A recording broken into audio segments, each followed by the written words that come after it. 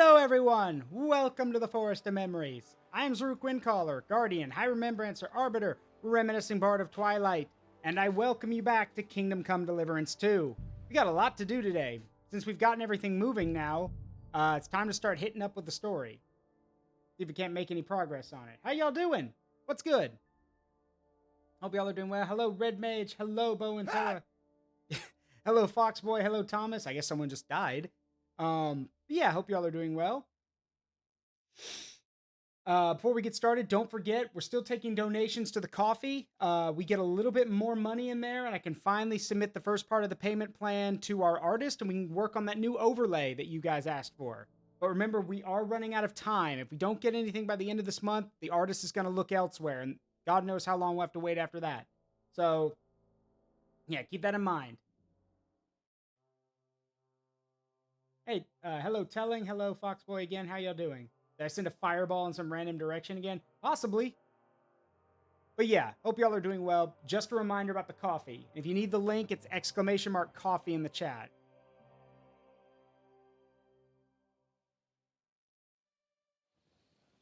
At your service, sir. Right, we're investigating the, we are investigating, if I recall correctly, pull this thing up. Trying to figure out that murder mystery. Yeah, prepare to defend Musa at the trial. Investigate the murder. Talk to Musa. Okay, I need to prepare. What? Hold on. I need to prepare as quickly as possible to defend Musa in court. Time's running out, and Sigismund's executioner will be here soon. He'll definitely be here within 2 days. Someone got to the wounded Churtan and poisoned him. Musa the physician is a suspect, but I find it hard to believe he did it. Unfortunately, that's exactly what Camp Commander Grozov believes, so he sent for the royal executioner to get rid of Musa. My Commander Katz isn't going to stand for this, so he ordered me to find the real murderer. Until I do, neither he nor the cannon I need will leave the camp.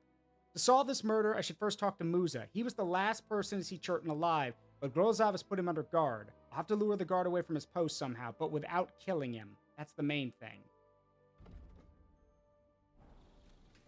I thought the comic was funny. I laughed.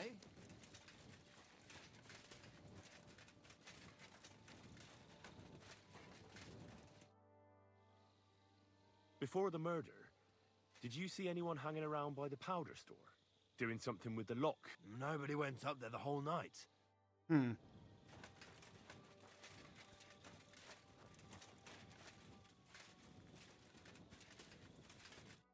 day to you. Huh. What are you doing here?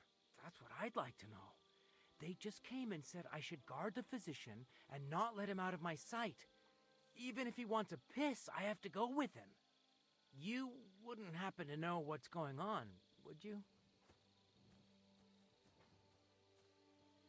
I've got no idea. We need to lie, I think. Someone wants to kill him. I heard someone was threatening Musa. They're afraid someone might come and cut his throat. So they thought it best to have him under guard. But you didn't hear it from me. Got that? Mother of God! Why do I have to be the one to guard him? Am I supposed to get my throat cut for him?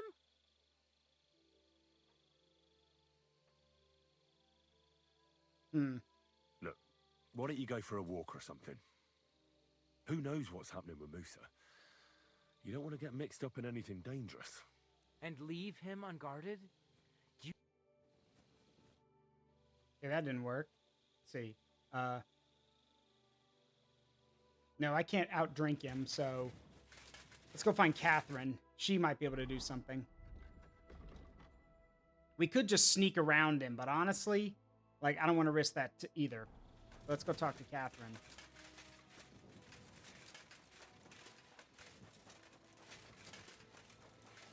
Because again, we can't kill him. Not that I would, but still, if we can't talk him down, then we can at least get Catherine to lure him away.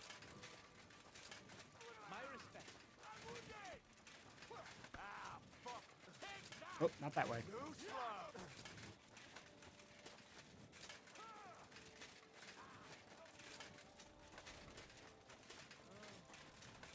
Thing is, I'd rather just sneak in there, but I have a feeling like it wouldn't work, because if I start talking to Musa, then the guard's going to hear me. We need to lure him away from the camp.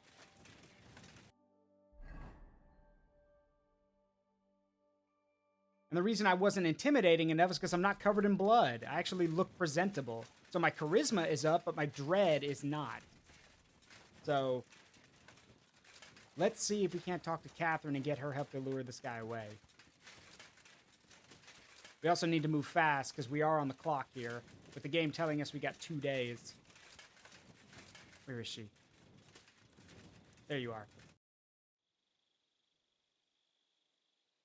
We have to talk. I hope it's important. The less we're seen together, the better. Oh, you bet it's important. Someone poisoned Chertan, the Cuman's commander. All right, that is bad. Damn it! You're not involved in this, are you? No.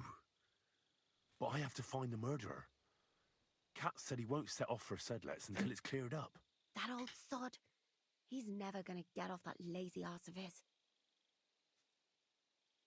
See, I gotta get the guard away from him. There's something I need your help with. Oh, what a surprise. What is it this time? There's a guard posted outside Moose's tent. I need to lure him away for a while. So I thought... That I could use my feminine charm. Hey, Totem, how you doing? Something like that. You're out of luck. I have my own problems now. But maybe if you were to help me out... You said you needed my help with something? I do. It's just... Well, it's not easy to talk about, you know? Someone's been following me. I haven't actually seen anyone, but I can't help feeling someone staring at me all the time. And once, I even heard something. What did you hear? The other night, I was woken up by a man's voice. Like he was standing close by and whispering. That's creepy. Did you understand what the bloke was saying? Not a word. It didn't sound like Czech. Oh. What did it sound like? Polish? German? Hungarian. You can't mistake their gibberish for anything else. Hmm. When did all this happen? About 2 days ago. It was quite late at night. I haven't slept a wink since. Do you think someone found out who you are? Do you think someone's found out who you are? Judging by the mumbling. But you never know what a creep like him might notice. Has anything else strange happened? No, A shoe? that's just what... If Oh, God, is he a fucking creeper? What do you plan?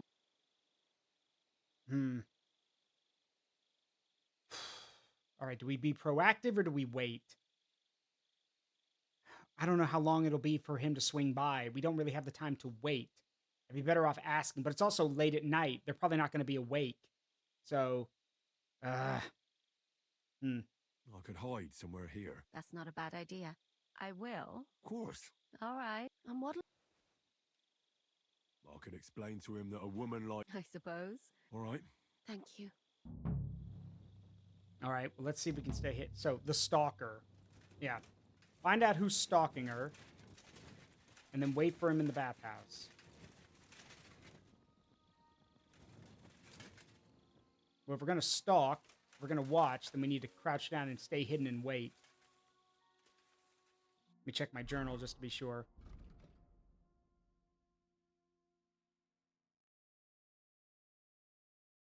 Maybe I should go for a walk through the camp. Who knows? Maybe I'll be lucky and find Catherine's shoe in someone's tent. I should also probably hide in the bathhouse and wait till nightfall. Maybe I'll catch Catherine unwanted visitor in the act. What time is it? Yeah, it's nighttime. So let's wait.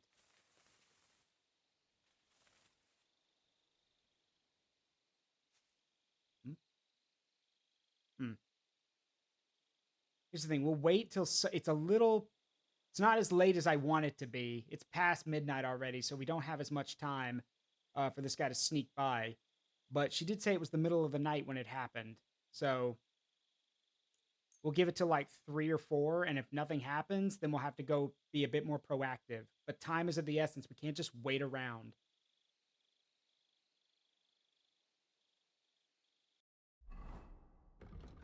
Let's see.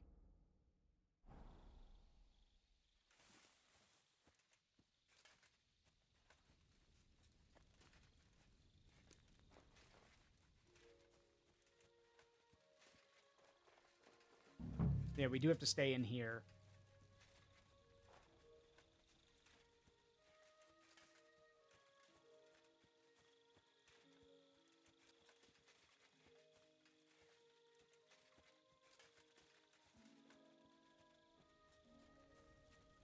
Wait, actually, we don't have to. There's someone creeping. They'll have. Let me check the map again. Pretty sure they have to come this way.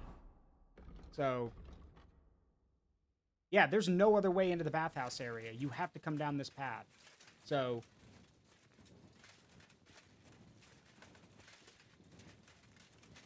we can be proactive. Go find the shoe. Well, well, well.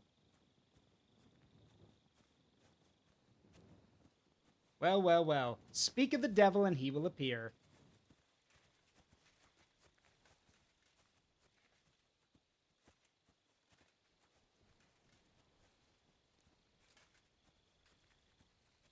Tönkretesz, ha más férfiakra kacsingatsz, tudod?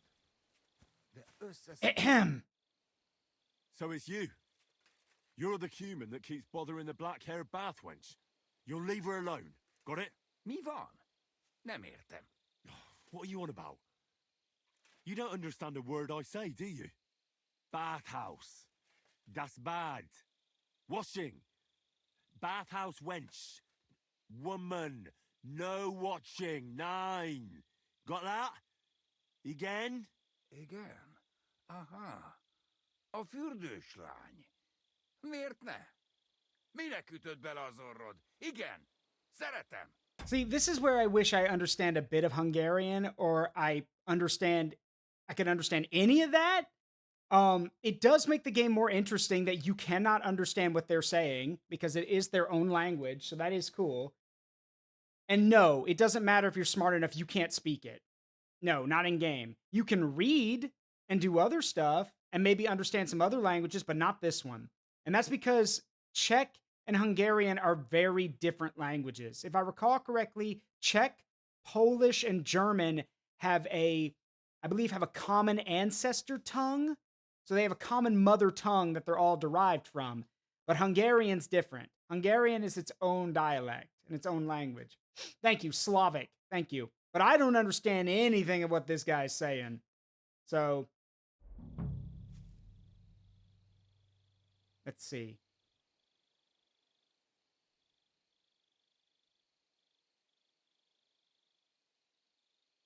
Let's see. I can always talk him down.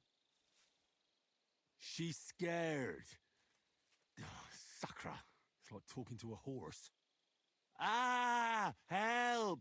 That man wants to hurt me! Help! Save me! Huh?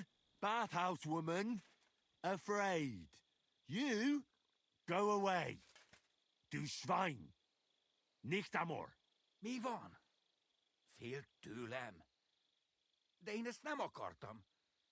Hát jó. Rendben, akkor békén hagyom. Nicht amor. See how easily we came to an agreement? All right, Chakan. Let me look. Maybe someone, he sounds like a lumpy. Possibly.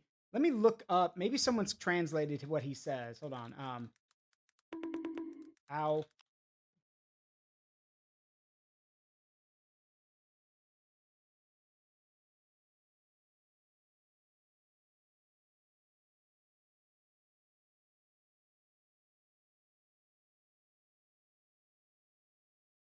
Okay, so here's what someone said. First of all, his name, Chakan.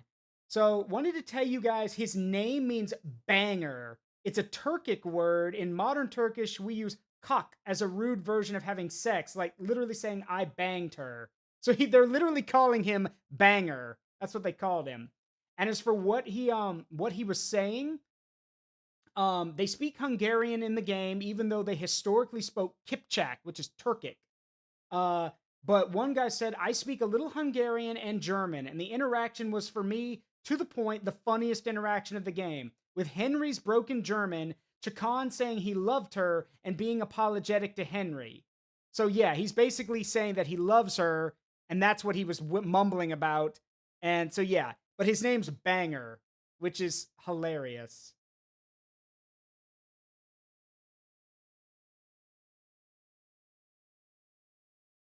Oh, you think Henry looks a bit dim? I mean, to be fair, Henry does come off kind of stupid sometimes, but I promise you he's not a bad guy. Now, granted, if you don't raise his scholarship, then yeah, he's dumb as a rock. But Henry is still a pretty smart guy. He has to have some kind of education or understand the basics to be a page or squire to to Hans Capon, who's a knight. So Henry is Hans's man at arms and his page or squire, one or the other. So yeah, he does understand the basics and know how to read. But for the more advanced stuff, yes, you have to boost his scholarship. But yeah, Henry's not. He looks like a numpty, but he's not. He's not a dummy. He's actually pretty smart in his own way. Don't forget, he is a blacksmith, so he would have to know his craft. Anyway, we can tell her now. Hey, I took care of it. I found the Cuman who was stalking you. He's called Chakan, and I reckon you won't have any more trouble from him. Oh, thank God. How did you convince him to stop? I just told him a woman like you wouldn't waste her time with someone like him. And he understood? Have you learnt Cuman? Or did you explain it with your fists?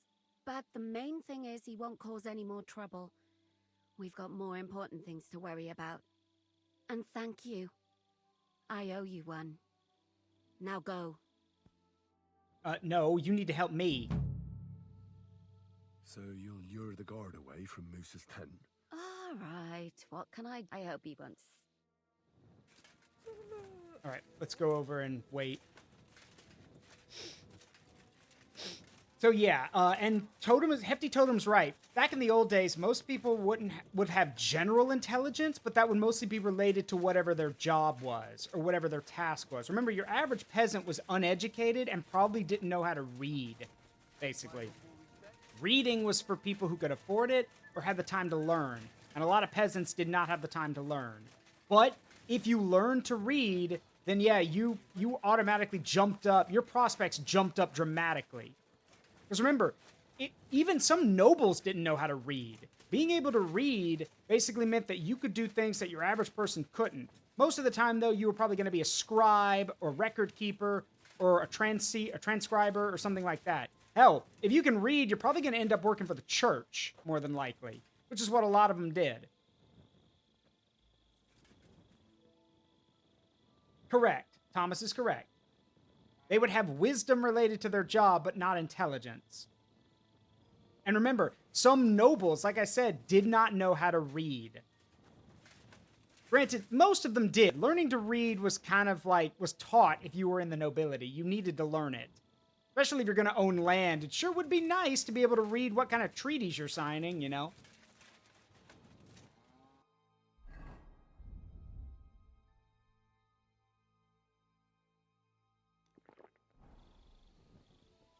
Anyway, we gotta wait for Catherine to come over here and lure the dude away. Ah, is she coming or what? Oh. Good to see you too. Come on. Where is she? Or did she not wake up? She might have gone back to sleep. Crap.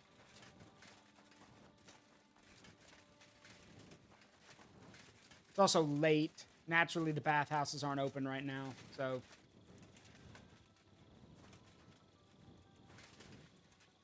I don't even know if Moose is awake.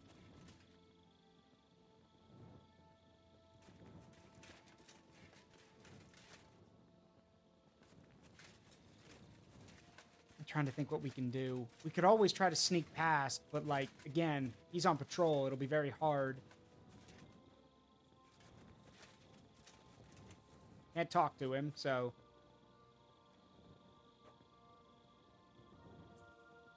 Oh, wait, here she comes.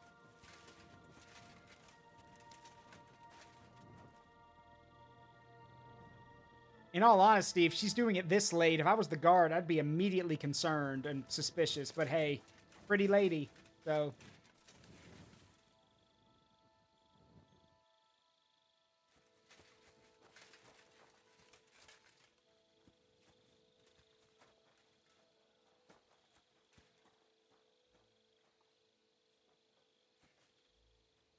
Good day, soldier boy. What are you standing around here for? I'm on guard. My word! What are you guarding? That's a secret. Oh, good lord. You must be very important to get a task like that, eh? I reckon. This is child's play for me. You should see me in battle. Ooh, I'm sure I'd be terrified. You'd have nothing to fear, dearie. I'd protect you. How gallant. Oh, you ought to be rewarded for that. Wouldn't you like me to give you a nice bath? Well, I can't deny I've been standing here for quite a while. I stink like a pig's ass. Oh, no. That's your manly fragrance. Oh, it's irresistible. Shall we go then? Okay. I thought that was Commander Katz for a second. I'm like, really? Drunk? It's not. It's almost 3 in the morning. Really? All right, let her lure him away, and then whoop. Henry? What are you doing here? Grozav said... Yeah, I know what he said. Now, to hell with Grozov. Katz believes you didn't do it. We have to clear your name somehow. I truly appreciate that. But I am not sure that is possible. Tinja Sireye, mene mene Sireye. What? It is a proverb from my country. It means the road to truth has many twists and turns. Well, we'll straighten them all out. Don't worry. But I'm gonna need your help. What happened when you brought Chertan? What happened when you brought Chertan to the infirmary? I already told you everything. We laid him on the table. Crow went his own way and I started cleaning Chertan's wounds. Then I gave him some wine to drink. And he suddenly began to shake and vomit blood soon after. He was dead. And what happened next? Then the noble lord of Borum Laka arrived and started to go mad. Did Chertan say anything before he died? Did Chertan say anything before he died? He tried to, but my Hungarian is not as good as I thought. He was coughing so much that I could not understand anything. Okay, what about the wine? What about that wine? Could I take a look at it? Lord Grozav poured it away in anger before you arrived. Damn it! So that I could not poison anyone else, he said. Crap, he poured it away. When it could have helped us. The wine was evidence. Evidence that here in Bohemia you will drink even vinegar. It smelt and looked the same as always. Except perhaps it was a little more cloudy. Where'd you get it from? Where was the wine from, actually? A bathhouse maid brought it to me along with my clean laundry. A very pretty girl. Black hair. Nicely built. Oh, Catherine. Catherine! She's called. But- Catherine? Are you sure? Absolutely. But I doubt that she was mixed up in this. Chertan was not the first person I gave the wine to today. The wine must have been poisoned here, in my infirmary. Okay. So someone who could get into the infirmary without Musa noticing or it being suspicious. All right. But what now? How will we find the murderer? I have done some thinking about that. After all, what else can I do here? The best thing would be to investigate the poison. Every poison has different effects. One makes your hair fall out.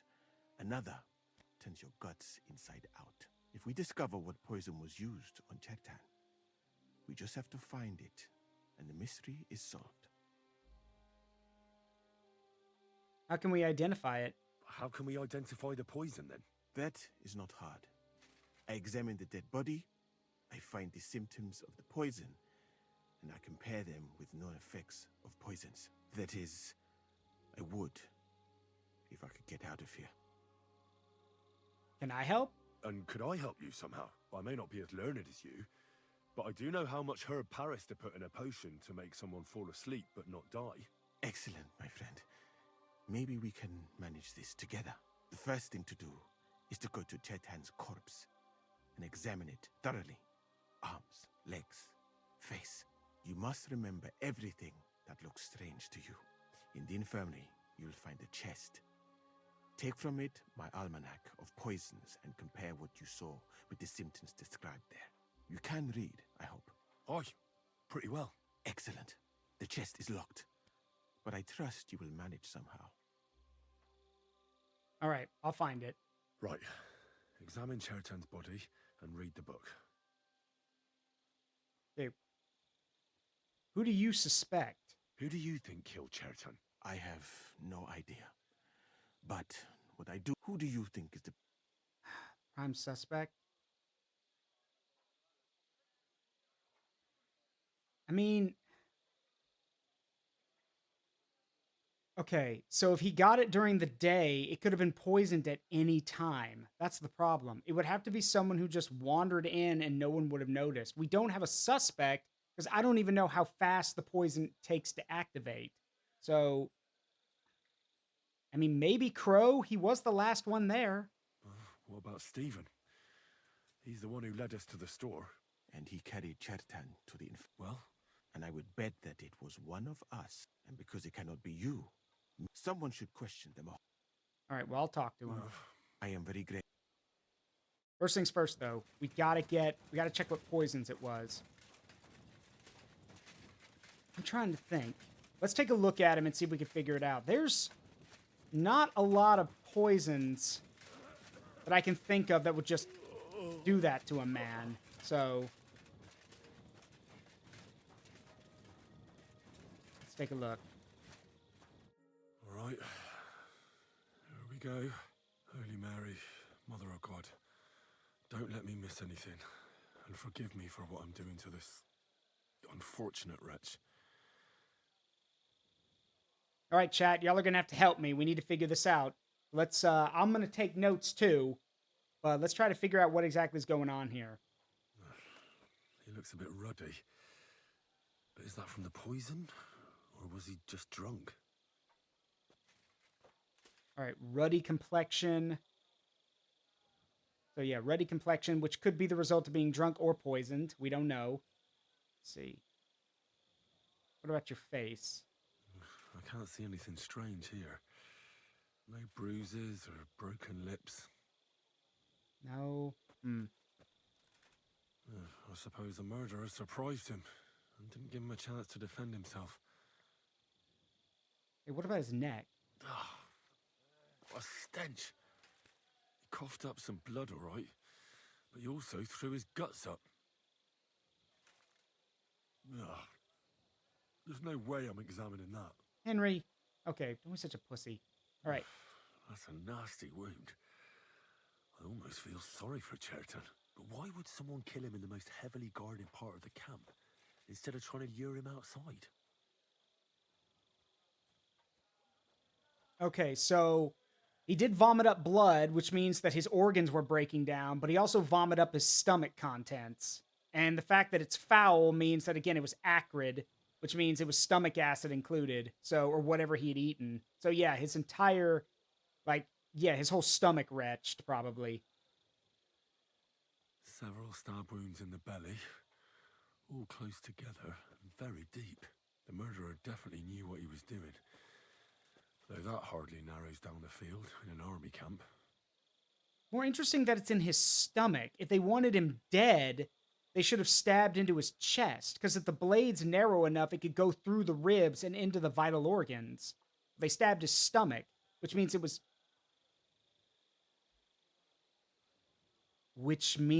intentional. Stomach wounds are extremely painful. So if naturally he would have to go to he'd have to go to Musa to be treated because of the pain. And if he was brought to the medical station, then he could be poisoned.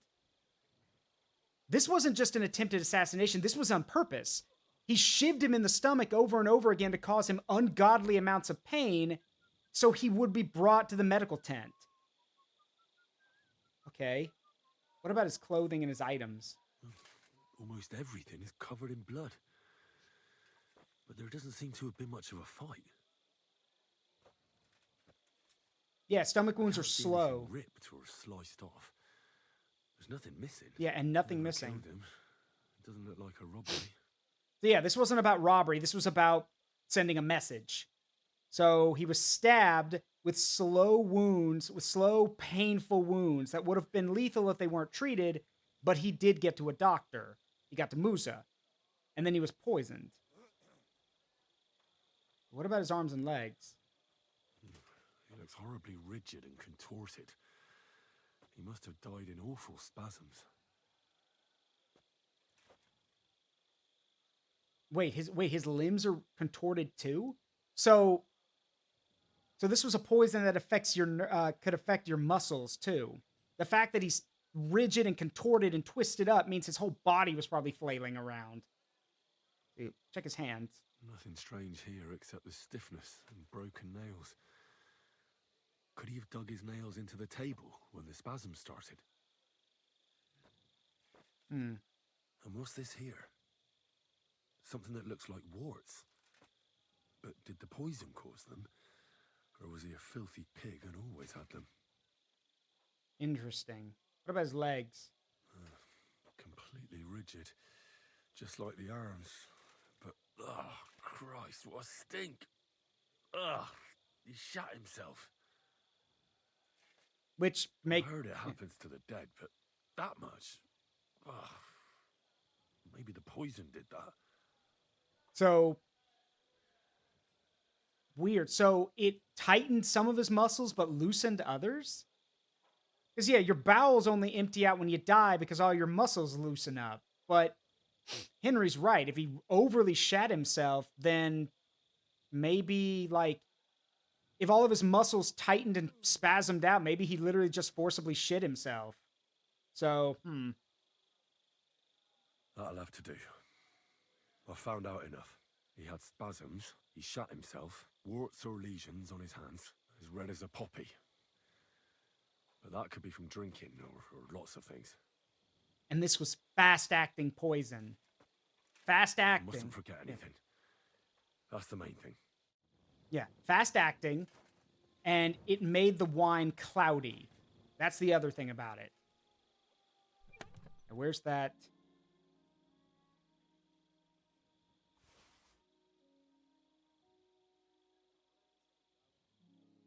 I'm not taking this other stuff yet because we don't want to get in trouble right now. All right, let's take a look.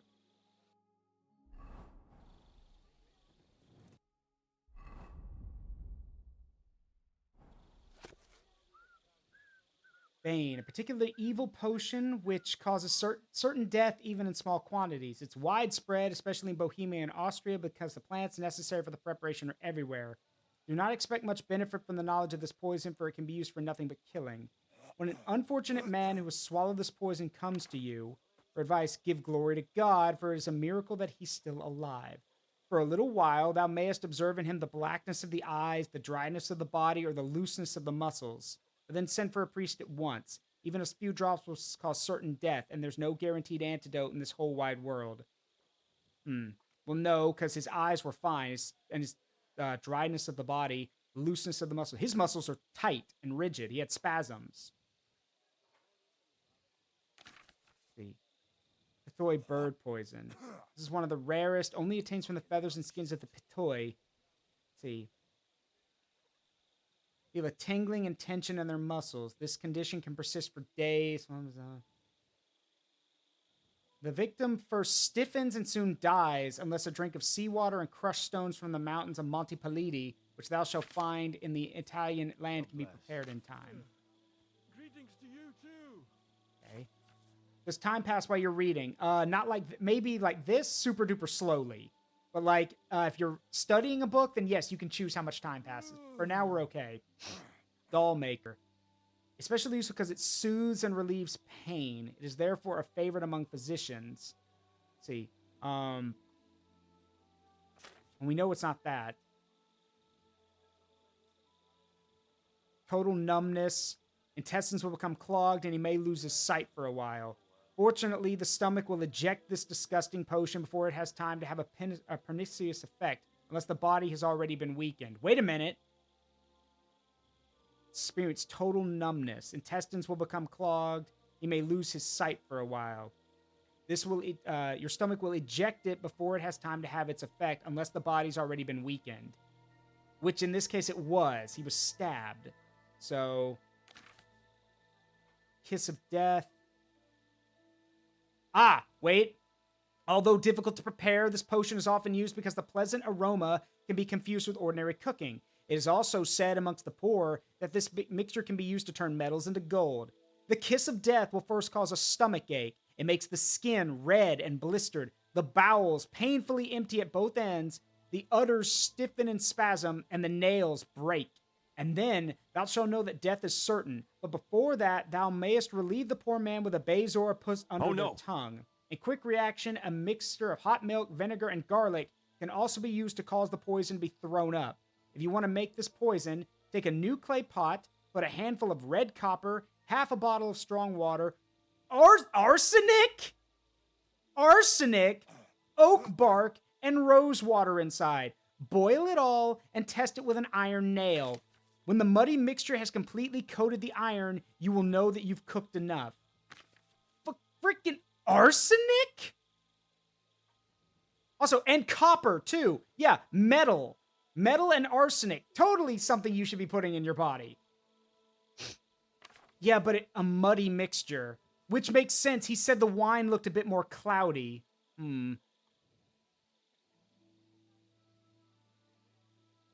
Lullaby puts them to sleep. Right. That's that. I should tell Musa what I've learned.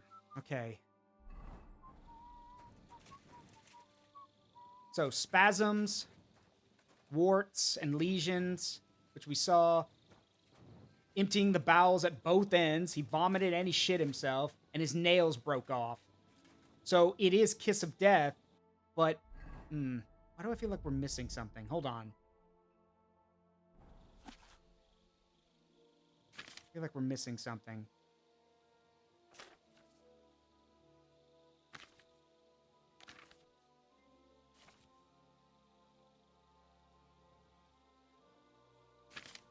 Yeah, a muddy mixture has completely coated the iron. So, and he said that the wine was cloudy. All right, come on. Let's go back. I'm always glad to see polite people like you. God be with you. Cheers. I hope you have an uneventful shift. Hey, Lich King. All right, let's get back over there quick before the guard comes back. Musa. Hang on, just to be sure, let's save.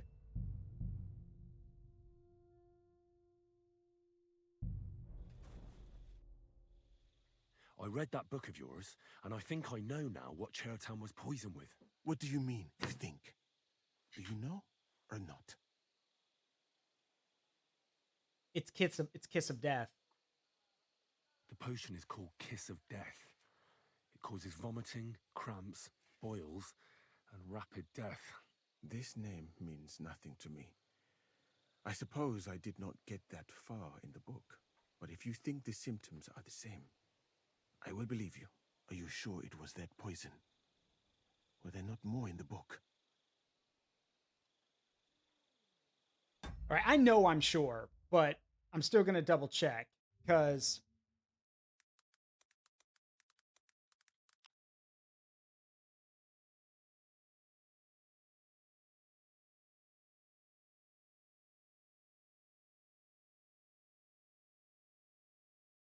yeah, it is Kiss of Death.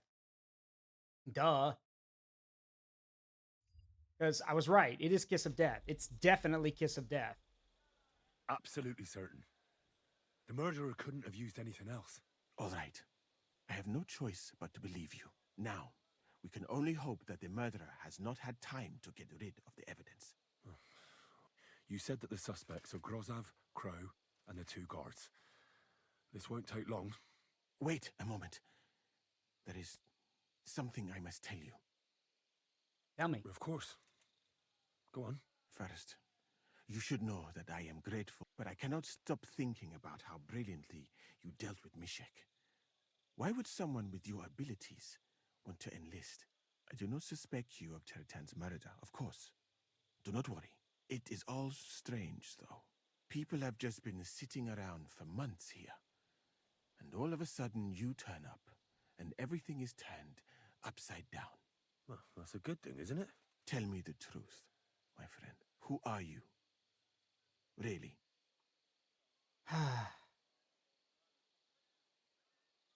Don't be a dick. Like, just tell him the truth. I'm trying to help him. If he wants to turn me over later, fine. Then God can judge him. All right. I'll try to trust you. Maybe I'm not King Sigismund's most ardent supporter. I knew it! I could tell straight away that you were cleverer than others in this camp. You're pleased? Aren't you a courtier of his? It was not my first choice. Or do you think I long to spend half my life in some dirty tent? Well, you could go elsewhere if you don't like it here. I know a few people who would value someone like you. I am grateful to you, my friend. But I must refuse. I have had many experiences in life and come out of them alive. And do you know why? Because I am a total coward. Huh. And not just that, I am duly proud of it. I would be very happy to get away from here and perhaps even return home, but only when I am sure I will survive the journey. So I think it will be best if we each go our own way. You know nothing. I know nothing. And this conversation never took place. I better go and search. Good luck. All right, we'll go check the tents. And let me let that through, Lich King. And yeah, I agree. You gotta respect a man who admits he's a coward. But the thing is, it's more than that. Don't forget, Musa is, let's be real, Musa is a black man in Central Europe in the Middle Ages. Not only do people probably find him freaky, because they've never seen probably a lot of them have never seen a black man, or they've heard stories, but let's also not forget that he comes from, with the way he's dressed and the way he speaks, he's educated, he's probably got money, he probably comes from a very culturally rich place. So might be a Moor. He might be Moorish. I'm not sure. I'm trying to think, where did he say he was from? Mali. He's from Mali. Okay, where is that? Hang on. Where is Mali? Mali.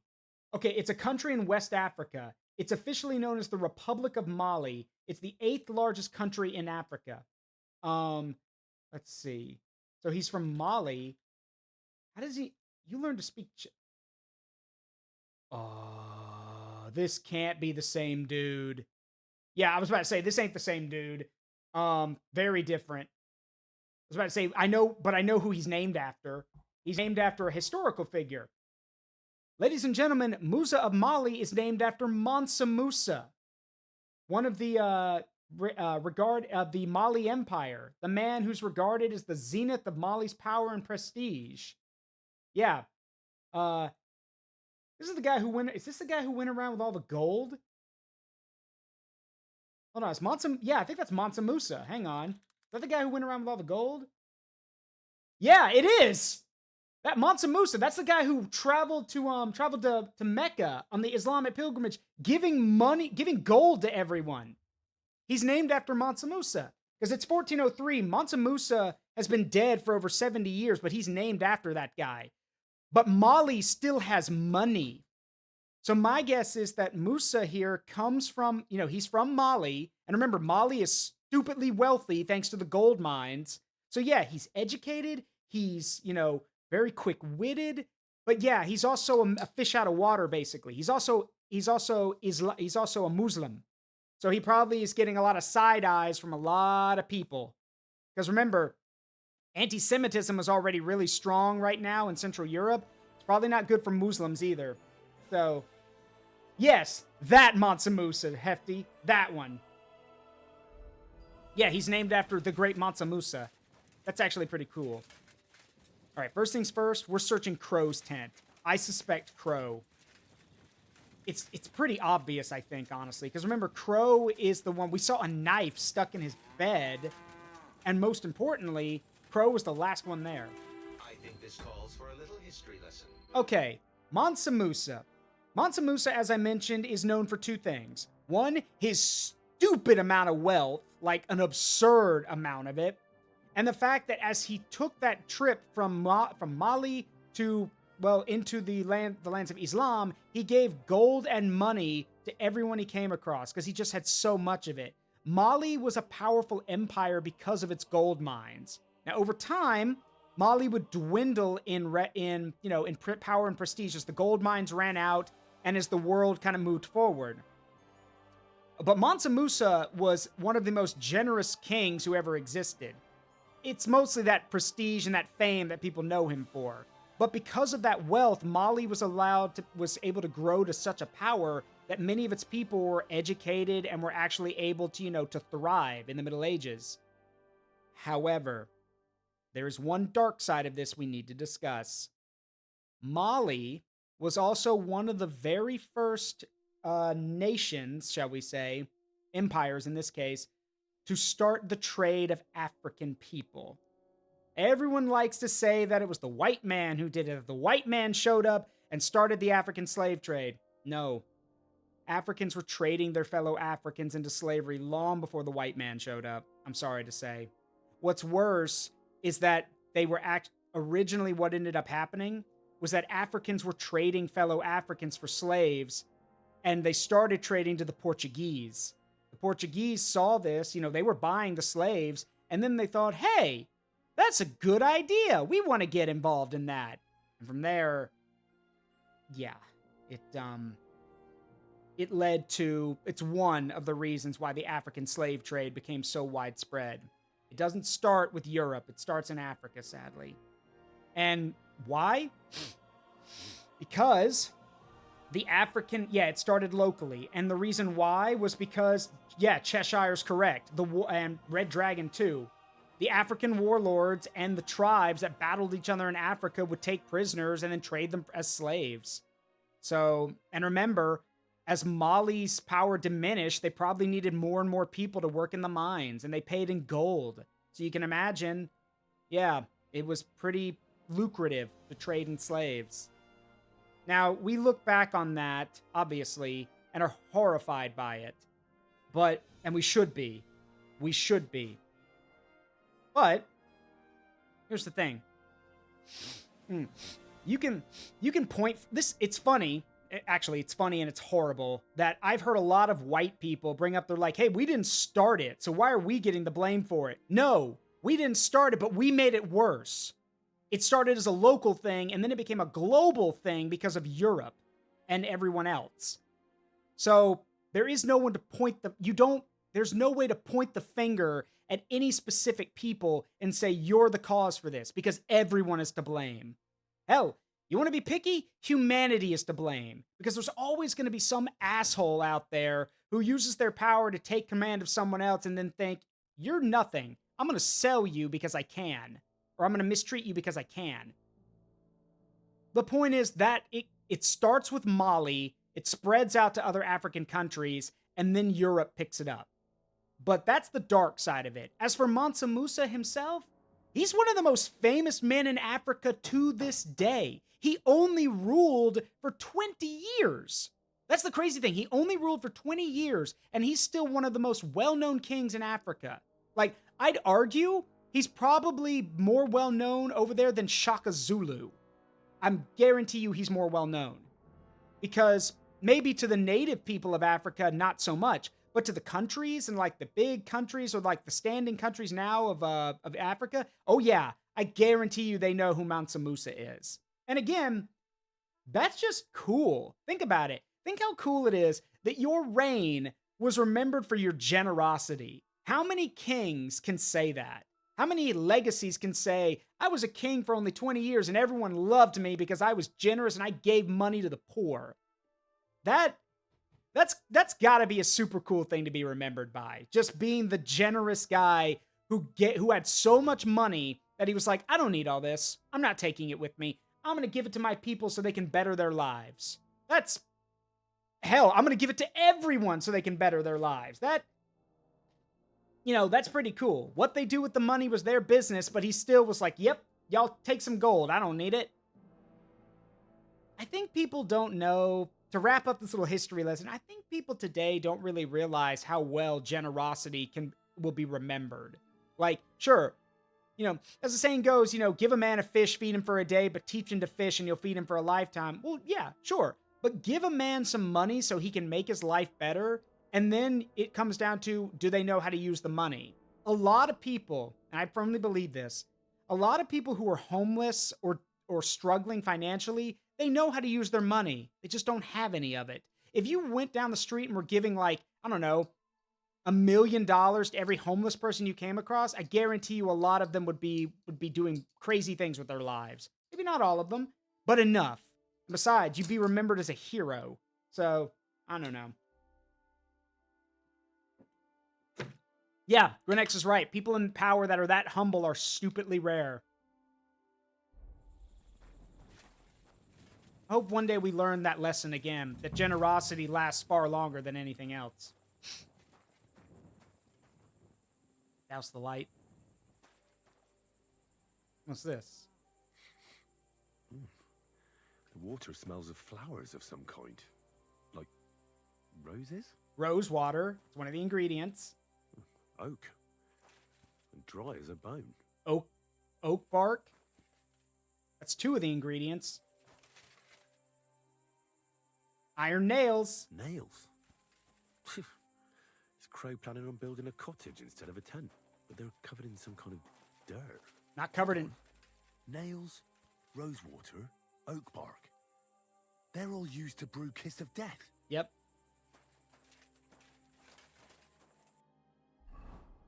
So we know he's the one making it. See, I was right. He's guilty as fuck.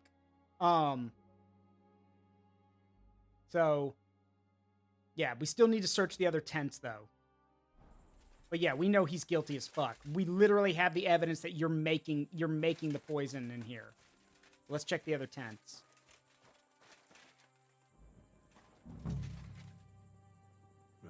doubt that pair of drunks could have killed Chertan even if they wanted to. Just a broom.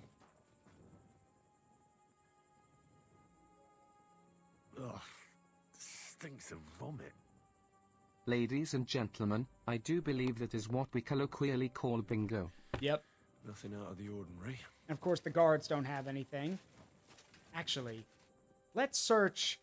Oh, crap. The sun's coming up. We gotta move quick.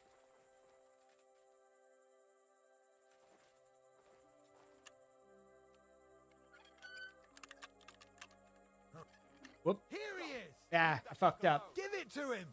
Fucked up. Hang on. Let's try... Okay, we can't pick his tent right. Pick this right now. So... Let's see.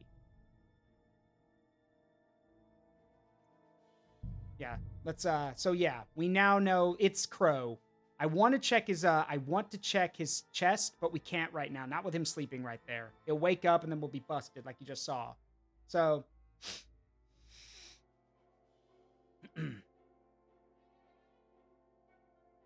So, we know it's Crow, but we don't have a motive. That's the annoying part. Is Crow planning on building a cottage instead of a tent? But they're covered in some kind of dirt.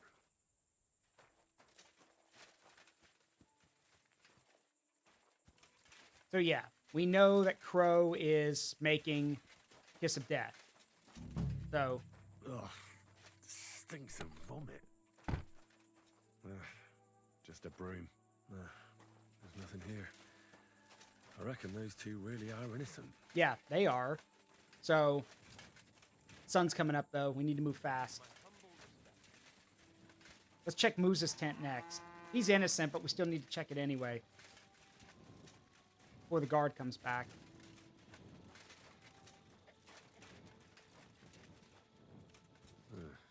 Beautiful, but empty. No poison. For pain, exhaustion, fever, all healing remedies. Weaving something It's a like prayer that rug. It's a Muslim prayer rug. There's nothing here. Moose is definitely not to blame. Yep. Oh yeah, we checked. Like we can't investigate anything of Crow anymore because look, it's marked off. So now the only person left is Grozov.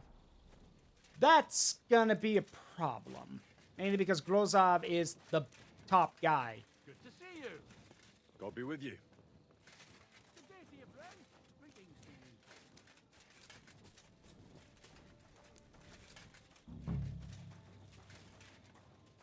He's the camp commander, but it looks like a pauper lives here. I reckon Grozov's fallen on hard times. Oh, that's valerian, I believe.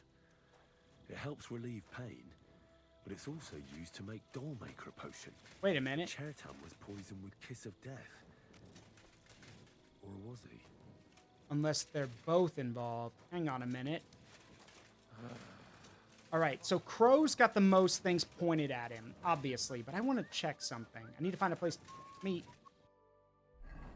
So yeah, Valerian. God be with you. How's the watch going? Not bad, so far. All right, let me check that book again.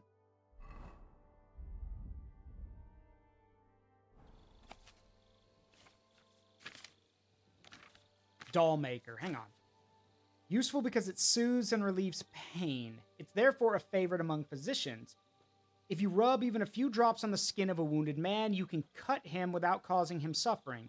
Men who are hasty in their love rub their manhood with this potion too, so that it may become numb and they may manage to please their wives. Okay, don't... Okay? Yeah, Totem is, I think Totem knocked it out of the park. Hang on. There's an ad break so they can't hear me. Hold on.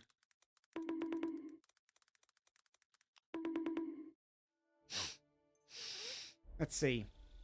A fool who tastes even a sip of the potion will experience total numbness, his intestines will become clogged, and he may lose his sight for a while. Fortunately, the stomach will eject this disgusting potion before it has time to have its pernicious effect, unless the body has already been weakened. If you need to replenish your supply of this decoction, prepare yourself a strong liquor, a handful of valerian, and twice as much herb paris. Remember, however, not to boil the valerian in the liquor, but only to put the crushed valerian into the cold decoction. Totem, I think you're right. It's funny how the guy had valerian in his room. So odd. Because, yeah, it is used to make Dollmaker, and maybe they were both slipped in there, but the dude wasn't like, he didn't go numb. He started screaming. So, yeah, he was, but he was stabbed. He was stabbed and went to the doctor. That's true. The thing is, he was stabbed multiple times in the stomach, which, yeah, those are slow and painful wounds. But the fact that he was able to get to the doctor might also mean something. His limbs were relaxed and rigid, yeah. Almost like they're... Could also just be a weird coincidence, but... I wish I could run it by Musa. Wish I could talk to him about it, but I think we're gonna have to figure it out. To me, it screams like Crow did the stabbing, and also punished the guy, or like stabbed him and then poisoned him. But then Groznov, to cover his tracks, because he might have thought he was being outed, Grozov tried to do all that, tried to do the other stuff too with the valerian. Relaxed because of the doll potion and rigid because of Kiss of Death. But the thing is, if both poisons do that, I don't even know if they would work together. What's worse is that with the Dollmaker poison, like if he was numbed up, then why did he, then if he was numbed up, then he wouldn't have felt anything. But the fact is that Musa said he started thrashing around and, like, screaming. So he was in pain, which means the numbness didn't take. So many questions. Yeah, 28 stab wounds! Actually, Totem, that's exactly what I think happened. Two people working, unknowingly working together. They just didn't suspect it. What's a priest? Whatever. Do you care? Nothing. And then, who's his name? You can't miss him. Does something seem... That foreigner may understand medicine, but he worships a foreign god. He doesn't drink ale, only rarely eats meat, yet he can't keep his eyes off our women. I mean, yeah, that's God be with you. it's your tip. I mean, what you described is Muslim in general. They pray 5 times. Yeah, it's 5 times a day toward Mecca.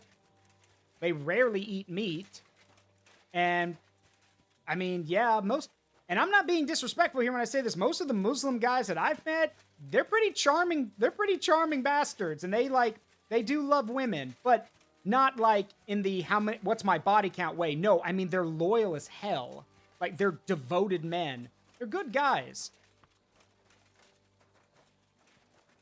It's funny how the first thing he brings up is he worships a foreign god. Have you bothered to talk to him? Like, it's kind of funny how a lot of the shit people bring up, then you asked, have you actually talked to that person? And then they're like, no.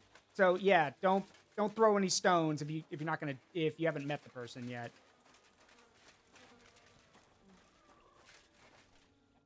Greetings. Do you... Farewell, sir.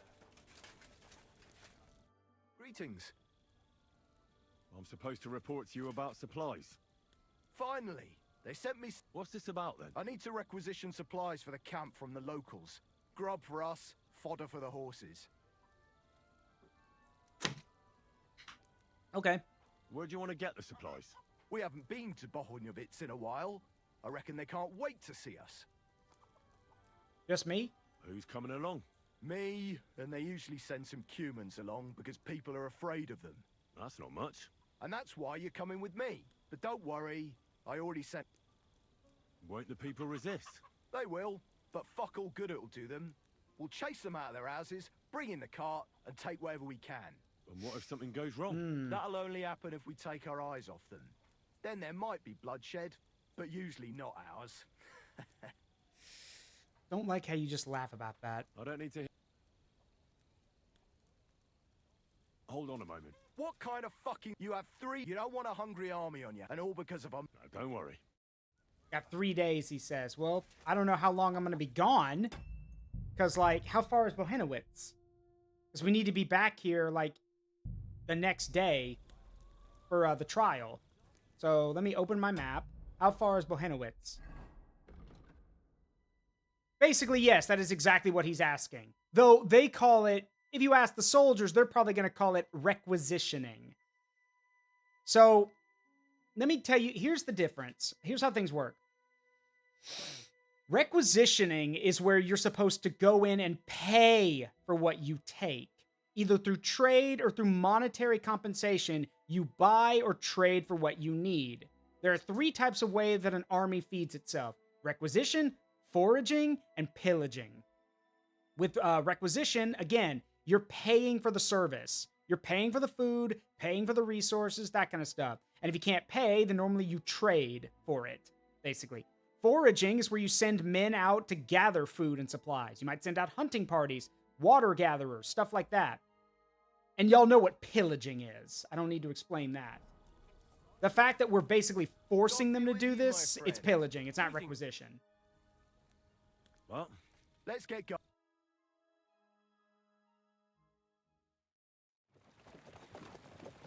That's how it works in Here we are, young.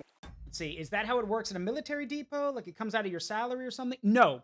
Usually what happens is that in the olden days, there was money set aside usually for logistics and requisition. Not all the time. Sometimes you may have to pay out of your own pocket. Now, the army would promise to compensate you. Maybe. But again, the whole concept was you need to get the supplies somehow. And if they won't hand it, like most of the time it was that they won't hand it over willingly, you take it. Some assholes wanted the people to fight back because if they're dead, then you could take everything. But let me put it this way. In most cases, let's use the Romans, for example. The Roman Republic and then the Roman Empire, most of the time they would requisition goods from their allies and pay them for help, pay them for the service. Or it was, hey, we're protecting you, so you need to give us a part of what you have. But again, sometimes it doesn't work that way.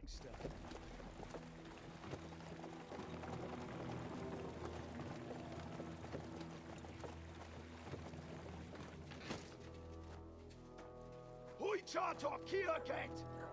Mindenket! Kifelé! Mozogsz, te nyomorult! Te is! Kifelé!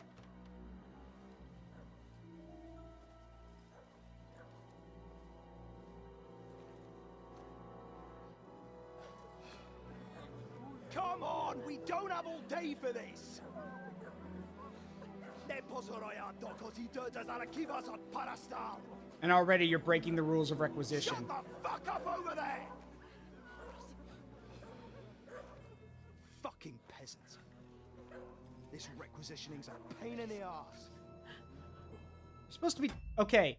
So, here's the thing with requisitioning. Bringing all the people out doesn't solve anything. You're supposed to talk to the leader of the town or the village. It's supposed to be a business transaction. But that's not what's happening here. Well then, old star. Have you got the supplies for the king, like we agreed?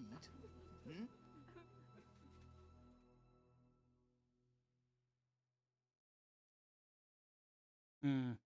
I don't like where this is going. We prepared what we could. Where did the men I sent in advance run off to? I just hope they're sleeping off the hangover from your friendly welcome. Your men? Nobody was here. God fucking damn it! Can't even rely on forward patrols anymore. If I catch them, they'll hang. Kurva! What about the food for us? Flour, cabbage, meat, cheese, eggs. Like last time. We've got everything, just not as much as last time. We gave what we could, but we're living hand to mouth as is. Then you better pray it's enough.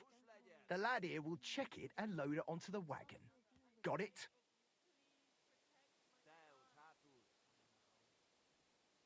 Shouldn't we leave them something? Why the fuck would we do that? Well, if they go hungry, then you won't be getting anything. So they don't go hungry. These village idiots are used to going hungry. Soldiers aren't. Now come off it before I have you whipped. All right, then. Where should I start? The men will help you out. None of that. I said the lad would do it. Tell your people to stay where they are so I can see them. We don't want anyone to get hurt, do we? We definitely don't. Tell him where to go so we got this over with. Everyone is standing in front of their cottages. The biggest house in the village belongs to Fowl. Next to him lives Old Man Willow. And across from Willow, above the stream, is Smill's house. And mine is above that. I'll go there with you myself. You'll stay right here. Ask my daughter, Sofka. And what about that fifth house? Nobody has lived there for years. The whole family died of the plague. Fine. Now, and you, lad, wait a mo. What? Come closer. Now listen close, and remember what I say. First of all, I don't want to see you showing pity for those yokels. And second, I'm bloody well sure these peasant rats hid something somewhere. Why would they risk it? Oh, come on. I'd do exactly the same. Nobody wants to go hungry. Don't believe a word those stinking bastards say, and look through those houses of theirs from top to bottom to make sure they don't have something tucked away. And what if they're not lying? What if they're not lying and they really have nothing left to eat? These peasants are used to being hungry. Now come off it! They can be glad we're doing this the easy way. For now. If there's not enough food, they'll have me to answer to. So, food on the cart, all valuables and silver straight to me. Whoa! Hold on a minute. No. That's not how that works. What? We're here for the food, not for... Okay. All right. Thanks for standing up to your captain for it. Not that it did any good. What if your food won't be enough for him? We'll put our... If you help me, the commander will be... But how? Are you trying to tell me you didn't really? Why would... To protect your people. Without... You'll stay alive for now. But for how... As long as necessary. You've already suffered so much. I suppose I can't tell you much. Anything will help. Look in Smill's cellar and in Fowl's stable. And what about the last house? Leave Old Man Willow out of this, please. Is there something I can do to help him? Forget about it. You haven't told me about your... I was hoping you'd forget about it. That's all I can... You've helped me plenty already. I just hope it'll be enough. We'll see. The problem is we have to do this because we have to put on the show. If we blow our cover now, then we ruin everything No, Mother. with Sigismund. That's not You know, helping anything. You're supposed to tell me where I can find the supplies for the king. Where do you think? Come on now, Mother. That's not helping anything. It's just, I always worry about him. Yep.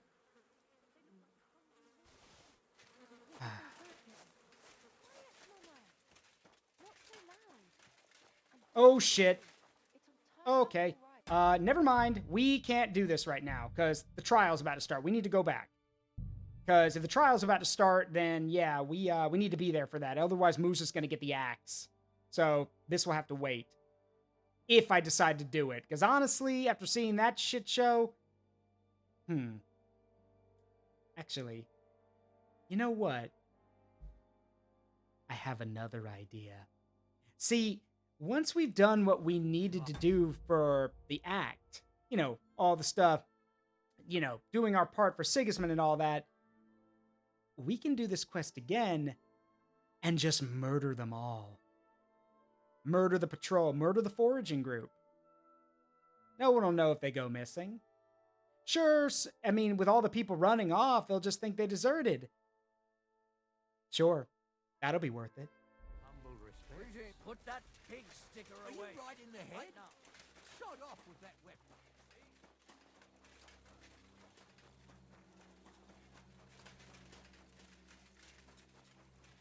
So yeah, we got a whole nut. We have to wait a whole day at this point. Hey, Corvus. All right. Where's my bed? Here we go.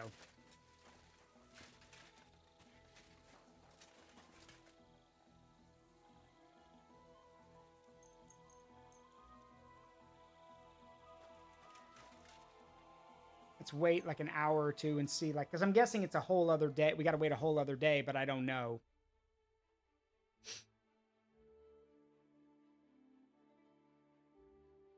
Nope.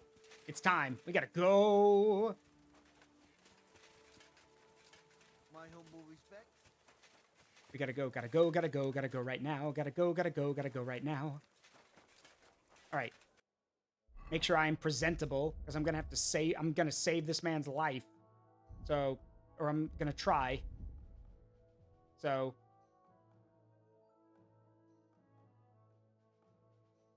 All right, here we go.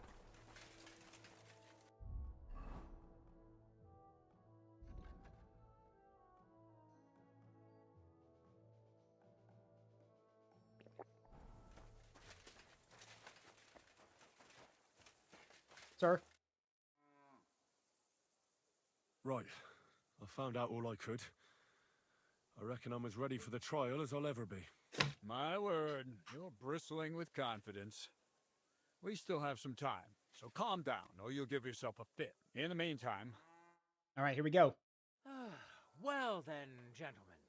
I understood from your letter roughly what happened, and I trust we can settle the matter quickly and quietly. But before we get started, I have to say you've disappointed me, Sir Grosov. King Sigismund placed his trust in you, but you don't seem to be up to the task. That's not true. I took a few tattered tents and turned them into a proper military camp. Everything here is as it should be. Only your soldiers seem to die from time to time, eh? There are always problems, but as you can see, I can deal with them. We caught Musa of Mali in the act. You just need to pronounce judgment. Musa is innocent. Christ, Henry, be quiet. And who might you be? That is Henry, sir. One of my best soldiers. He just doesn't know when to keep his mouth shut. Let him speak, then. I'm sure he has something very important to tell us. Tell me, lad, why is Musa innocent, in your opinion?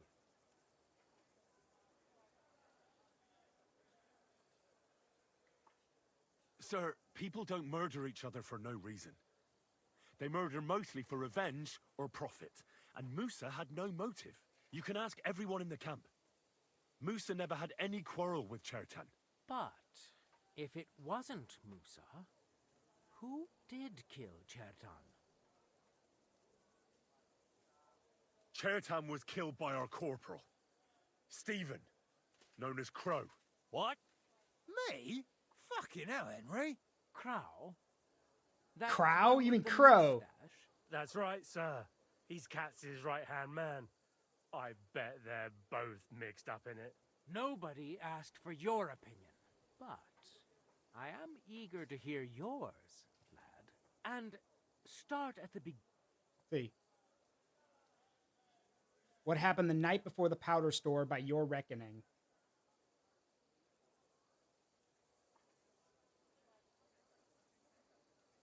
Crow tried to break into the store to steal powder, but Chertan caught him in the act. A fight broke out, and that's how it ended. What nonsense!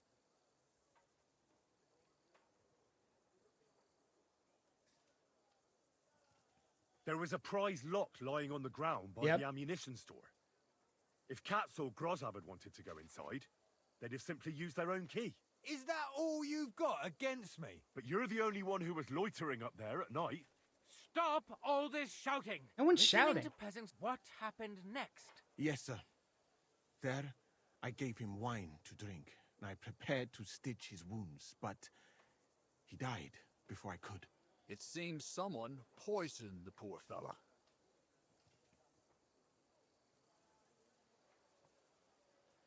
Crow definitely poisoned the wine.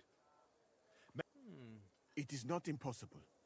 I had to go and get clean bandages and water to wash the wounds. You're not gonna take this seriously, are you?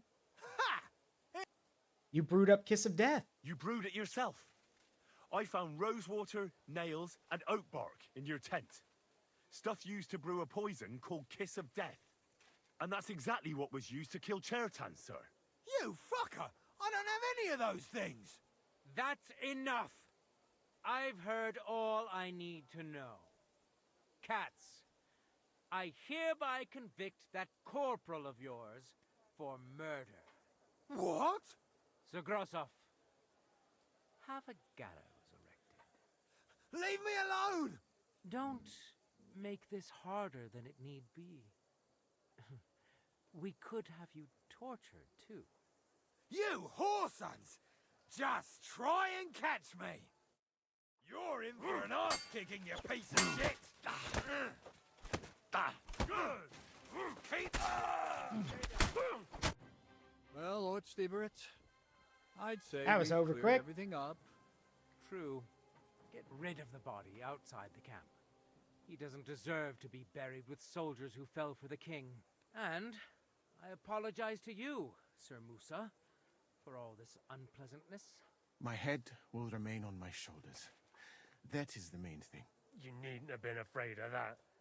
Your sort get hanged. It's a waste of a blade. I wouldn't laugh so much if I were you. You aren't up to running the camp. Under these circumstances, I can't let you remain here unsupervised. What? I didn't do anything. Exactly. And look where your inaction brought us. I will take command for the moment. You can't do that. Indeed, I can. And much more besides. Okay, for those who don't remember, this is Sigismund's executioner and basically, well, for lack of a better word, right-hand man. Telling him you can't do that is bullshit because yes, he can. He speaks for Sigismund. His word is Sigismund's word. So if he says, I want you dead, you're dead. I will live in the royal tent.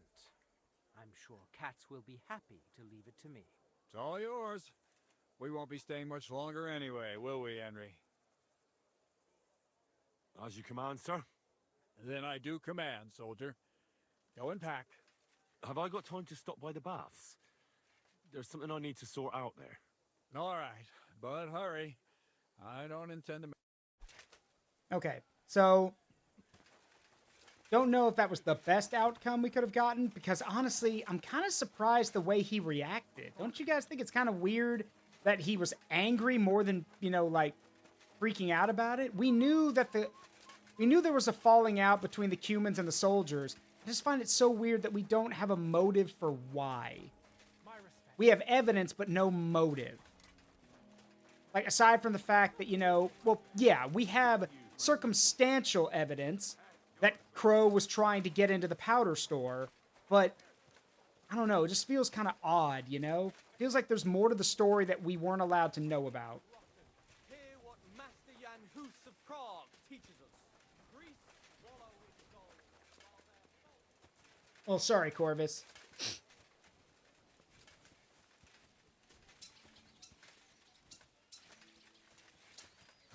Greetings. Greetings to you two.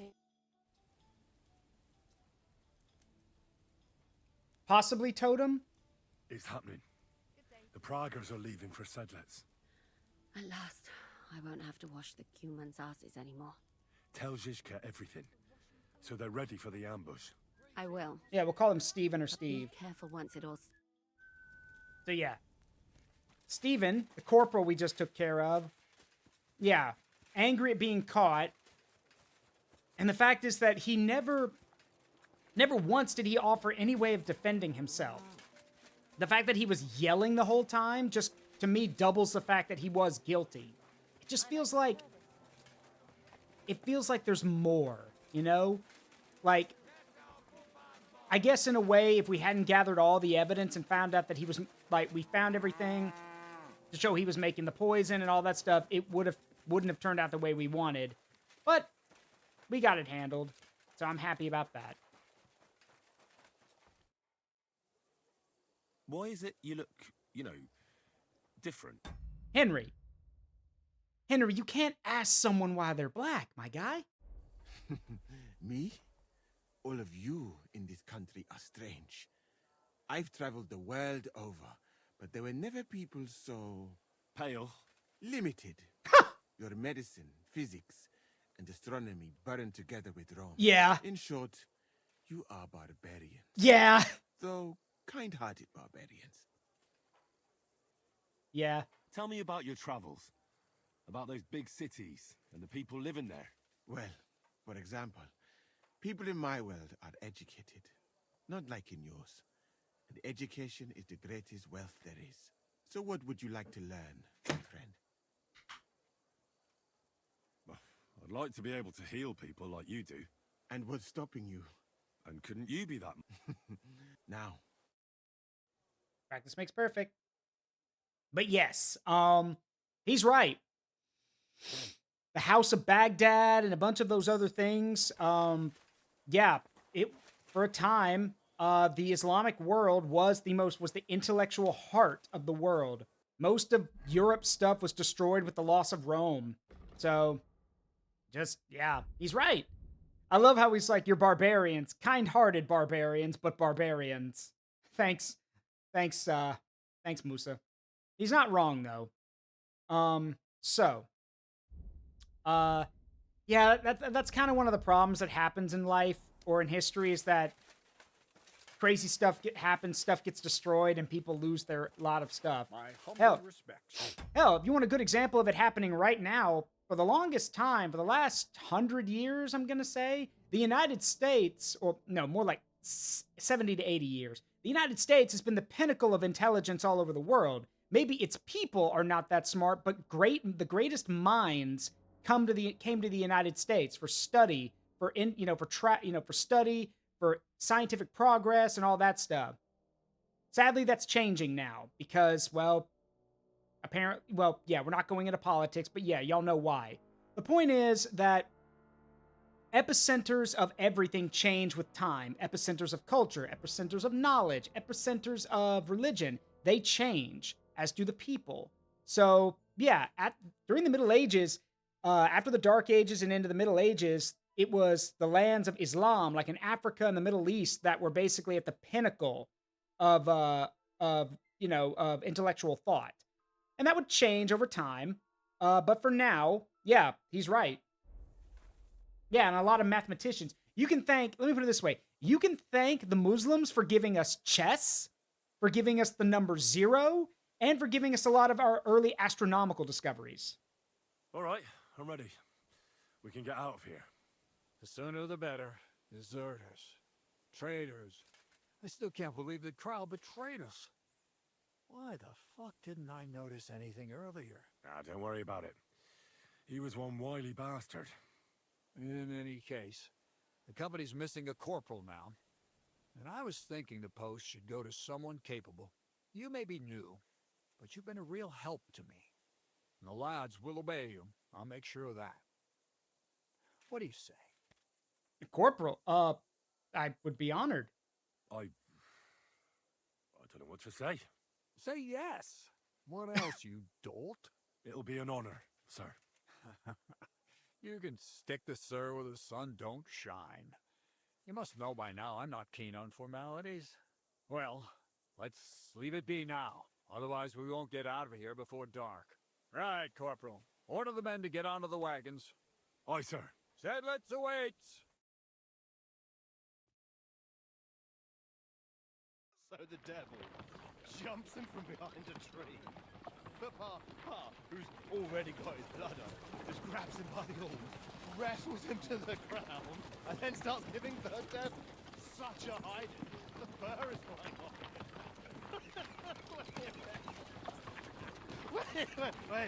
Wait, fellas. After Pa was done with him.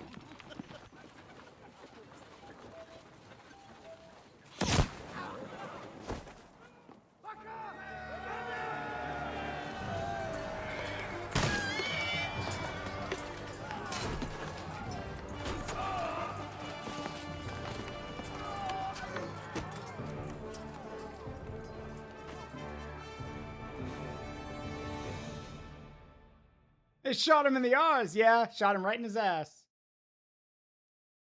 Yeah. Oh shit, an ambush. Oh shit, an ambush.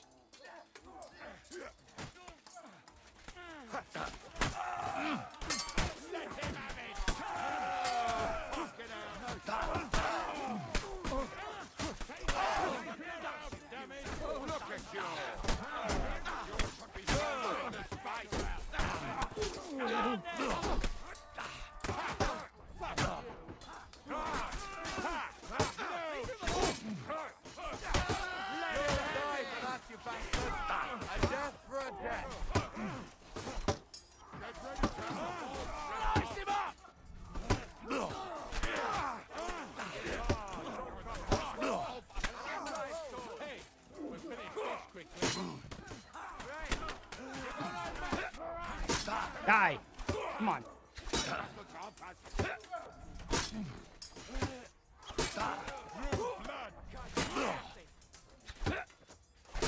You swine! You'll pay for that.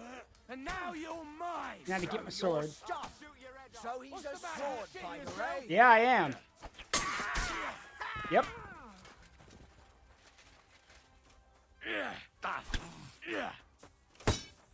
Come on, then. Come on, then. I've been waiting for you. For glory and carnage, die! Die. Think I won't cut you to pieces. Yeah, you can try. Do it.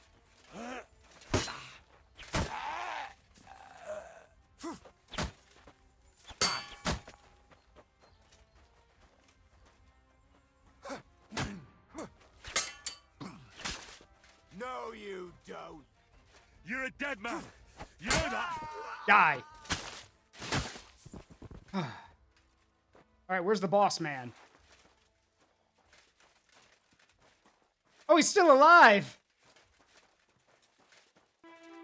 I think this calls for a little history lesson. What types of swords do they use in the Middle Ages? Depends on who you are and where you come from. But your average soldier's not going to use a sword. They're going to use a spear or something else. A spear, an axe, or a mace. Swords are reserved for the nobility. Or nobles in question. So, yeah. But we're talking long swords, broadswords, stuff like that. You can see some of them right here. That's a knight's longsword. That's a military sword, like a one-handed sword. Long swords are two-handed, stuff like that. There. It's done. What's the matter? Aren't you happy? It just doesn't seem right, what we did to those people. Not people, the enemy. Remember that. Trust me, you'll sleep a lot better. By the way, Brabant has already brought up his promised reinforcements. What are they like? Well, you'll see for yourself. But now, we have to get out of here first. No, go ahead without me. You want to have a drink but don't take too long. Damn it, lads, get a move on. We'll never make it to Devil. And yes, there were also cutlasses and stuff like that because of the cumins and everything else. Anyway. I don't know why Dietrich Katz is still alive. Just standing here. You fucking traitor. Calm down, or you'll faint again. You've lost a lot of blood. What now? Go. What? Get lost, I said. You think I'm going to forgive you for this? I'm not asking for forgiveness. I'm not asking for forgiveness. I did what I had to do. Are you trying to convince me or yourself? You don't understand. So? So, off you go. This isn't over, lad. Got that? We'll meet again. What the fuck are you doing? You let him go! No, I didn't. Like, here's the thing. I've always been a merciful guy. I've never really believed in killing people like this. So, like, I don't know. So, because here's the thing. He's just a pawn in the game. So, yeah. And here's the thing about it. Here's my point of view. If he was a racist shithead who had treated Musa poorly, then I probably would have killed him. But no, there's some honor here. Let him go. Again, here's the other thing about it, the reason I'm letting him go. Who do you think they're going to blame for this?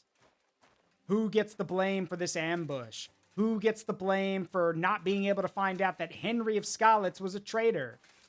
Who gets the blame? Kotz gets the blame. At best, he'll be out of a job. Like, he'll get fired and probably, like, demoted or who knows what else. At worst, they'll kill him. So, it's a temporary mercy. Is the way I look at it. You know? I'm looting their money. I don't want their armor or anything like that. I want their money. Because their armor's in bad shape. I just want their money.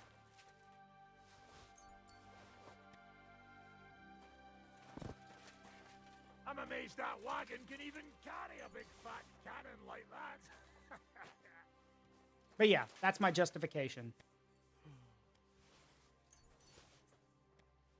Ooh. Take those and sell them. But yeah, that's why I'm letting him go. If he wants revenge on me so badly, he can hunt me down and fight me later. But for now, he can't do anything. And hell, who's he going to go back? What's he going to do? Wander back to the camp and be like, hey, so everyone's dead and I failed. And also they took the cannon. Like, he's dead if he does that. So he'll have to figure something else out. And yeah, as the last survivor, he'll be a scapegoat. Yes, the nobles will basically throw him under the bus as a scapegoat. Anyway, before I forget, let me take this stupid Prager thing off.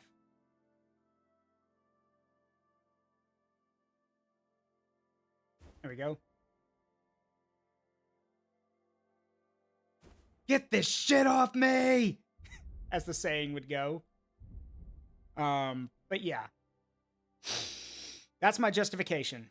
I'm sure some part of him is going to want revenge on me. I'm sure he's going to come back at some point and try to get me. But you know what? I don't care. I have nothing to prove at this point. I let him live. So, again, I don't expect forgiveness because what I did was very duplicitous, but it had to be done. I do feel awkward about it because I got to know those guys, but, you know, thus is war. Just how it works. All right. I want to go to Devil's Den with you. Hop onto the wagon then.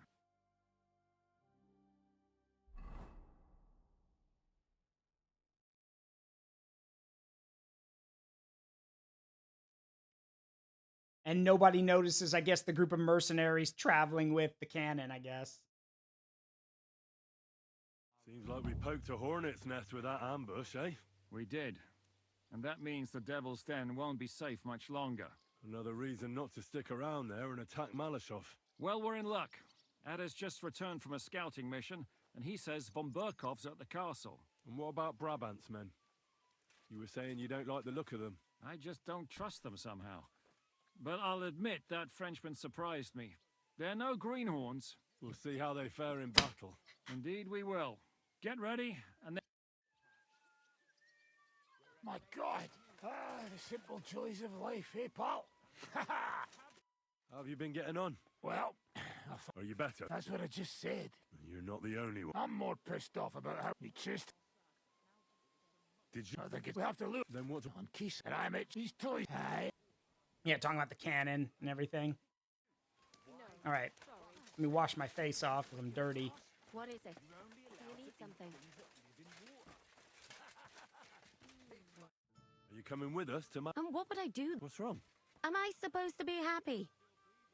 Oh, for Christ's sake, you're all the same. If you're talking about that plan, well... Jan still thinks it'll be easy to capture von Berghoff. But I heard what Ada said. What did he say? That Otto von Berghoff has that fortress full of fresh mercenaries, armed to the teeth. My God, I should have slit his throat that time I had the chance at Trotsky. We must defeat and capture von Berghoff. Aye, there's always some we must with you fellas. Look, if we succeed, we'll free our king. Who gives a damn about some king? Everyone. He'll drive Sigismund away and end the war. Ha! You lot, and your big plans. What's the matter? You didn't mind what we were doing until now. And all of a sudden... Until now we chose our foe. One we stood a chance against. And for some time now we've been getting into wilder and wilder enterprises. In the meantime... Okay, well, sorry you feel that way, but I mean, and yeah, I know it's a little extreme. So, mon ami, are you ready to go and capture le Seigneur von Berghoff? What about your... Ne t'inquiète, Who is this? C'est un bon ami. We met here at the estate. Can he be trusted? Le Chevalier. Hold on. Le Chevalier Morgenstern. Where does this... From Broswig. His ancestor fought for Emperor Charles. So why is he earning it? C'est une triste histoire. He lost considerable estates. So he... In truth, it... So we're dealing with a Prussian mercenary. Got it. Yeah, it is a really impressive immersion edition. It is. But again, that's just to do the bare minimum of cleaning up. If you want to get your clothes cleaned, which, by the way, your clothes and armor can be spattered with blood and other stuff. You want that, or dirt.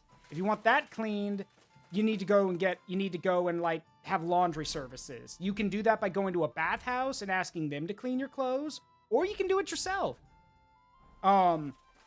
This is what I usually do, because you can find soap that you can then use to clean your own clothes, which is what I prefer doing. Now, granted, going to the bathhouse is nice because it gives you the full clean, and they'll also do your clothes for you, but you got to pay for it. Duh.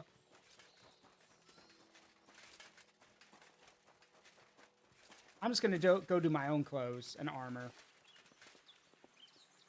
Yeah, and I've got plenty of soap on hand, so we can just select everything, confirm. There we go. All my clothes are clean, and being clean boosts your charisma. So you got to remember to do that. Also, my speech dropped for some reason. Something wrong? Hang on. Let me check my thing. Something wrong?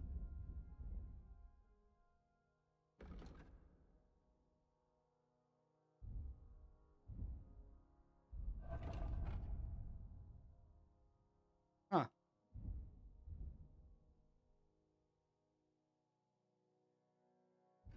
Interesting. Don't know why it's at 29.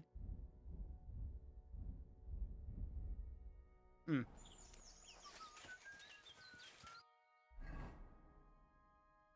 Oh, there it goes. It's better now.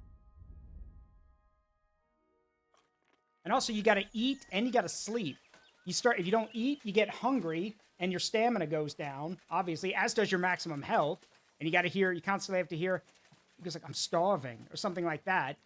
And you can starve to death.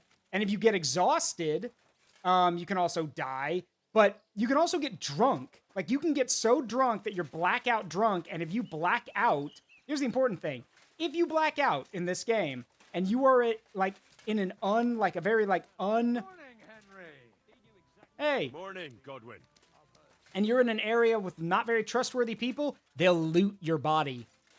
You will be passed out drunk and they will come and take all your stuff. Maybe not all of it, but they'll loot you. So they'll take your shit. So you got to be careful.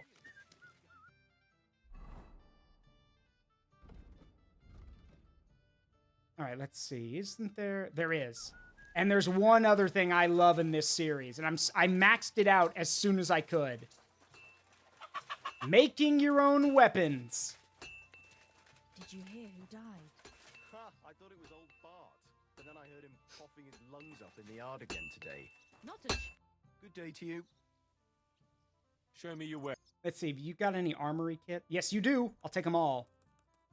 Give them here. I'll take them all. I was glad to be of help to you. Yeah, you can make your own stuff. I'll have a look at the wares. Now, within reason. You can't make everything, but you can make a lot of stuff. And it's really fun to do that. You can't make arrows, for example, but you can make, if you've got the recipe or the skills for it, you can make a sword, an axe, all that kind of stuff.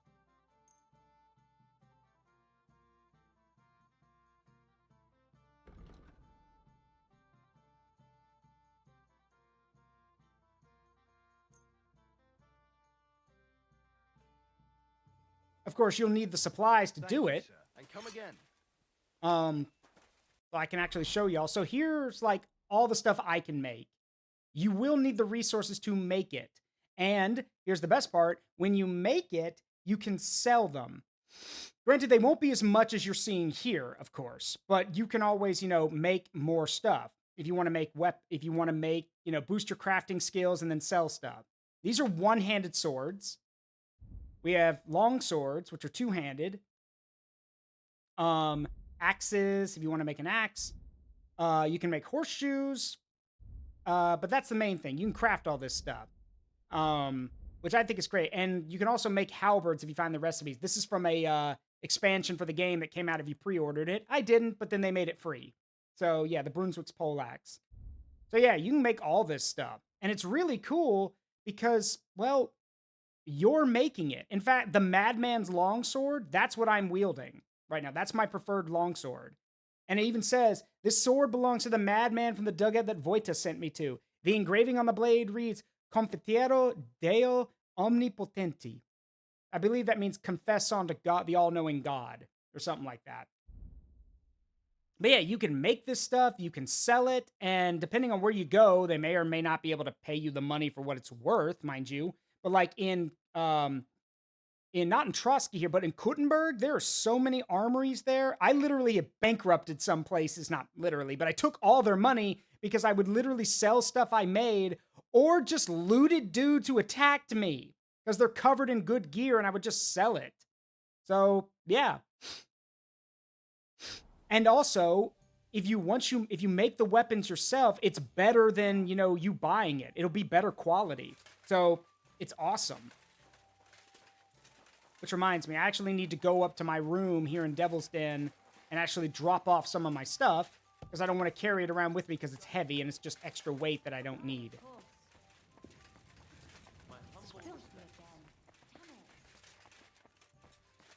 So yeah, if you ever want to make your own gear, you can do that, which is really, really fun. Anyway, I believe my room is out here. Yep, it's this one. Yep.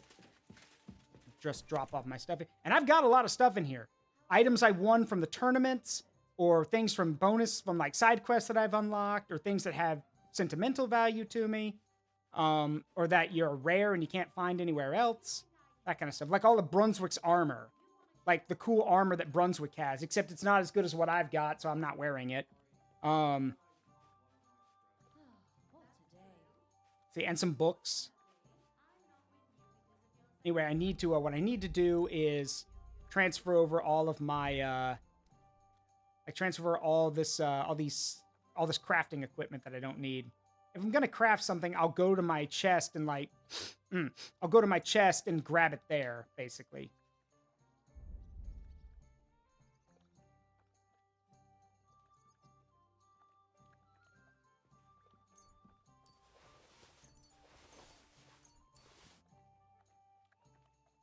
Also, alchemy is in this game. That's how you make your potions and everything. Mon ami, are you ready to go and capture Le Seigneur von Bergoff? What? Me? Yeah. But I hope those mercenaries of yours will be up to the job. Anyway, so there's other things too. Like there are multiple types of weapons. You can learn melee weapons, but you can also learn how to use ranged weapons. So I'll show y'all real quick, and then I'm gonna run to the restroom when the ad starts in about 10 minutes. So I have learned, let's see, I've almost these are all my stats. They max out at 30. I don't have Houndmaster because I didn't bother to go look for my dog. I wasn't interested in learning how to use him.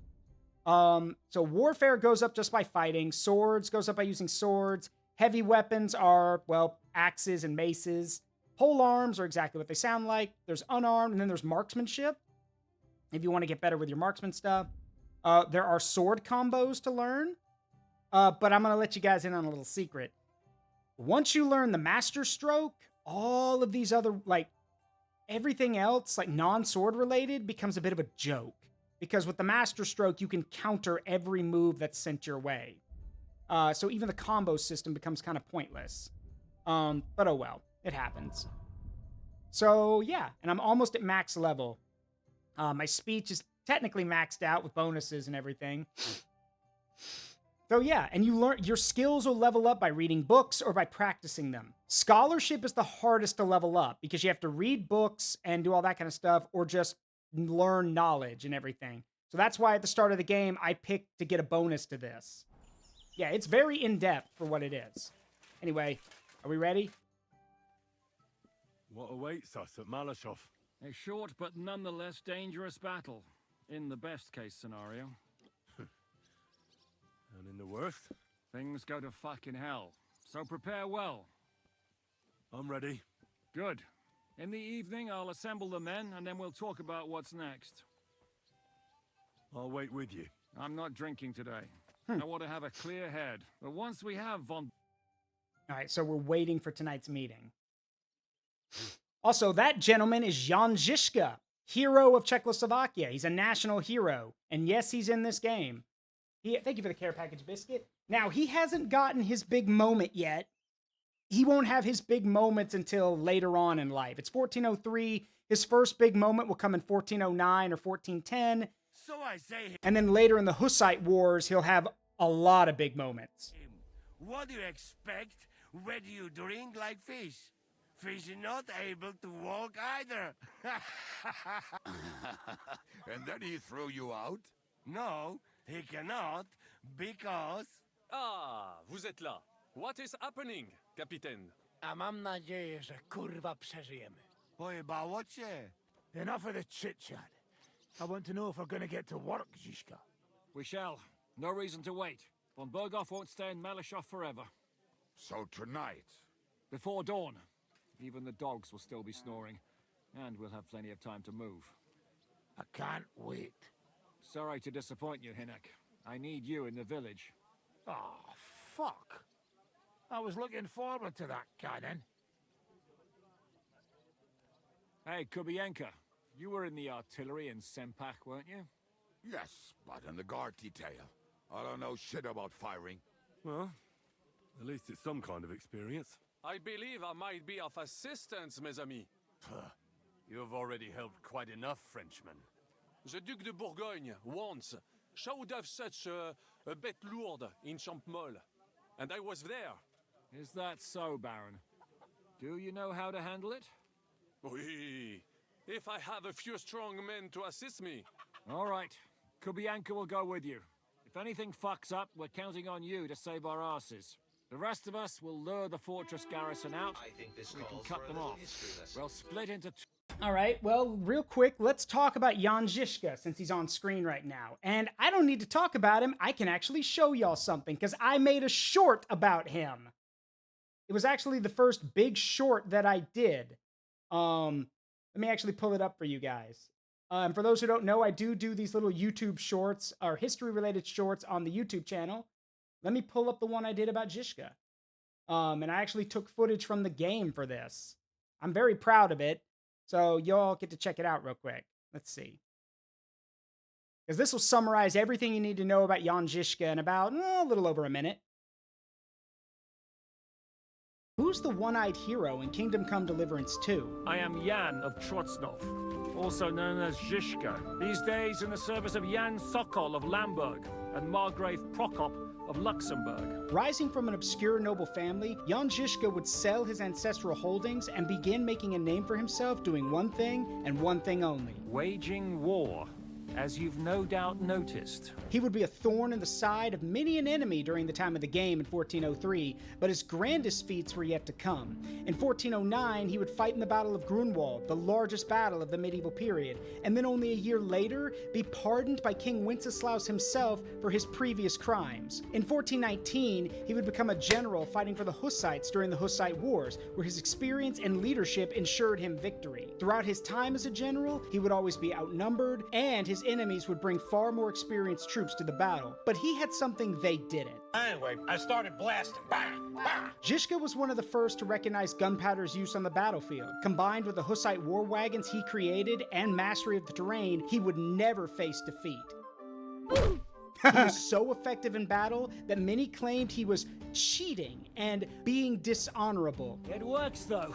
War is a nasty business. He won over 10 battles, defeated 3 crusades sent against him, and even after losing his second eye, would remain undefeated until he finally died of carbuncles, with one of his enemies saying that a man of his caliber could only be slain by the finger of God.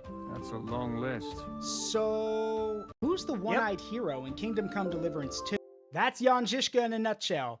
Man lost near the end of his life, lost both of his eyes, and still never lost a battle. He was that much of a badass. You can't hate a guy like that.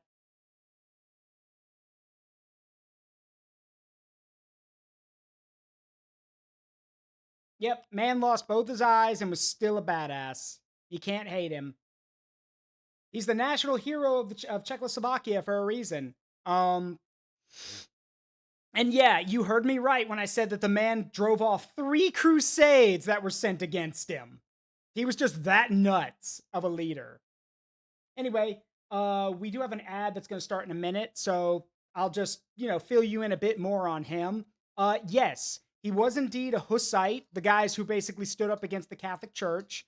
And the reason he was made a general is not only did he have military experience, something that the Hussites really didn't have at the time, but he was also very close to the royalty of the Hussite families and everything. So, with that being the case, it was very easy for him to get in and be a general. And he earned it. The man, in all of those battles, he would, like I said, he was always outnumbered and everyone against him had more experience. But Žižka, who had fought knights and other people numerous times, basically realized, you know what? Nah, we're not going to play it their way. And he would always pick fights in marshy or heavily or uneven terrain where knights couldn't fight effectively. His men always wore lighter armor than their enemies so they could move. And the war wagons. Oh, God, the war wagons. Those helped too. He made them. Basically, early, just small moving forts. Bows, guns, cannons mounted at the sides. He knew what he was doing. Anyway, Ad starting soon. I'm going to run to the restroom. I'll be right back. Be right back.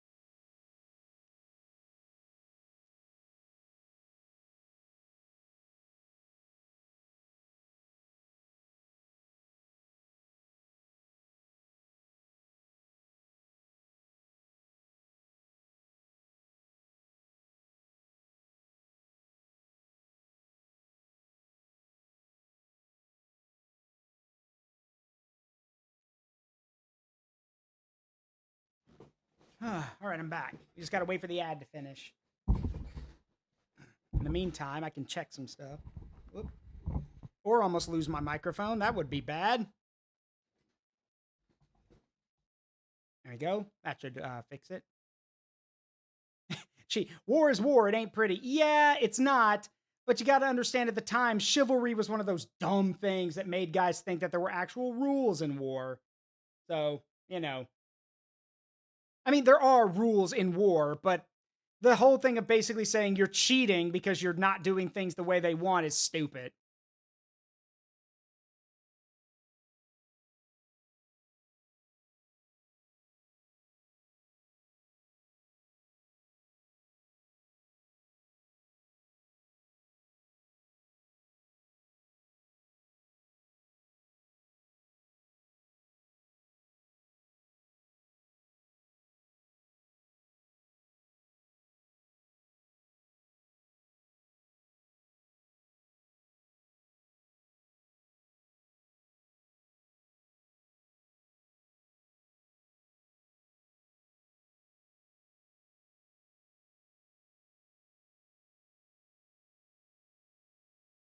So yeah, that's the whole deal there.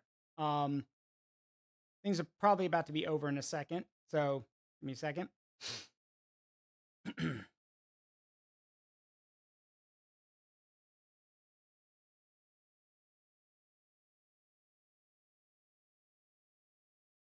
right, I've checked everything I need to. So now we can get back to it. All right. Yes, correct, Totem. And that's exactly what Zizka did. 2 groups. Me and my men will cut the village off from the fortress. The second group will enter the village from the other side and cause mayhem. That'll be your job. Set fire to a haystack, make a racket. In short, anything that will lure the fortress garrison out into the open. You get me, Devil? Oh, aye. A good old blood orgy. As soon as they stick their noses out, the trap falls. And the rest will go like this. Listen up.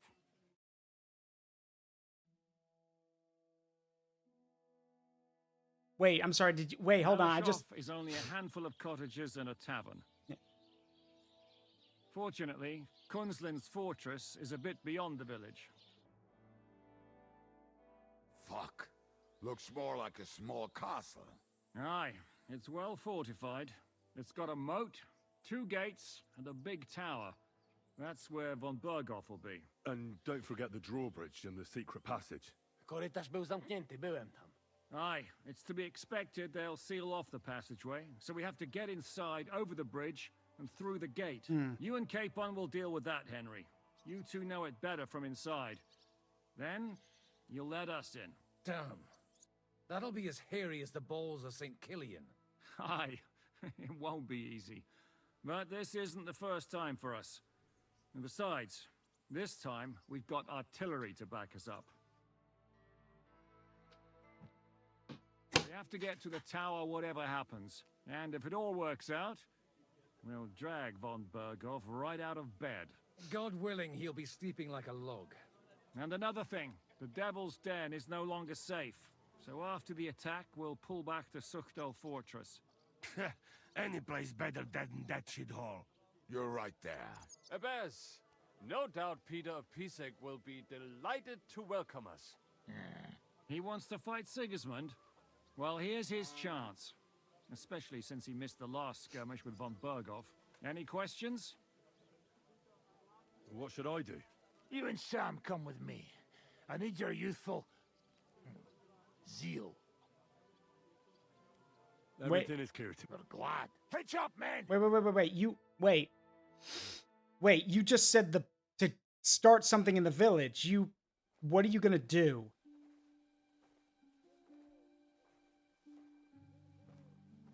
I'm concerned what he's planning.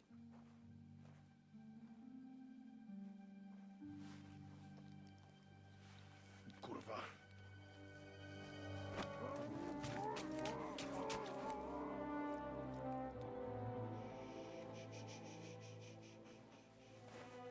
Oh, he's dead. What the fuck?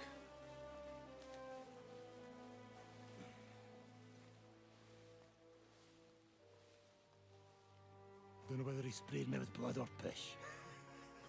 What, are you mad? We were only supposed to stir things up. What did you think we'd do? Get drunk with them? Torch the village. What? No, hold on. No. No prisoners. No? Hold the fuck up. Look, just wait a moment.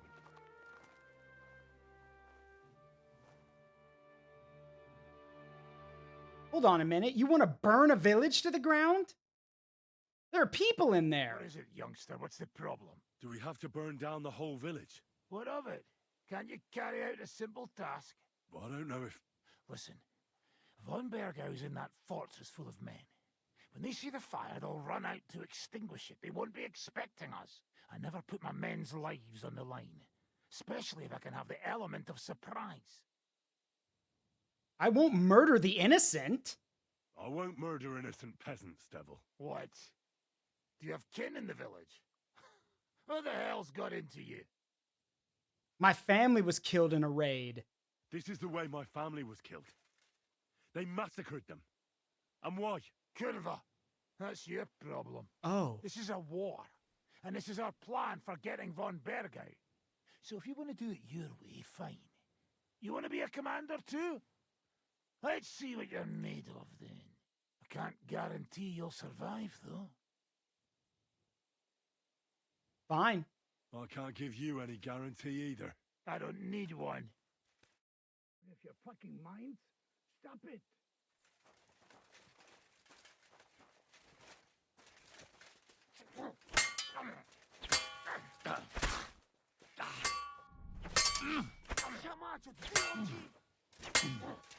Ah. Surprise! Oh, hot you to pieces, fucker! Got him. Well. The bastard taught the devil to dance. Don't push me. So you won.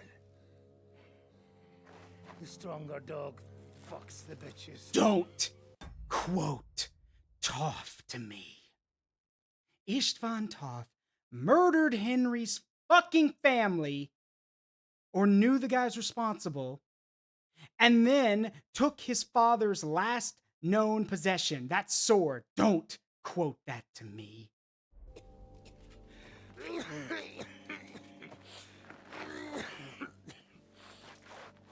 Get your ass up. We'll let the turnip pullers live. Hope you know what you're doing. Let none of our fine fellows fall instead of the few damn peasants. Because that'll be all your fault. Fine. The burden of command.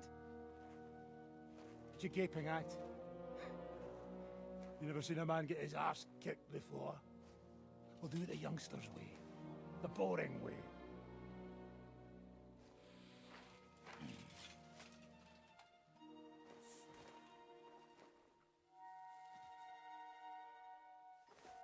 Muster up.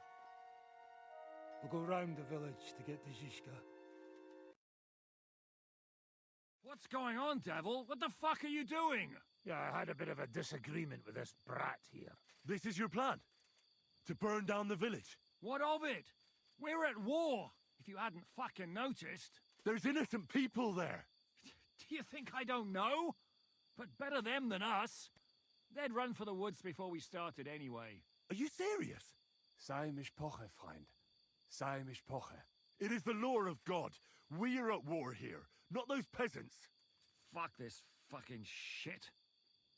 Well, it's too late to go back now. But that fortress is still full of men. There's another way to do this. I'll take care of the first gate. You'll have the element of surprise. Fine, Henry. You've made your bed, now lie in it. But if any of us die today because of you, I'll gut you myself. Fuck. It's almost your time. You need to sneak quietly over the wall, youngsters. It's still dark. That'll give us cover. I'll go with them. I appreciate it, but this is not for you. Easy, Father. We're trying not to die here. I'm giving them my best men. I'd like to see what they look like. Here I am, Kalani. We got leather, and other go ahead to check out fortress. Good, Janosch. We'll take care of the drawbridge. And you, Henry, open up the first gate for Zizka. And then we'll storm in there like a fox into a chicken coop. Yep. Can you say that? Yeah, I got I it. understand. Exactly. Off. Good luck, fellas. A little later. Good. The rock isn't so steep from this side, and the patrols are only on Janosch? the eastern wall. Are you mad? Let's go, fellas. Whatever, but not now.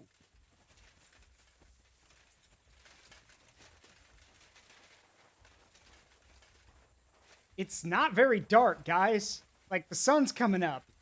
Thought you said we were doing this before dawn.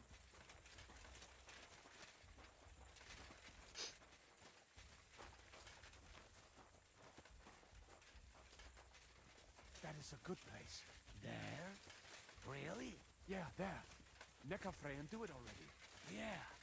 Hey, just a moment.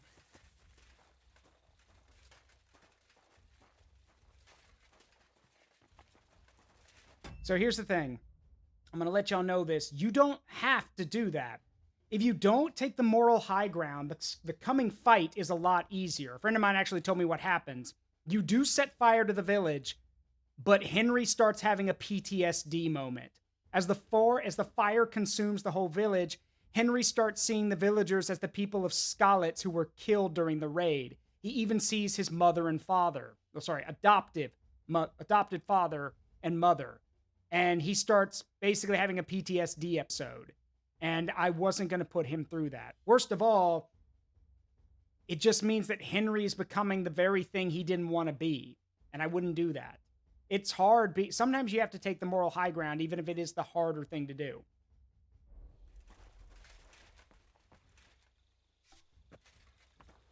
Henry, you go first. Yep. And look up. Hello. All right, bring him on. First things first, though.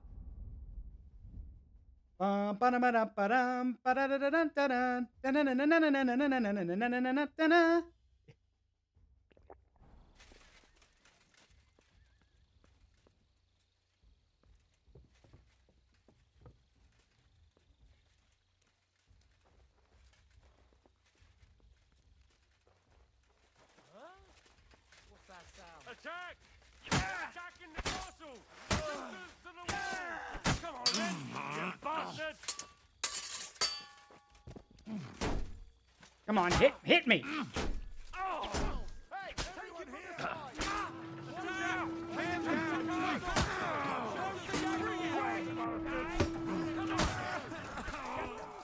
Fuck them up!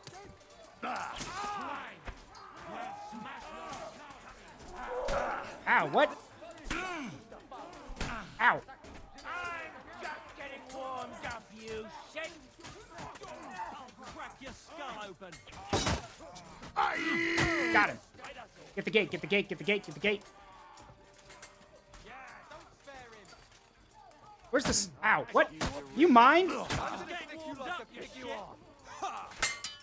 Ah, my head! Die.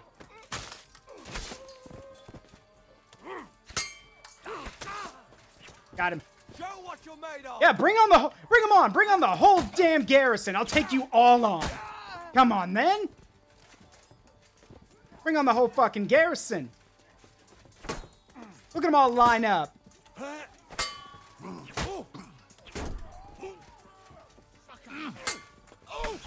Do it. Come on, then. For the blood god. Skulls for the skull crown. Show what you're made of. Come on.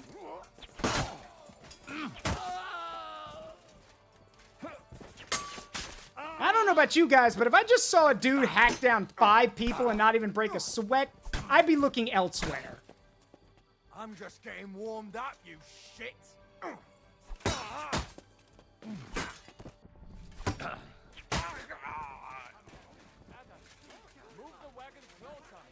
Now just to open that gate. Yep. Here we go. All right. There we go. Whew. Hey, no good deed. You saved Malashov without getting caught. Nice. Oh, wait, they got archers. Hang on, let me get my bow out.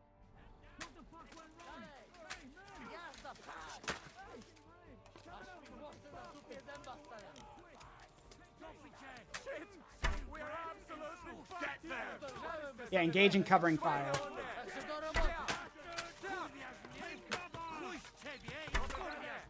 It's like a shooting range here. Shooting is like fishing. Hold the line! Don't retreat! Got one. You bastard! The death! All's not lost, boys! We still have that cannon! We just have to hold on!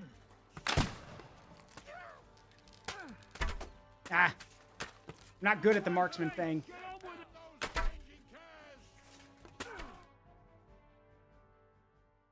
We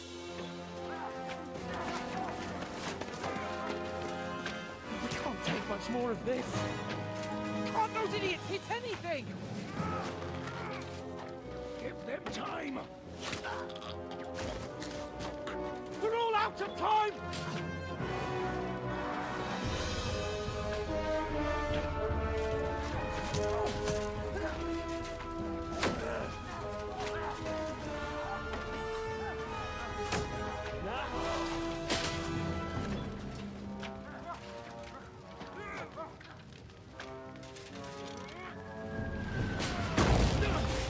Nice shot, Hans! Look at his face. You didn't do that, Hans. Let's go. To the task!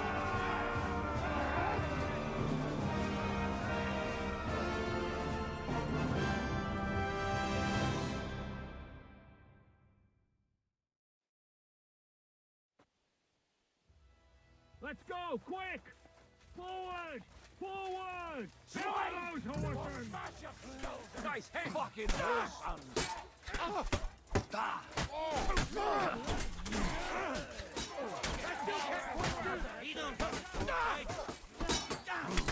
I'm bleeding.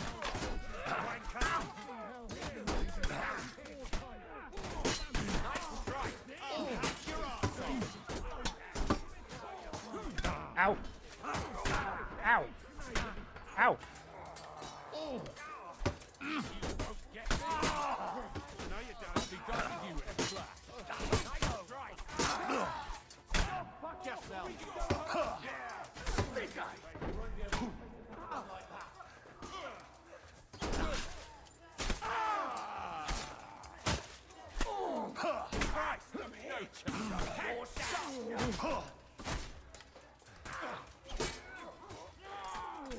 Ty zakuta pało! Takich brzydal od urodzenia?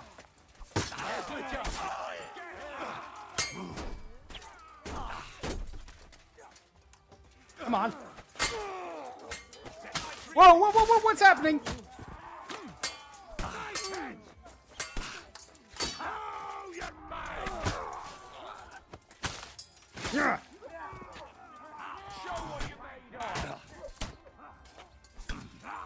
where is everyone? Am I all alone? Again?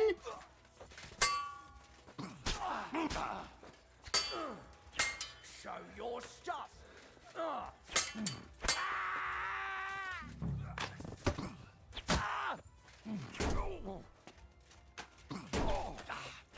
Look out! Take cover! There's still archers in the tower! Everyone take cover! Let's go, men! Clean things up here! Sam! Ada! Someone get an axe and turn this fucking door into splinters! We'll wait for the Hungarian cavalry to show up from the camp. While you're at it, fuck each other. You'll never take this tower. Every one of you will get an arrow in the ass because you're. Yeah, I love how like all of them get beat so easily. Oh well. What will we do now? Everything's fucked. Von Berghoff is holed up in the tower. He has shooters there, and we're running out of time. We'll have to parley with him. Aye. We're not going to give up now. That's right. Let's go. We're going to have a nice little talk with the Royal Chamberlain. Hey, you! Up there in the tower! We want to talk! Listen! Stop shooting! Now we'll see what Von Berghoff comes up with. Fuck all! He's trapped! Chamberlain, you are surrounded! I propose you honorably capitulate! He doesn't have a drop of honor in him. Ah! Would you give me one reason why I should do that, Pirkstein? I'm quite comfortable here. I will gladly wait for my allies in Kuttenberg to arrive. You can talk to them. Ah! And you... Is there a point to any of this? I mean, we can avoid further trouble. I agree. There is no point to any of this. And on top of everything, it is absolutely inappropriate in the presence of a noble lady. Rosa Retard. Lord Capon! Henry!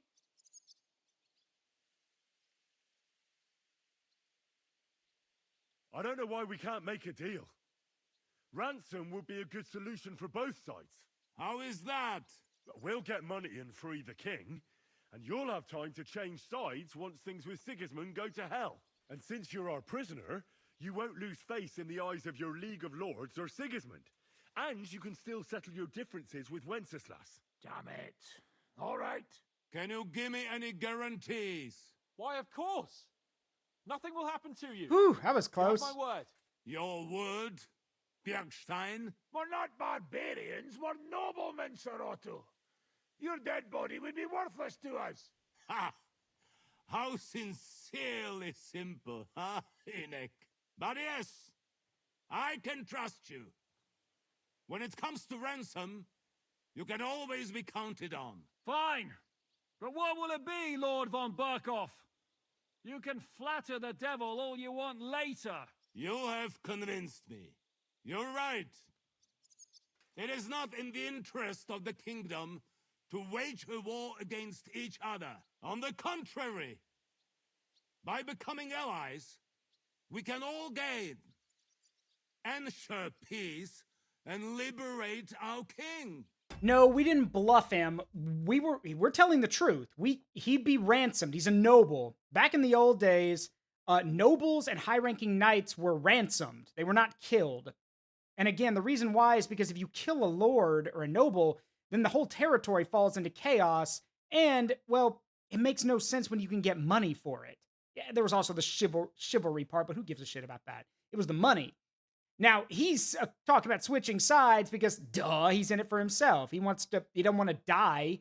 And as far as he's concerned, if he switches sides, since it looks like we're winning, he gets something out of it. Very well. Agreed. We are coming out.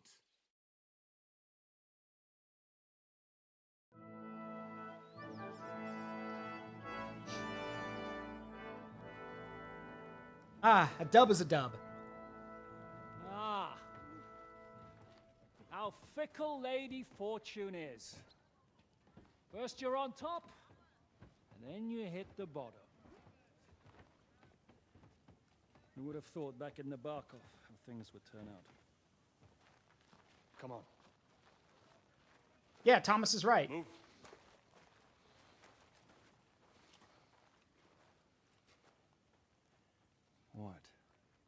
did you think I'd have you tortured like you did to me?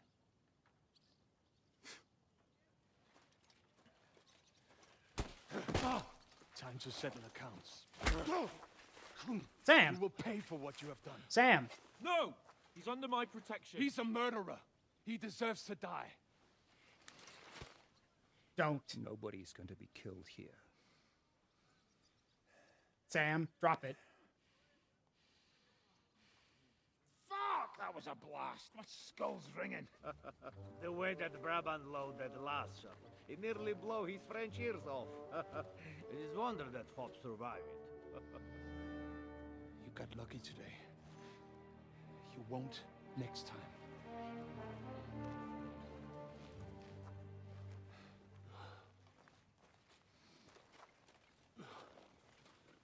I think that would be a wake-up call for him, that Yeah. Zhishka's an honorable guy. The finger of God is fucked, Otto.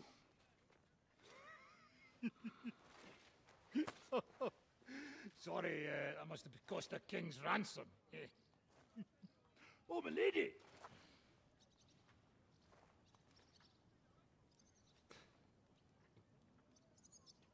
Anyway, I think we're... Fun fact, Lady Rosa, you can actually romance her if you'd like Henry to marry into nobility. But the way I'm playing him, Henry has a girlfriend and later a wife, Teresa, from the first game. She's waiting back home for him. So Henry is going to remain faithful. all done here. We have what we came for. Load up the wounded, and anything of value, they're ready to leave.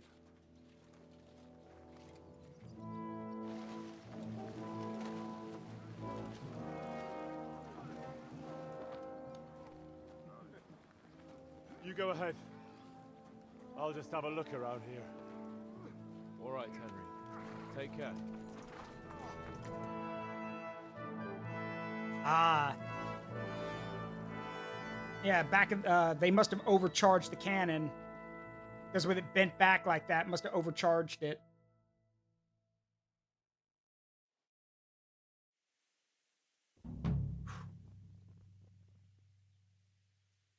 Well. What a crazy situation.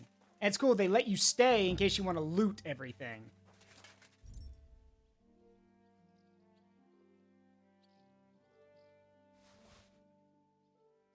You don't have much on you. These are just normal guards.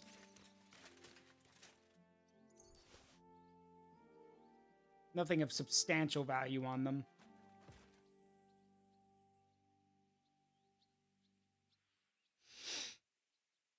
But you can see through this, you guys can see that even lesser guys like soldiers were still given pretty good gear for what they could get. Now, naturally, the higher in rank you were, the better stuff you were going to get, like plate and other things like that. Like half plate, like this guy's got, and stuff like those kind of things.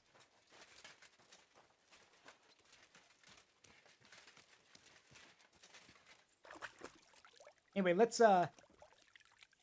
yeah, nothing will happen. Loots the place while he's gone. Anyway, let's go check the, oh, yeah, the massacre in the doorway. Yeah, how many dudes did I kill? Hang on. I killed a lot of them on the stairway. A few of them are on top of each other. Oh my god. Wait, see. 2 down there, 3, 4, 5, 6, 7, 8 men. And I killed the 2 down there at the gate, too. So I think I killed over a dozen dudes. I'm already a demon.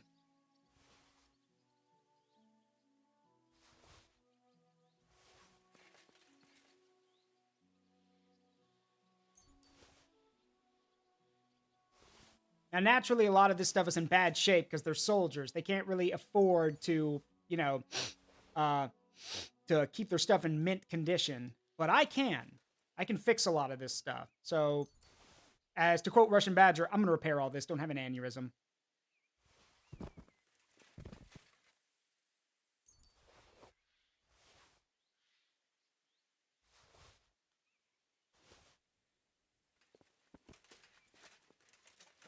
Yeah, 2 over encumbered to sprint. That's fine. Shut up, Totem. In a fight. I can take over a dozen men in a fight.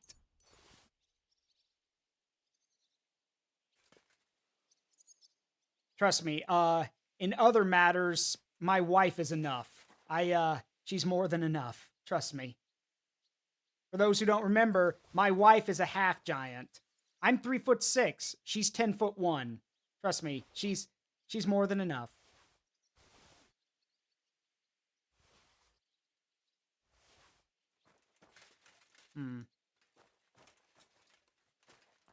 Yeah, a lot of these guys don't even have much on them. A lot of half plate and all that kind of stuff.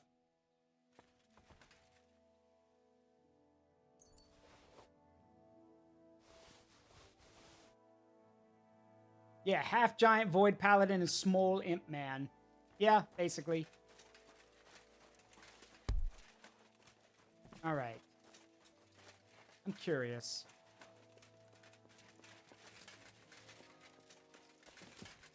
Oh, look. Cool environmental storytelling. They barricaded the door. So if we tried to come in, they would have barricaded the place and they would have had guards, like guards with crossbows ready to attack us. That's cool. Yep, they barricaded all the ways in. Very interesting. What about up top? Oh, yeah, that's very barricaded. Damn. Which is kind of the point. The entire point was to wait out your attackers.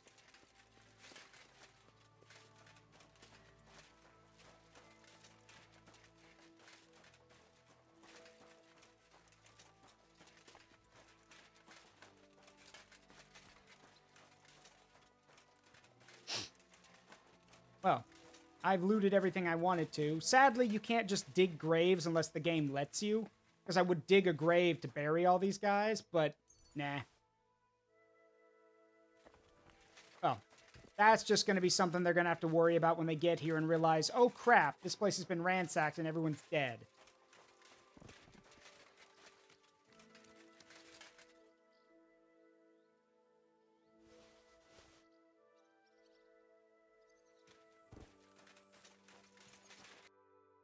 Let me see if I can patch up some of this stuff.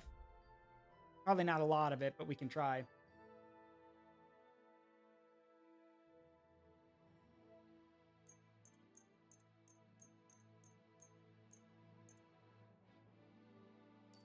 Most of it's my stuff. Yeah, if we're going to get a lot of this extra stuff fixed, I'm going to have to go and, I'm going to have to go repair it myself, or I'm going to have to find someone to fix it. Where are you, Pebbles? There you are. Oh, and she's stuck on a... She's stuck. Hang on. Let's go over here.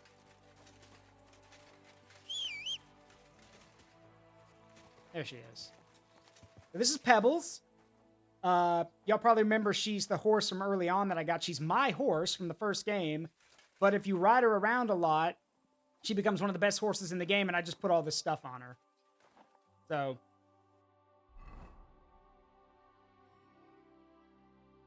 No, that's her original name. In the original game, Kingdom Come Deliverance 1, she's a gift to Henry, and her name is Pebbles.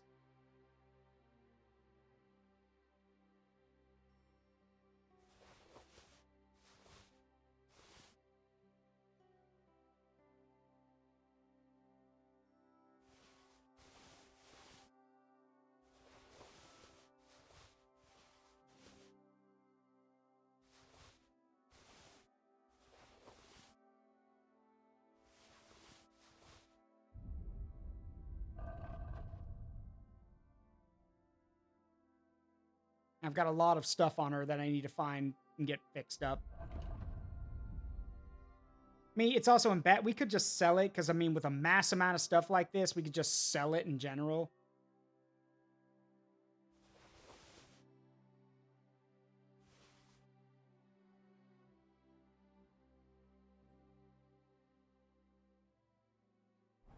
All right, let's go. Now, there is, I should mention, there is mounted combat, kinda, in this. You can attack people as you're riding around, but, like, you're not going to be doing anything crazy, I guess, is one way to look at it. All right, they're in Sukdal, so... Oh, by the way, for those who don't know, these little star marks are quest tipsters who basically tell you about side quests you can take. As you can imagine, there's a lot of them, but I want to focus on the story. So, like, the blue exclamation marks means it's a side quest. The stars are basically people telling you, hey, there's a quest you could go do. Yes, basically, Lich King's right. You can ride by and, like, hack at people with your sword, though, but more often than not, if you try that, they're just going to pull you off your horse.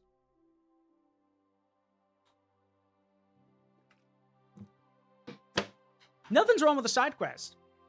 I just want to focus on the story. Because, like, there have been times where we've done the streams where I get distracted by the side quest and don't focus on the story. We're going to check this one, though. The angel of the Lord declared unto Mary, as she conceived of the Holy Spirit, Hail Mary. And Mary said, Behold, I am the handmaid of the Lord. Be it done unto me according to thy word. Hail Mary. The baker has a quest. What will it be, sir? Do you need help with anything?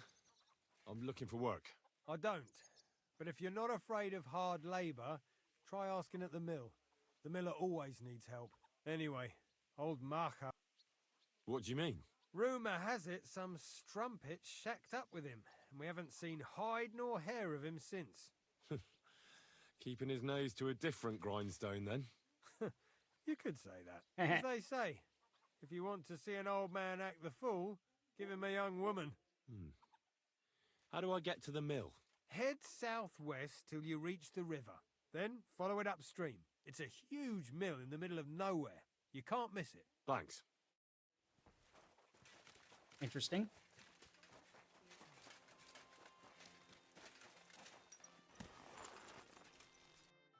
Let's take a look at that.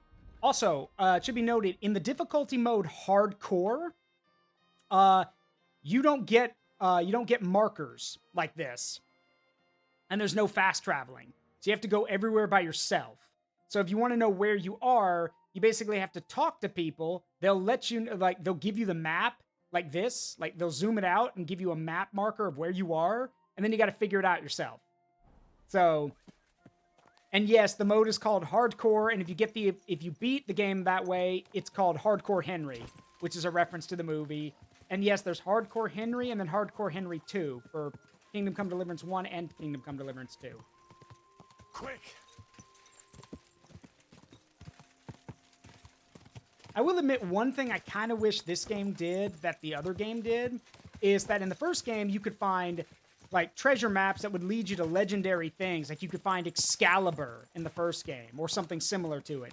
In this one, sure, you can find those cool legendary things or like powerful weapons and items, but by doing the treasure maps, but they're not like legendary things. Like they're side quests, like the Sword of St. Valentine, which I have in my possession. Stuff like that. Whoa. What this game does have going for it, though, is more environmental storytelling.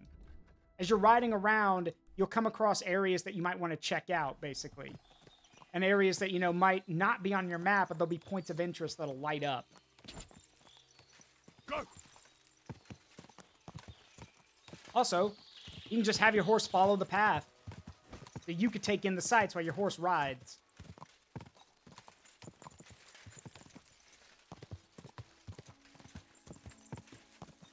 Well, there's the mill. Where's the, can there be a windmill or something? You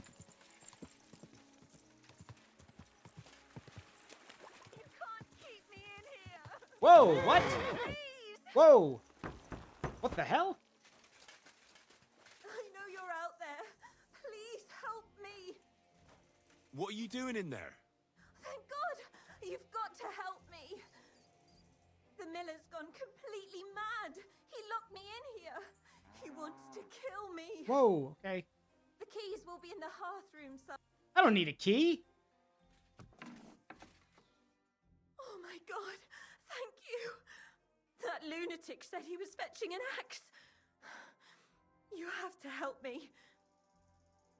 Wait, slow down.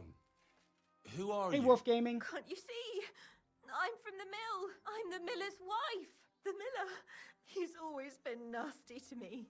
But now he started beating me too. He's done what? So I said I was leaving him. I told him anywhere would be better than here. And he locked you up? He said the only place I'd be going would be 6 feet under. Damn. Please, listen to a proper man. Where is he? All right. I will. Where can I find him? There's a shed behind the mill with wood in it. He must have gone there to get the axe. Stay here. I'll go and look for him. Thank you. I will admit it's kind of odd that she said he was beating her, but I don't see any bruises. Stay here.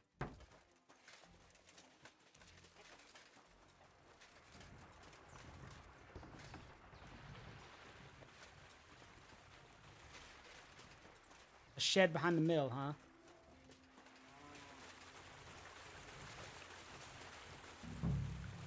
Gone. I think this calls for a little history lesson. I have to get back. I don't know much about marriage in the Middle Ages. I know that there were a lot of arranged marriages, mostly for political reasons, stuff like that. Hey, what are you doing there? I reckon you're just who we're looking for. What are you doing here?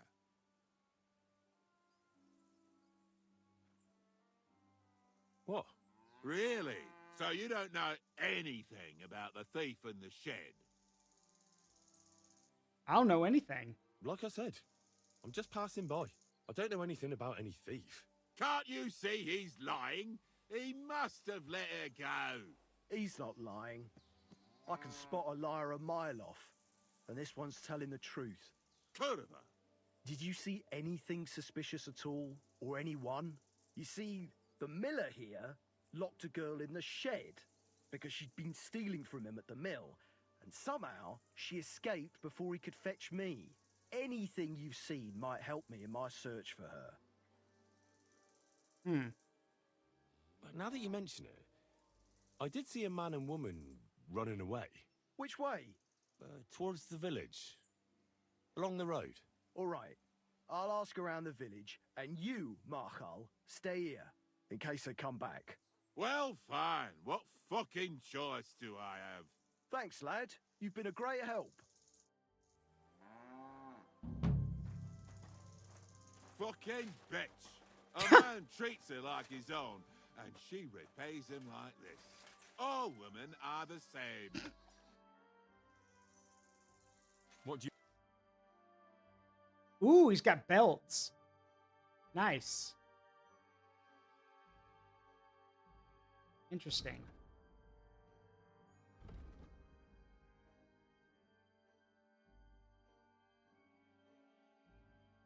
Plenty of potions, too. Pet George? Sure. There you go. Plenty of potions, too.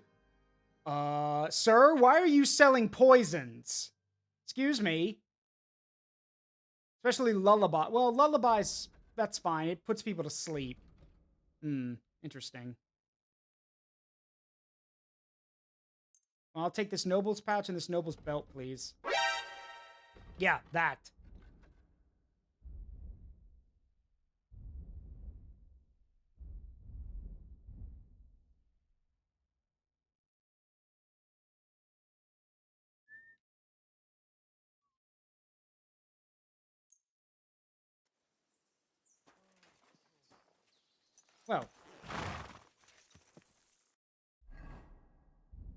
Well, let's go ahead and put those things on. So we have a noble's belt and a noble's pouch, which means we can now have a fourth weapon on our back to carry, and we can carry 4 potions at the ready in case we need them. Nice.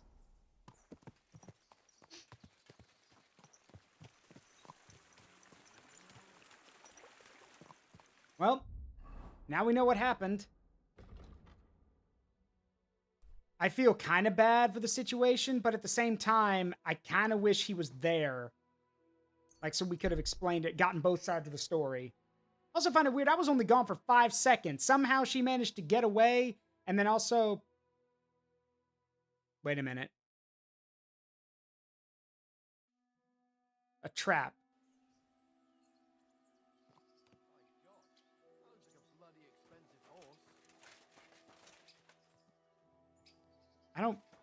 Is that a trap? There's no one here. What?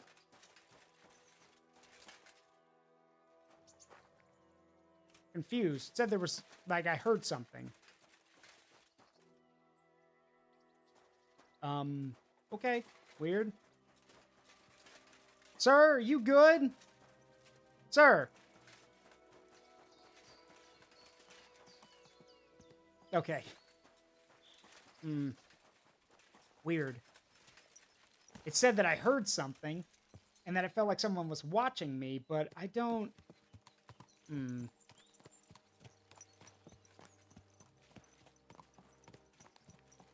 Aha. I'm guessing those are the guys. Hang on.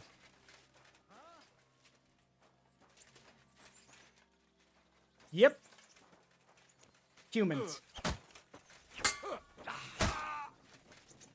For glory! Barro Tamon! Da!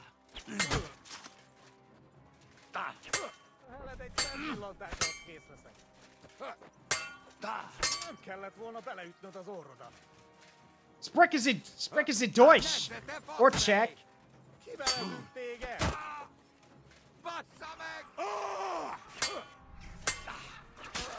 Baszti rá! Da!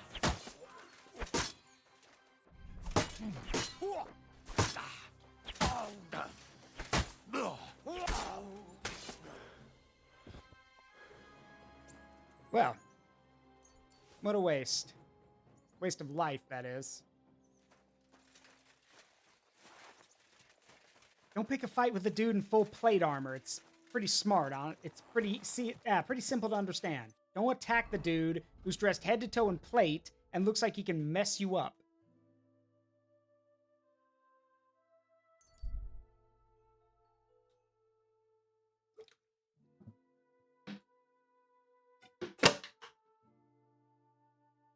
Well, that's 51 ounces of water so far today.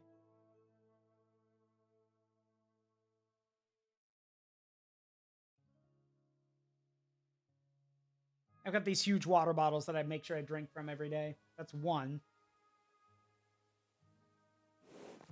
All right, here we are at Sukdal.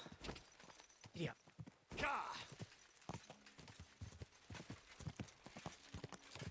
And yeah, plate armor has its weaknesses, but not against people fighting with swords.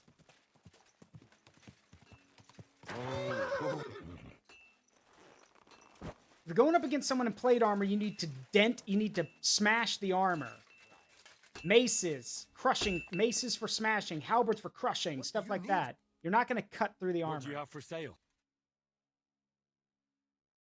This guy's got armor's kits. Thank you, sir. This could...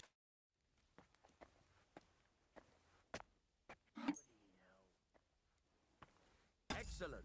It was a pleasure doing business with you, sir. Thank you. And now, since you fixed all that stuff, I'll have a look. And you've probably got a lot of money on you, it looks like. I got some stuff you might want. Hang on. What can you do, sir? Maybe next time then. Let me grab some of my stuff from my house.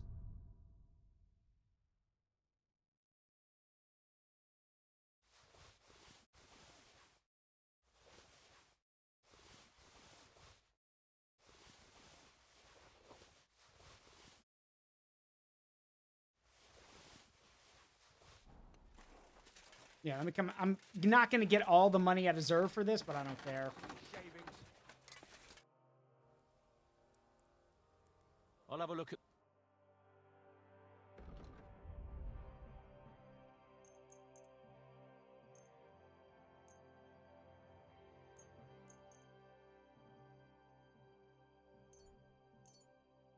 Yeah, he's not going to have enough money for all this, but I don't care.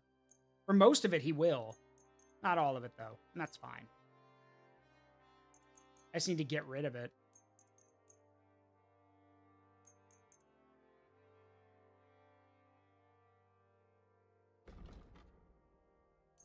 I was glad to be of help to you, good sir.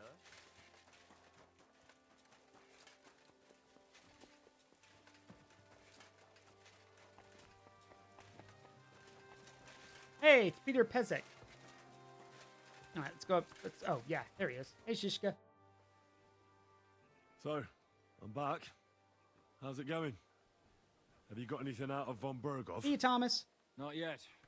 We need to fix ourselves up after the battle.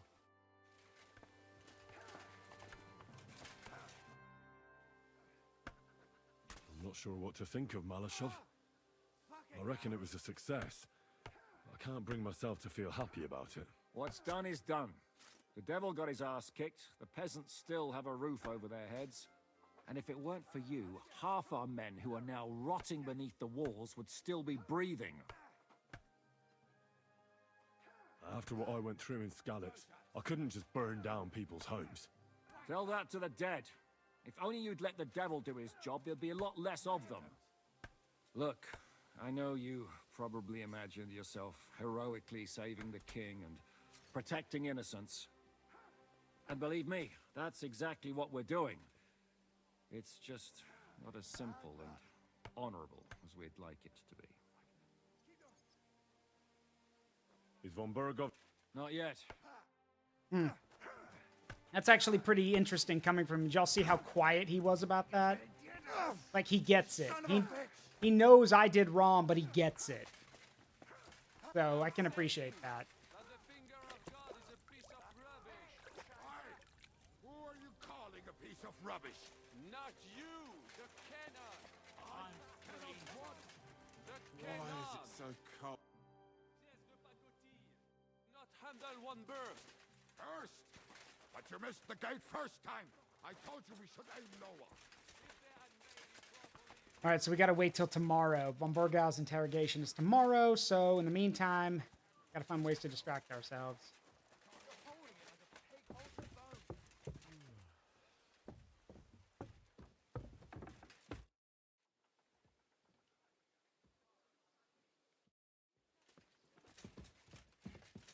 I can talk to Godwin. I'm sure a man of God would understand. You've lived through more battles than I have. What do you think See you about later, Malashov? Captain Crazy. I wouldn't lie. There were... So you didn't believe in us? I did. But in the end... No, it was nothing, really. If you say so. So he gets it. He's like, I'm glad you still got that boy from Skalitz in you. All right, well, we gotta wait. There's no bed for me here, so...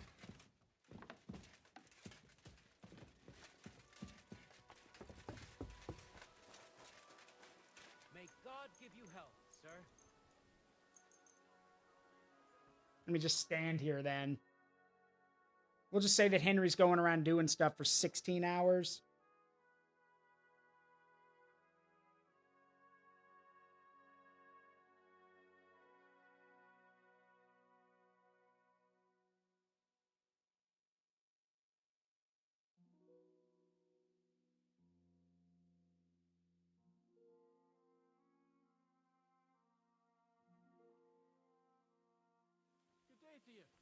I'm already in Sukdal.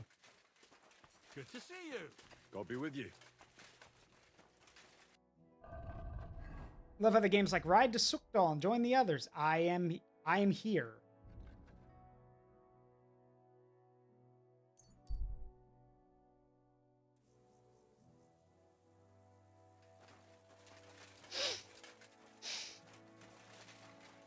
Yeah, Jan Žižka gets it.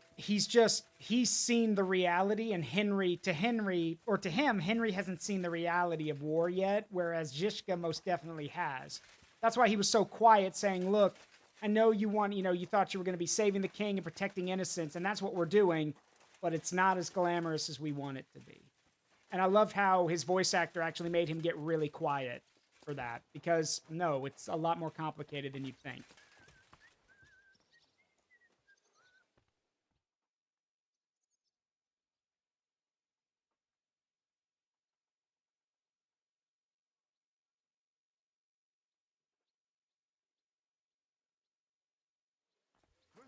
All right, time for the interrogation.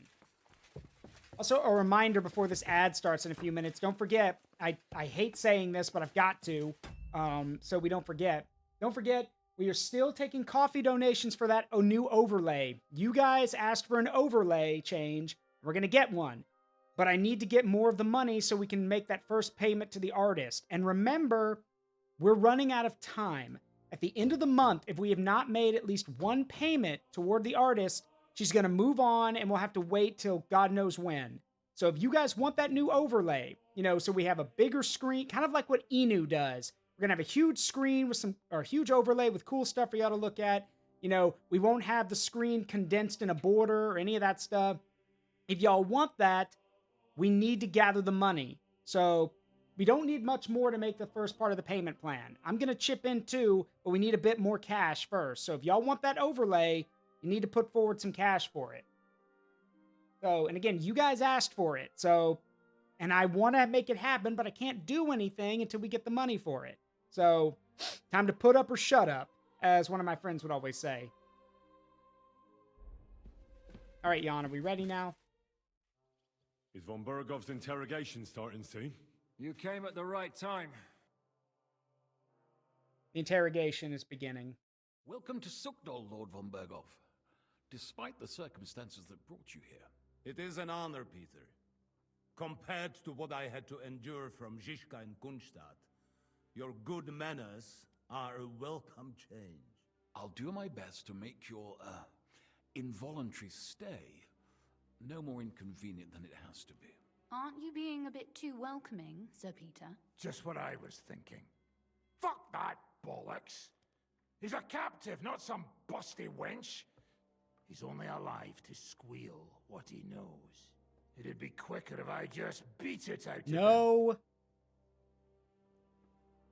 We can't torture noble hostages. Hold your horses. He's a noble and Sigismund's right hand. If we torture him, he'll be no use to us as a hostage, and Sigismund will be out to avenge him. That's true. Even though I'd be only too happy to settle scores with him. I gave him my word. Why the fuck should I care about that? When it comes down to it, the word of a nobleman is an oath before God. Even the devil must respect that. Fuck this shit. The longer I listen to this bastards, the more my fists itch. And go punch a wall. Instead of these pathetic threats, why do you not make me an offer? You do know that I am... Shut your trap, Otto. Right now you're nothing. You lost most of your men at Rabos, and the rest croaked when we took Malashov. So what do you have left? A nice coat? And a smug face? Do you really think Sigismund made me his chamberlain because of my soldiers? Or to have someone to take care of the running of conquered fortresses? Shut up, damn it! We're asking the questions. Really? Then why have I not heard a single one yet? And what a shame that is. I am a pragmatic man, and I'm sure we can work something out. But lay a hand on me, and you will not hear a single word.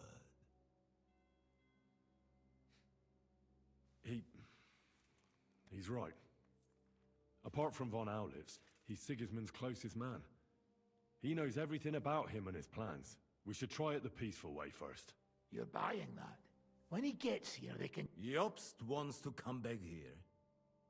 After he got away from us by the skin of his teeth? Well, he has to show Sigismund our army up close. So it's true. I couldn't believe the Margrave had finally made a move. I thought he would never march into battle. See? Fortune is turning her back on you people. A pragmatic man like you ought to recognize an opportunity. If you help us, the Margrave will remember you for it. And will also let bygones be bygones. You're getting ahead of yourself a bit, boy. The crown is still firmly on Sigismund's head, and Jobst won't find it easy to wrest it of him. Although, I expect you people have no idea of the situation Sigismund is in right now. I do. Oh. What situation is he in, then? In the shit, Lord Trotznov. In the shit.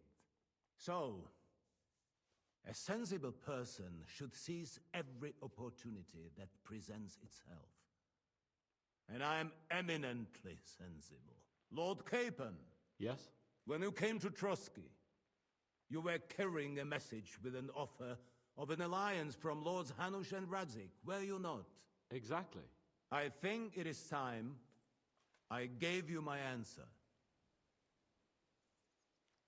A wise decision, sir. But suspicious. Why the sudden change of heart? You think I'm some villain, don't you? But I've only ever wanted what is best. For yourself. Believe me. What is best for this country, for my loyal supporters, and, naturally, for myself. There it is. And I'm not ashamed of that. And it appears that Sigismund is no longer what is best. He's in trouble, both here and in Hungary. Okay. So, I'm sure some of y'all are wondering, why? Why is Sigismund in trouble? Or how? Well, here's the thing. The problem is, Sigismund invaded Bohemia with an army of mercenaries. That would be the Cumans. Naturally, mercenaries are expensive. And the plan was that Sigismund would come into Bohemia, conquer the region, get control of everything, and then use the money from that to pay his mercenaries' debts and also show that he could rule both Hungary and Bohemia at the same time. Except that's not happening. The League of Lords are resisting. And they're actually... the League of Lords are I'm trying to think. Either the League of Lords are loyal to Sigismund or to Wenceslas. I don't know. The point is, I don't remember. Wenceslas' supporters are not rolling over and taking it. They're actually fighting back. This is why only half of the country kind of supports Sigismund and the other half is loyal to King Wenceslaus. Because of this, and because it's not, it's been a long, drawn-out war, this means that Sigismund's running out of money. It's why we saw in the last stream why Sigismund is so desperate to get the mining rights and get the money and the silver pumped out of the Kuttenberg region. He needs the money to pay his mercenaries and also needs the money to send back to Hungary to show that he's actually getting control of the region. So he needs to pay his men, he needs to show that he's got control over Bohemia, and he also needs it just for personal finance. If he's going to run Bohemia, he needs money for infrastructure, for expansion, for all that stuff. But he doesn't. So now he's fighting a war on two fronts. Not only does he not have the money to pay his mercenaries, which is causing the people in Hungary to get very upset, but he's also dealing with squabbles here. He can't get control of the nobles and the lords here in Bohemia, even though they're on his side. They're too focused on themselves. They don't want, to play Sigismund's game. So Sigismund is now trapped between a rock and a hard place. And it's up to him to basically figure out how he's going to get out of it, which he can't right now. The army is not getting paid, morale is poor, and the Kuttenberg miners are rebelling. So the crown is running out of silver. Correct. That's basically what I just said. There's also now you're probably thinking, well, wait, when we were basically as Henry, as a waiter, we heard Sigismund tell the mining guys just to pay the workers more so they wouldn't rebel. It's not that easy. The problem is the mines are running out of silver. Because they're making these guys work so hard, they're burning through their silver supply. And again, if the mines don't generate any silver, they can't pay the workers. But these workers are being asked to work harder and harder, and getting almost nothing for it. So naturally, they're rebelling. Sounds familiar, right? I see. The butcher's on his way, so you want to flee the pigsty, eh? Naturally. And together we can even set fire to this pigsty, as you put it. If you want my advice. I'm all ears, sir. The last straw Sigismund is grasping is the royal treasury at the Italian court. If he were to lose his silver, he wouldn't be able to pay his soldiers and would have to withdraw to Hungary. We're supposed to rob the Italian court. The most secure place in the town? Of course. And while you're there, You can also free the lords captured at Raborj. My father. Lord Pisek, as the former Mint Master, you must surely know of some way to sneak in. There is no way. The court's an impregnable fortress. Really? What about tunneling in? There are hundreds of tunnels beneath the city, and if I'm not mistaken, one of them runs beneath the court. That's total madness. There might be some passageway leading there, but no one knows those old tunnels now. Besides, they might collapse at any time. One could easily come to a bad end there. But that can also happen when you try to mount a horse drunk. What's with this tunnel? There's a whole labyrinth of tunnels under the city. You'd have to dig from inside the treasury to find the one you want. And where they all lead to, God alone knows. God and me. Oh, pardon me, milady, but how would you know? Not all young noblewomen devote their days to embroidery, Sir Peter. I look after Father's documents, and I know all about the plans of the passageways beneath our palace. St. James's Church owes its existence in part to the generous donations of the Routards. So in the past we had a secret underground entrance built into its crypts, and St. James's is right next to the Italian court. A handy escape route from the palace, eh?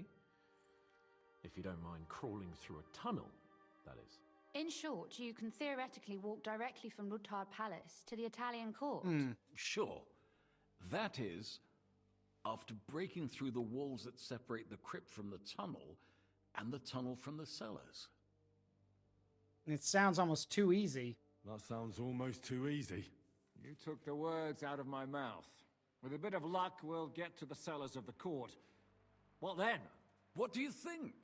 The guards will come down on you and it'll all be over. So we need someone who can help us on the inside. Someone who'll distract the guards and lead us to the silver.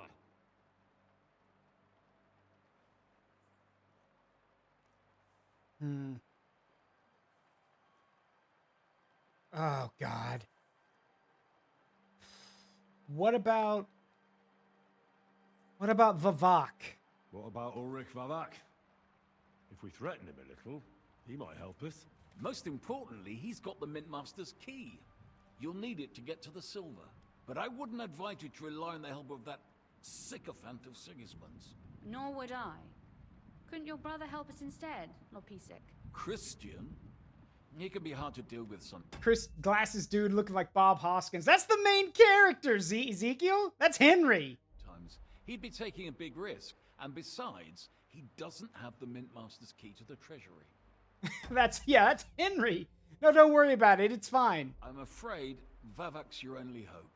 There is one other possibility. Oh? What's that, Sir Otto? Perhaps you have heard about the expected arrival here of a rare visitor from very far away. Who? Do you mean... Surely not. The very one. What the fuck are you talking about? Speak clearly. Well then, a papal legate is on his way to the town directly from Rome. A papal legate! Please, don't tell me you idiots are thinking about holding a papal legate hostage. Do you want to piss off the Pope? A papal legate from Rome is coming, and your idea is, let's nab him. No! No! You can't do that! Oh, no. No. Okay, look. I know some of y'all are thinking, wait, what are you freaking out about? Look, it's the Middle Ages. The Pope and Rome are some of the most the Pope is the most powerful, probably one of the most powerful men in the world, and Rome is one of the most powerful places. A papal representative coming here is basically like the Pope himself. It is. The Pope sending a representative to Bohemia. Taking him prisoner is basically spitting in the face of the Catholic Church. You do not mess with the Vatican City. Period. Like, no. He's coming to adjudicate the dispute about the new church. Okay, well, we're not dead yet, but I certainly don't like this plan. What's that got to do with us? Where would he be received except at the Italian court, along with his entourage? No one knows them. Thank you for the care package. No one has ever seen them, and very few understand their language. Oh, they no. might as well be volunteering for you to take their place. Well, bugger me. This is starting to sound fucking good. What? What do you mean, take their place? Are we supposed to kill them? No! Why not? Fuck. No! We can't do that! We can't. Godwin, say something. You're a priest, after all. You're right. Jesus. Get a grip, fellas. Do you want to burn in hell? Calm down. We'll just lock the Pope's lackey up for a bit, and once we've got the silver, we'll let him go again. No one gets hurt. St. Joseph, cover thy ears. Where will we find that legate? He's staying in Loretz, at the vineyard. He's got the use of the whole place for himself and his escort.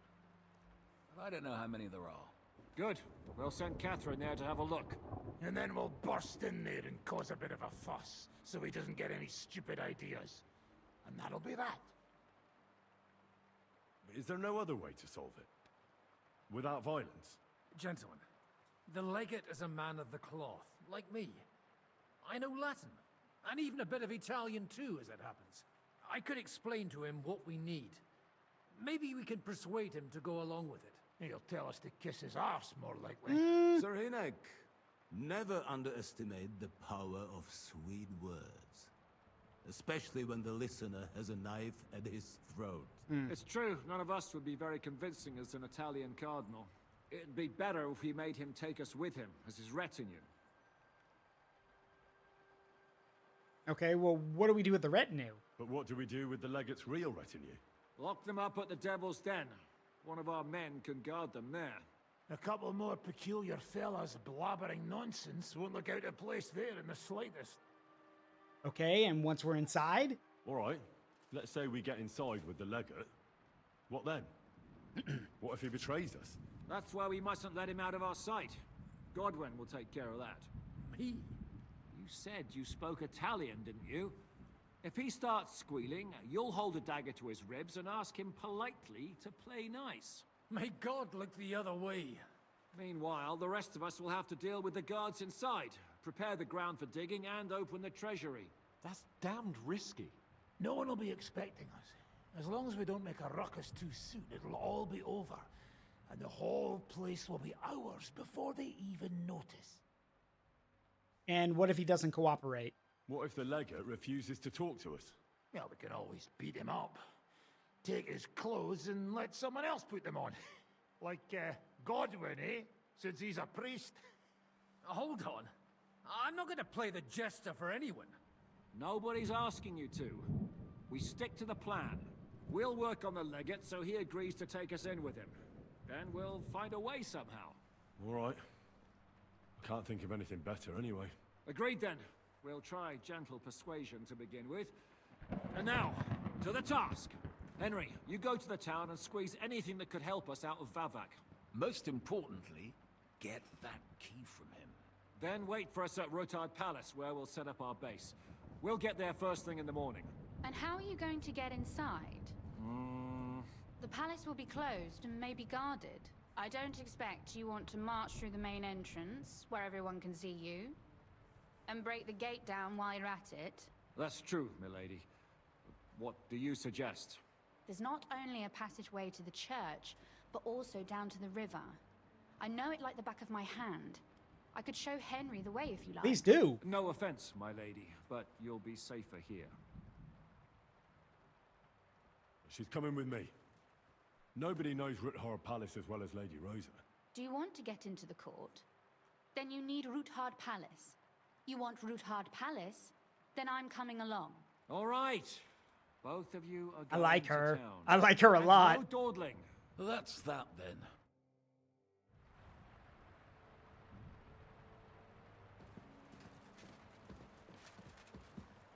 Escort Lady Rosa to Ruthard Palace. It looks like the two of us will be going to Kuttenberg alone. I can hardly wait. Aren't you looking forward to going home? When they captured Pa, Von Bergov's people came to Rutard Palace. Yeah, it's raining Did outside. they do anything to you? No, I wasn't harmed. But before they took me away, they ransacked the place. Then Von Bergov just took me to Malashov. It's likely Vavak took our home for himself. He's always threatened to do that. You can try. When we free your father, Ruthard Palace will be yours again. I hope so. How do we even get inside Ruthard Palace? Like I said, through the underground. Well, I suppose by now... You are in mining... How will I find the... No, I'll guide you this time. Are you ready to go? One more thing. Do you remember how I asked you to bring me my book from Malashov? Well, how about that? I almost forgot. Here it is. I'd lost all hope. Thank you. You carried it for quite a while. In that time, I would have read it twice over. Did you at least peruse? I read a little bit. Oh, sure. I read a little. And what did you think? The writing style seems familiar. While reading it, I thought the writing style seems... familiar. Really? Well, yeah. As if I knew the writer himself. Or herself. Women writing books. Come now. Why not? I bet they would write better than many men. Such audacity. More like experience. I once helped with copying. Most of it was boring drivel. I can imagine. A person does all that work to learn to read and write, but then they sit you down at a table to copy the works of others for the rest of your life. Yep, that is something you Waste would of do if time, you could right? read. Not just time. Hold on. Who wrote this then? Henry! I did. She wrote it, you dumbass. Tales of Kuttenberg. You helped Rosa finish her book. Should we go? There's no point in dallying. All right. And yeah, she's a poet. That book is full of anecdotes and poems. He's not stupid, he's just a little Here slow. we are. I'm not keen on going into that darkness. Are you afraid? Of the dark? Me? I'm not a little girl. But God knows what we'll find inside. Especially at the far end. I'll be with you. Ah, my hero. But since I'm the one who knows the way, I'll be going first. Okay. Hey, Sparta, how you doing? First time chatter, welcome. Make yourself at home. Love the emotes, by the way. I'm Zaruk. How you doing?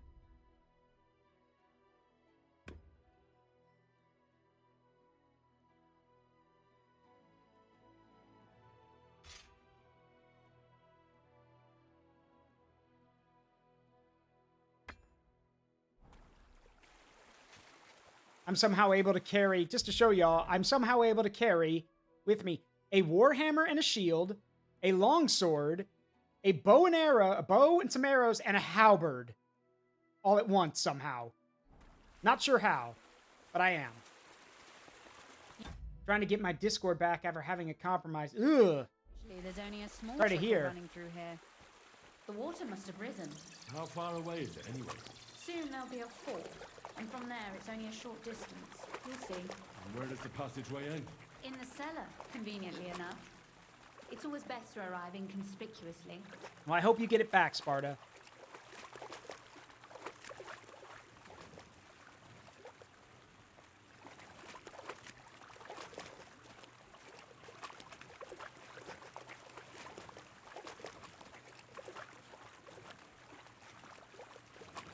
They're from a good friend of mine's channel. Cool!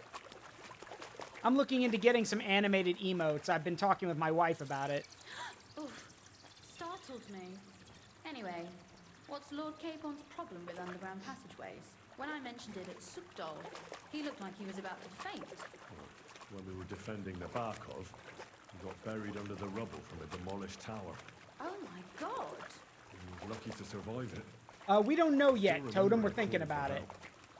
There's a few of them. Scared to death. If you guys have any ideas, What let we us could know. do. That's Or what let we me did. know. It's like, yeah, I am taking ideas for what kind of animated emotes to get, so you let me know. Captured by von Bergov. Since then, he's not comfortable with tight spaces. Sorry, I was a silly goose to bring it up.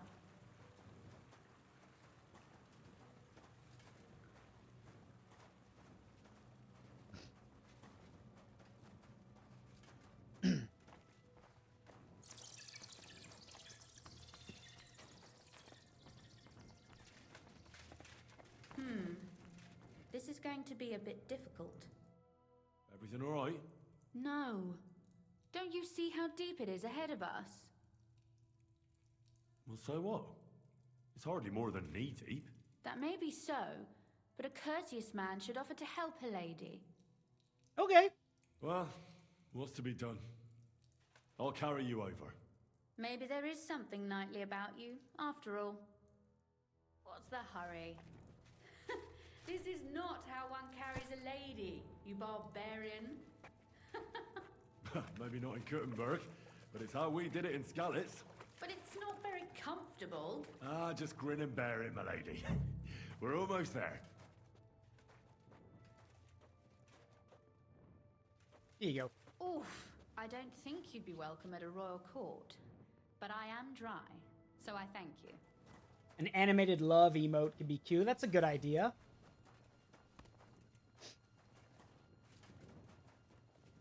That might work too, Lich King. I'd have to get an example of it, though, to show the artist. What I'll do is, after stream, or maybe when we get our next break, thanks to the ads, I will post the website of the person I'm thinking of getting the emotes from, and y'all can pick from those. Oh, sucker. I hear voices. Looks like we've got company. And not welcome company, I reckon.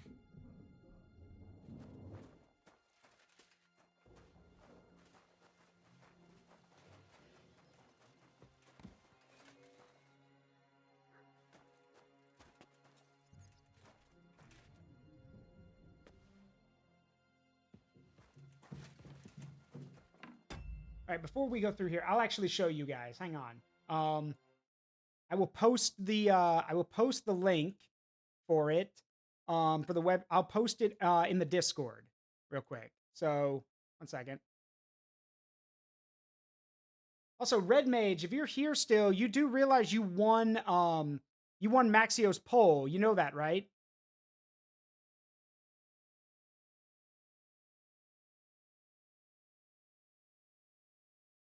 An idea for an animated emo. Yeah, that would work too. Those are good ideas. Anyway, I'm going to post this in the Discord for y'all to take a look at.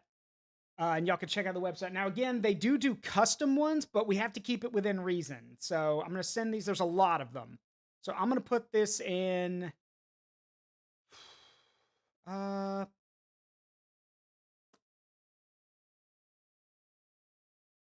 okay.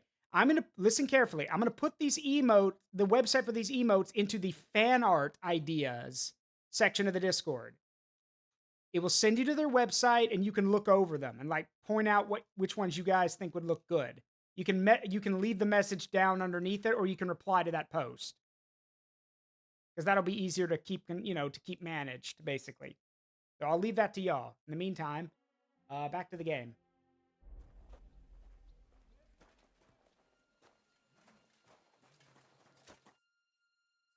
Look at all this mess. I can hardly recognize this place. This doesn't look like the work of Avak's people. More like city rabble and beggars. They're acting like they own the place. If Pa were to see this, we must get rid of them. What do you mean, get rid of them?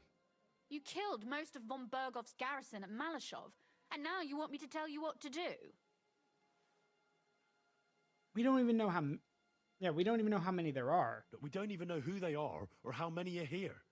They might be harmless cripples, but they could also be a pack of cutthroats. I know, but what do you want to do? Sit back and wait for them to die of old age? Well, you won. Make good use of it, Red Mage. I'm just supposed to slaughter them just like that? So I'm supposed to slaughter them? Just like that? Yes, that scum has no right to defile this place with their presence. Which means they deserve to die. If we want to be sure they won't give us away, we've no choice. My. How quickly Lady Rosa can change her mind. What's the difference between those ragamuffins upstairs and the villagers at Malashov, eh? But this is our home. Our property. They have no right. I don't think they care about rights. Folk who have nowhere to lay their heads and nothing to eat aren't much interested in the troubles of the rich. They just seize the opportunity. You're right. But they can't stay here either. They'd give us away. So you want me to get rid of them? But what will you do? I'm responsible for keeping you safe. Don't you worry.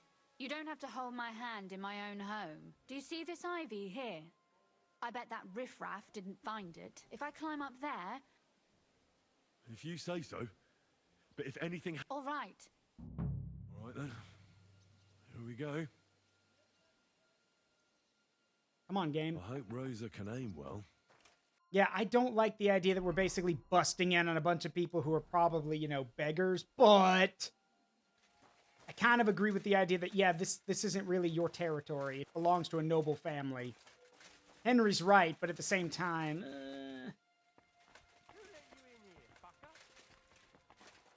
Calm down. I just want to talk. I'm not looking to harm you. Talk, eh? You don't want to harm us? Hark at him. Let's get rid of him. What do you say, fellas? Okay. You're gonna get it. Sucker. Rosa? Can you... Rosa! Show your stuff.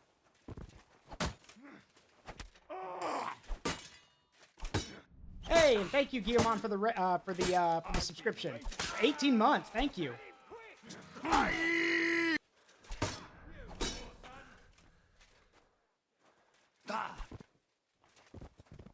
In God's name!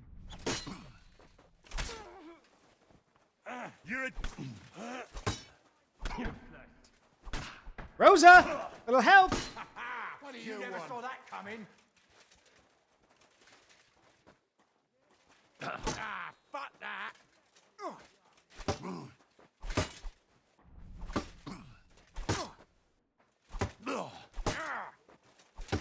All right, enough. We're gonna gut you, you whore son. All yours! Hey, he's going to shoot! Get off. That's it. You brought this on yourselves. Beat you to a bloody pulp, fucker! You want to try me? In God's name! Do it! Over here. Are you all right? I am. For now. Are you all right, Henry? I think I hit one too. You're a good shot. Capon and Kabianka wouldn't believe their eyes. Thanks. Is something wrong? Someone's trying to break through the door. Uh-oh. Damn it. I'll be there in a moment. Be careful. Load your crossbow, and if they get inside before I get there, shoot them. I barricaded the door. I don't care how long you can hold out. Be ready. Gotta go, gotta go, gotta go, gotta go, gotta go. What a mess. Move.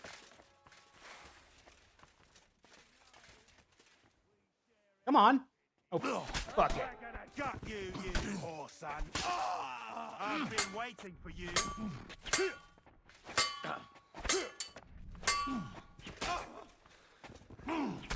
Got it. Gotta get upstairs. Get to that. What was that?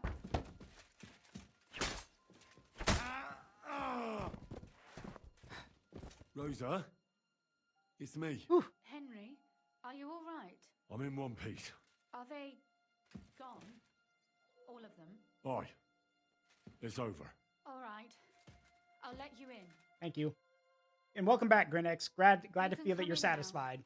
Hope the meal was good. Jesus!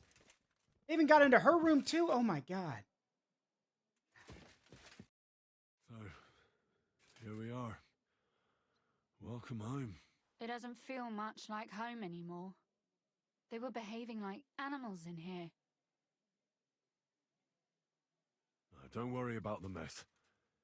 Our boys will happily clean up once they get here. We owe you that. The mess is the last thing on my mind. There was my mother's silver, my brother's hunting trophies, and my books. It's all gone. Right. We've got a lot of work to do, but we'll get there. You'll see. We have to. There's a lot at stake. That's true. You know, Henry, I want to ask you something. And I want an honest answer, all right? I swear, if you're about to ask me how do I feel about you, like, I'm sorry, I'm spoken for. Now, I'm gonna be real with you guys.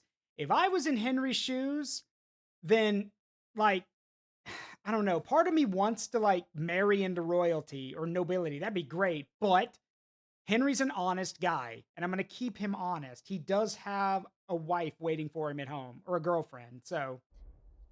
If everything were to go wrong at the Italian court, and God forbid you had to choose, would you still try to rescue my father, even if it meant putting stealing the silver in jeopardy?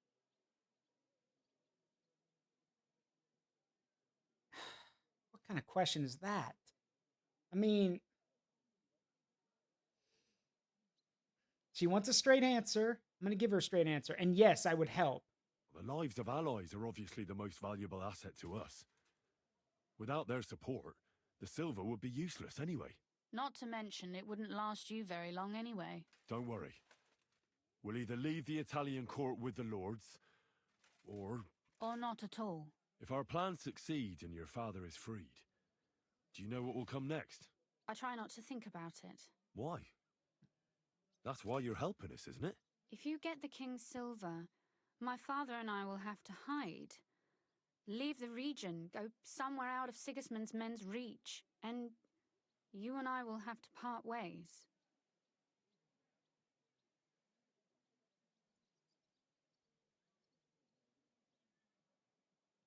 Maybe it won't be necessary. As soon as Jobst and his troops arrive, you'll be safe again. Maybe. But your duties are elsewhere. Capon's estate is in Retaille. Besides, he'll be getting married, and you'll surely be accompanying him. Why should my father and I stay here anyway? What do we have left? Oh well, there's no use in crying over spilled milk. Ziska's herd will be here tomorrow. I'd like to get some sleep before then. Would you please leave me alone? All right. I'll keep watch downstairs. What about Vabak? You were supposed to go and see him today. I was, but that was before we knew what to expect here. I can't leave you alone now, so it'll have to wait till tomorrow. Thank you. And you get some sleep too, so you're rested up for it.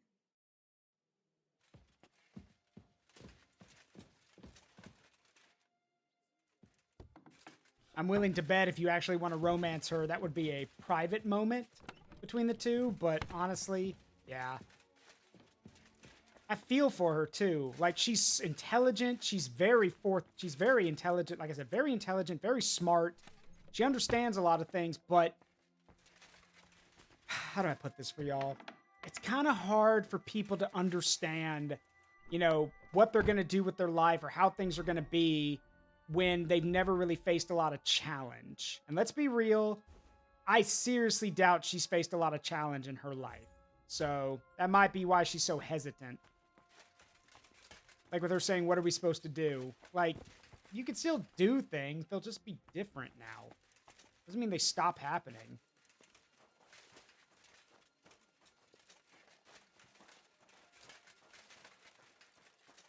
Ah, what a mess.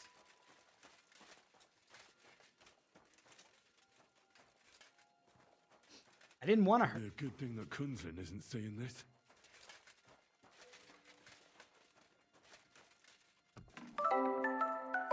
Hey, it's Mon. Hey, what's up, Mon? What's up, Raiders? I'm Zaruk Windcaller, Guardian of the Forest of Memories, variety streamer, plays games with a strong memory connection to me and my community.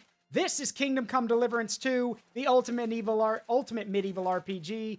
And a big shout out for my community to Mon Orc, the loudest and proudest orc on Twitch, without fail. How you doing? What's good? Thank you for the orchestra raid. Thank you very much. But yeah, like I said, this is Kingdom Come Deliverance 2, the ultimate medieval RPG. There's no stone unturned.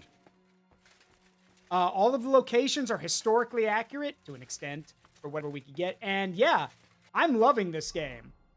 So yeah, sit back, relax, make yourselves at home, and yeah, hope you enjoy. Yeah, they tore the place apart, didn't they?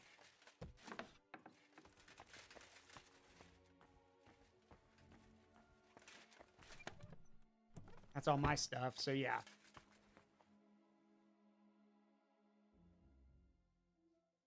Yeah, so sleep for 11 hours. And if you're wondering why it's chugging, that's because the game has to load everything. We're probably going to go right into a cinematic after this. Bluey the video. Really? Bluey? I thought it was, I heard there were a lot of issues with the game. Have they all been fixed? I know the game's adorable, and so is the show. So, hope it was fun, Mon. Playing a real Bluey the... Yeah, it's fun and easy achievements, I bet. You know, actually, now that I think about it, maybe I should be calling you Mon Orc. Speak with like a proper orc, with with a Cockney accent. I'm kidding. Here by now. I should go and have a look. Yep, here they are. Ladies and gentlemen, history lovers or otherwise, may I present Jan Žižka, actual historical figure, the national hero of the Czech Republic, or Czechoslovakia, and yeah, he's in the game. I see you're already here. How was the journey? Did you run into any trouble? No, it actually went quite well. Brabant wouldn't shut up, though. Credit where credit's due. He really helped in Malishov. That hit to the gate came at just the right time. We'd have dropped like flies if not for his men. But sometimes I feel like letting something blow up next to my head too, just so as not to have to listen to him for a while. I'd be more interested in hearing what happened here yesterday. When we got here, it was like a pigsty. Some local beggars set up a lair in here. We had to get rid of them somehow. What about Rosa? Doesn't she regret coming too? I'm lucky she was here with me. That shot fella in the courtyard, her handiwork. Really? Nice shot. Anyway, I told the men to get rid of the bodies and clean up the place a little. Hope the lady won't mind. Quite the contrary, I think. How did it go with Vavak, anyway? Well, after everything that happened, I didn't want to leave Rosa here by herself. I'll have to go and see him now. I understand. But go and see him as soon as possible. We won't get anywhere without his Mint Master's key. So, for those who don't know about this game, allow me to explain where we are and basically give you a brief explanation. It is 1403, and we are in Bohemia, a region that's part of the Holy Roman Empire, but is also modern-day Czechoslovakia. We are currently in the Kuttenberg region, based out, centered around this city, this small town this big town right here. Hey, Pink Bunny, thank you for the follow. Welcome to the Forest of Memories. Please make yourself at home. As I said, I'm Zaruk Windcaller, variety streamer. So here's the deal about why we're here. It's 1403, and Bohemia is currently under siege and is currently fighting I'm not going to call it a civil war. I'm going to call it, well, what it is. It's a normal war between two individuals. Thankfully, the game has a codex, so I can show you all this. There are two individuals here. Where is he? What? Oh, okay. Phew. So, our first antagonist, our first individual, King Wenceslaus IV, the current king of Bohemia, and an all-around straight-up loser. This man is a loser, but I'll get back to him in a minute. Our other enemy, if he's in here, pretty sure I've unlocked him. Where is he? Do I not have him in here? Huh, guess he's not unlocked yet. Our adversary in this is Sigismund, King of Hungary. And if that name sounds familiar, well, it should. Sigismund is probably one of the most famous men in Central European history. He and Wenceslaus IV are brothers. Basically, hey, Papa Audley, how you doing? Super duper short version about this conflict, because I don't want to bore y'all. Sigismund wants Bohemia. To that end, he set up a few things so his brother Wenceslaus IV here, the current king of Bohemia, could become Holy Roman Emperor and rule all of the Holy Roman Empire. And then Wenceslaus backed out. Like, literally. Sigismund did all that work for him to get that position, and Wenceslaus said, I don't really feel like it. So, naturally pissed off after losing a ton of money and a ton of prestige to do it, Sigismund's decided, fuck it, if you won't go do that so I can be king here, I'll take it from you. Wenceslaus is now being held in captivity, and Sigismund is invading Bohemia. He's conquered basically half the region, but in 1403, the war has basically reached a standstill. Wenceslaus's allies, who are basically all just lords who like Wenceslaus more than Sigismund, are currently fighting against the invading king of Hungary, Sigismund, and his Cuman mercenaries. And that's where we stand right now. Henry of Skalitz has been caught up in the war. That's who we play as. And it's 1403. We're trying to steal Sigismund's money. Sigismund needs silver, and the Kuttenberg region is a mining area. It has a ton of silver mines. He needs that money, and we're gonna fucking steal it from him. So this is basically, right now, this is Ocean's 11 Medieval Edition.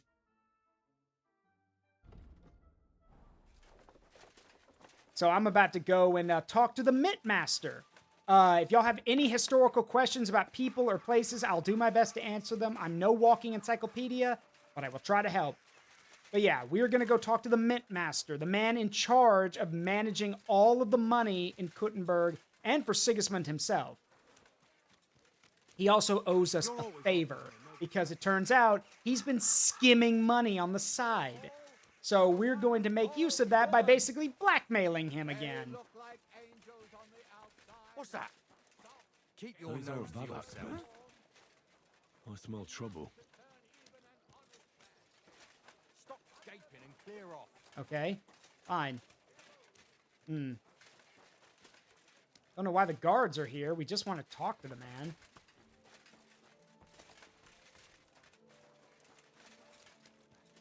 I don't want to start a fight. We'll literally get in trouble. I gotta lure him away somehow. Gotta head out. Gotta go to bed. Have a great... Hey, you too, bud. Have a good one. Sleep well.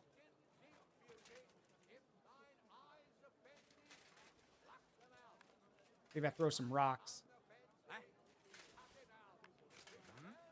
Stop fooling around with those stones.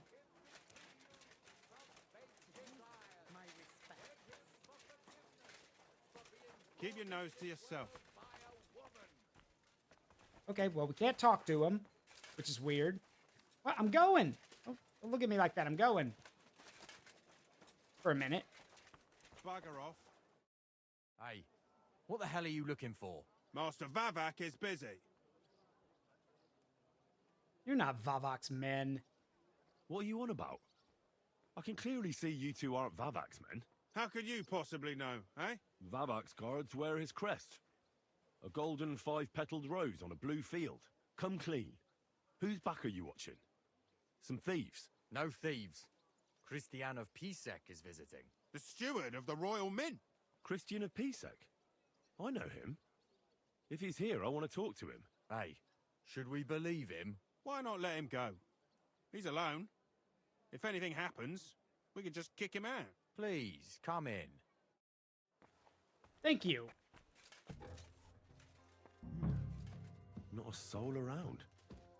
Very odd. Uh-oh. Why do I get the feeling Christian of Pisek has murdered the Mint Master?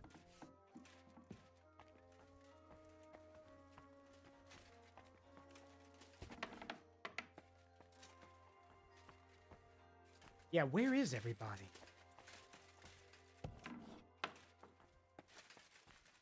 Weird. Hello, housekeeping.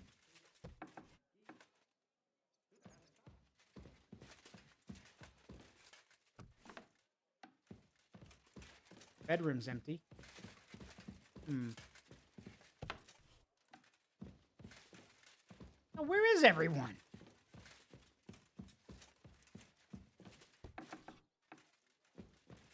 Table's untouched. I don't like this. Something feels off. Hey, I'm betting now that he murdered him. 10-1.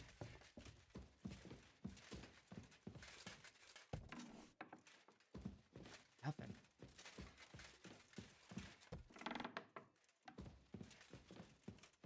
No, what? Where is everybody?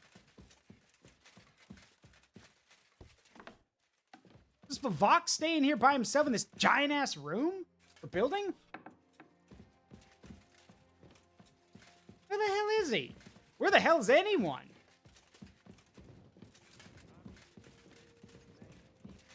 I know one of these is Vavak's place. Where, or room? Where is everyone?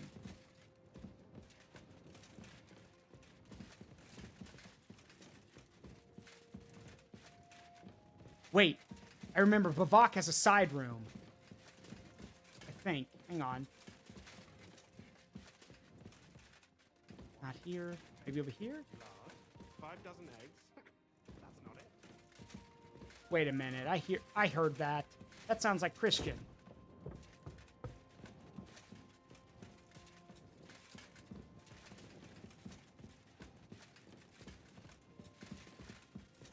Is that coming from outside, or?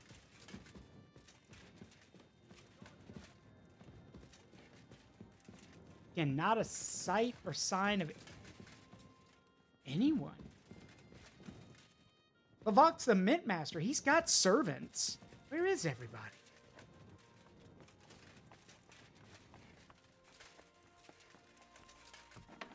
Nope, that goes outside. Hold on, let me check my map, make sure we're actually only supposed to search the building. Yep.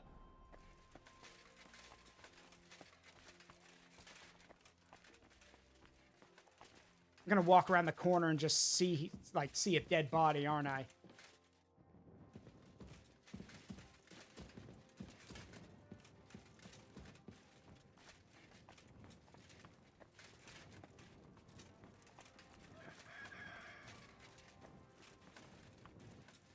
Maybe they shoved his body into one of these vats or something. There he is. Henry? How the hell did you get in here? How do you think I got in here? I have my ways. I have my ways. All right, then. Keep your secrets. Oh, that's good. That's, for those who don't know, that is a Lord of the Rings reference. It's like, how do you know when to get here? I have my ways, young Master Frodo. All right then. Keep your secrets. That's a good Lord of the Rings reference. Well done. I approve. That's a good Lord of the Rings joke. What are you doing here? What are you doing here? I could be asking you the same thing. But I've got a different question. How much did they pay you to tell them about the mint? Vivak was stealing from the town. And I could happily continue if you weren't such an honest idiot. Instead of which, I was almost caught and hanged. Fanush, Milosh, come here. Don't start. Defend yourself. Or don't. At least it'll be easier. Okay. You asked for this. For the cross! Then pay with your blood! I've been waiting for you. Next. Oh, by God's will, die!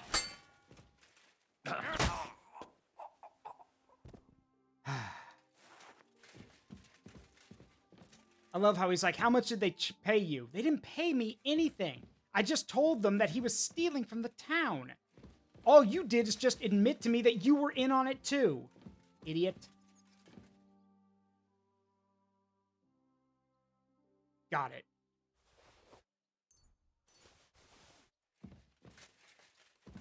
That's the key to the treasury. Well, done my part. At least I think that was the key to the treasury. Nope, get the key to the royal treasury. Where could it be, though? Where would he keep the key? Nope. Yeah, hello, my name's Stupid. Yep. Also, that letter. Let me look at that. That thing I grabbed.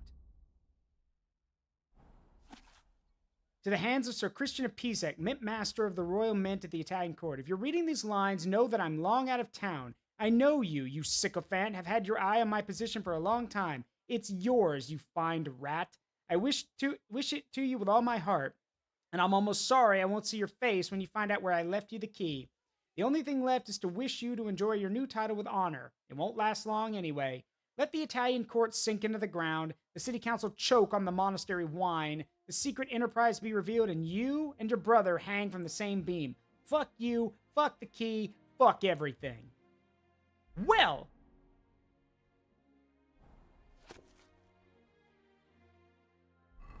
Suppose that answers that question.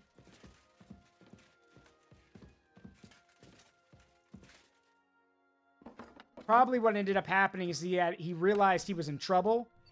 Because again, I was never going to give anything away. But Vivok probably realized, well, Henry may not, but I don't trust anyone else, so I'm going to get while the getting is good. And he gave the position to Christian Apisek. Because think about it for a second. If suddenly if suddenly all the stuff was to come to light about all the illegal stuff going on, who gets the axe? The guy who was the Mint Master or the current Mint Master? Who gets the axe? Yeah, that answers the question, I bet. Oh my god, did he throw it in the outhouse? According to a letter that Vivok left, which was originally intended for Christian Apisek, the key is in an ingenious hiding place. If I'm to get hold of it, I'll have to roll up my sleeves and hold my nose. Damn it. Really? Oh, that was easy. That wasn't that bad. That was actually not as bad as I thought. Well, that really is disgusting. Fuck you, Vavak, wherever you are. I mean, I just had to pull the key out. It's not like I covered myself in it. But oh well. I don't stink anymore, which is fine.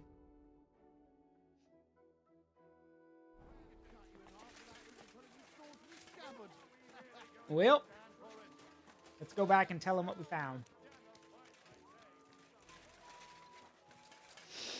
So Vivok avoids justice because, well, he decides to get while the getting is good. To be fair, as dickish as it is, I'll give him credit for the fact that he was smart enough to basically set Christian up to take the fall by giving him the position. That's pretty smart. Here's the key. I was at the Mint Master's place. Hold on. Everybody should be hearing this. About that. Well, how did it go? Do you have the key? Aye, I've got it. But it stinks a bit. Quel puanteur! What about the Mint Master? Will he help us out? Vavak has disappeared. I found the key in his house, but I also met Christian Apisek there. He tried to kill me. Good thing he didn't succeed. How did that end up? He's dead. At least he won't rat on us. The main thing was to get the key, and we did. What's worse is that we don't have anyone inside the court. Well, can't be helped. Let's get to the point. We must have everything ready before Catherine returns from Loretz, especially the way through to the court. I should say so. If I'm going to send my men, I have to know exactly where the way through is to be made. That'll be your job, Henry. And Brabant's going with you. Excuse-moi? Why should I?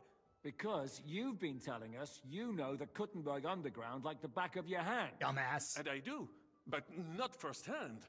Only from mind maps and drawings. Nobody will let men of my standing enter those moldy shafts. What exactly are we supposed to do in that cellar? Get as far as you can and mark the spot where Brabant's men will start digging. I see. Why do I feel like that sounds a bit too easy? Well, we have no idea what's really down there, so you better have a weapon handy. Come now. Surely you do not mean... Rutard's daughter will tell you more. She came up with this part of the plan. All right, what are the others doing? Where are the others, anyway? Kubienka, Ada, and Janos. They heard there was work to be done, so they left à l'anglaise. But you do the work of three, eh? At least with your mouth. They're getting some wagons so we can move the silver. If Pisak wasn't lying, there's quite a hole there. If Brabant doesn't want to go into the tunnels, I'll go with someone else. With Ruthard's daughter, eh? One night wasn't enough for you. Shut up. I meant with somebody like Sam. He knows his way around the town underground too. Oui. That is a good idea. Why not? Maybe the cold down there will cool his hot head. What will you lot do in the meantime? We'll be doing the planning. We've got to bring those captured Italians to the Devil's Den somehow. They'll just sit tight till we give them back their legate, and then we'll let them all go. The main thing is keeping Godwin away from the booze. Or we'll have no way of talking to the gents from Rome. Fair.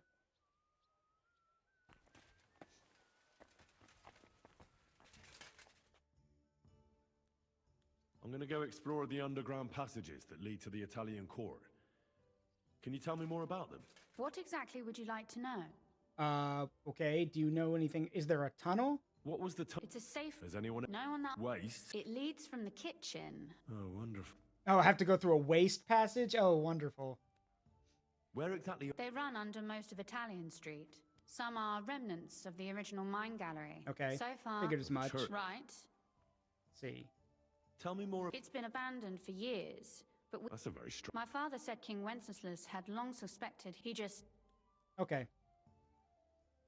What exactly am I? We need to find and mark the point where the crypt wall joins with the tunnel. Got it. When we break through the wall... But how will I know? You can tell if there's a cavity behind the wall by the sound it makes. The gallery is also damp, so the spot might be a different color. So I'll be knocking on. Well, Thanks for the advice. you'd better hold your nose and look before your feet when you enter. All right then. Ah, great. Man, yeah, I'm always getting the dirty jobs. Man. Yeah, it's a dirty job and someone's got to do it. But seriously? For those who haven't seen the rest of this game, need I recall to everyone about the time that I literally had to walk through an entire area, about 20 yards worth of nothing but fecal matter, to find a dead guy? Morning. It appears we're supposed to go and mark the path for carrying out the silver. I thought you were going with Brabant. He backed out. Brabant backed out of it. Perhaps he was afraid to soil that. You ready? Well, absolutely. In the kitchen. That's a promising start. Sorry, I didn't mean to remind you, but hey. Oh, by the way, for those who know, this is Samuel. This is Henry's half-brother.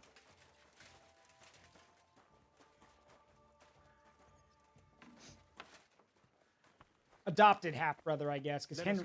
Yeah, Henry was adopted. That smell. Yeah, it's a waste thing. What are you expecting? It's where they throw the scraps and everything from meals. Probably don't smell good. How long have they been throwing shit down here? It is nearly up to my knees. Perish. And it's bloody slippery. Ugh. The nerve of Žižka and Dry Devil. I give them coin, and they send me to wade through shit.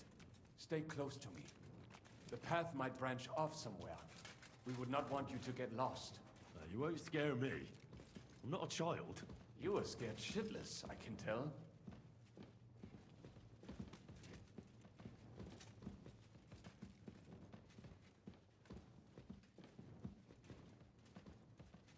And sorry, Lich King, I didn't mean to remind you. Must have been here a long time.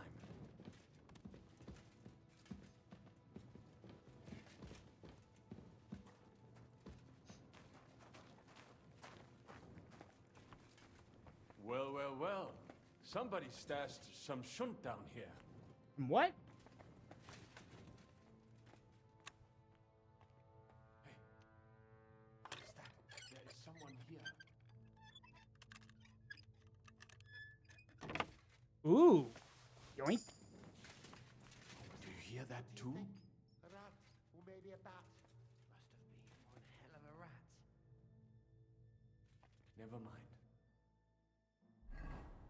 Better come along. We have other work to do. What the fuck are you doing here? What are you doing here? Sitting around, twiddling our thumbs. Is it not obvious? They are stealing from your Christian brothers. What are you looking for on those corpses? Valuables? They don't have any. These poor wretches was already robbed by our grandfather's grandfathers. We're happy with trifles. What do you mean? Well, fingers, teeth. If we get lucky, some smaller bones too. Lennox pays well for those. Memories have essentially 0 cents response from me. Hey, and I guess my powers don't work on you. I'm literally the guardian of the forest of memories. I guess I can't do it. My powers don't work on you. Wait, I know Lennox. I know Lennox. Do you work for him?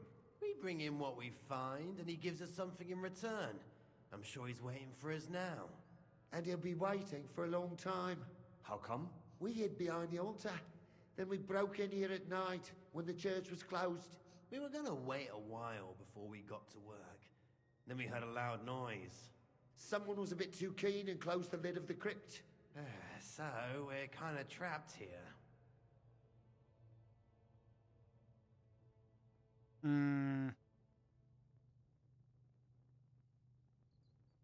Do Do I tell them they can come out through the palace, or... Alright, I'm gonna run to the restroom real quick. Let me think on it. Be right back. Go to the restroom.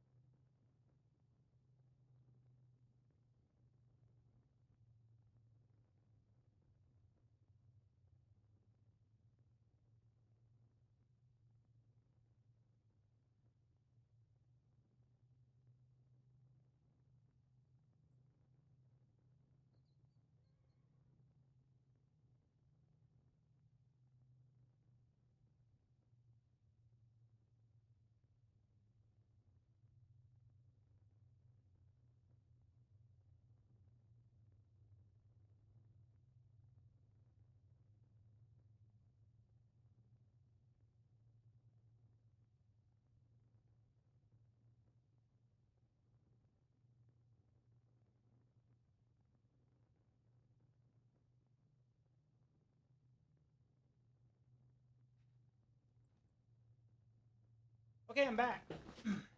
I'm back. Let's see what to tell them. If I tell them they can get out to the Rutard Palace, I mean, I'm not lying, and they're probably going to figure out how we got through here anyway, so might as well be honest. You can pass through the Ruthar Palace. If you keep going down the corridor through the crypt, you'll come out right in the kitchen. That's not a bad plan. I heard the place is empty. Nearly empty. But if you do not tell anyone about us, we will keep quiet about your relic business. What do you say? Deal. And thanks. See? Easy enough.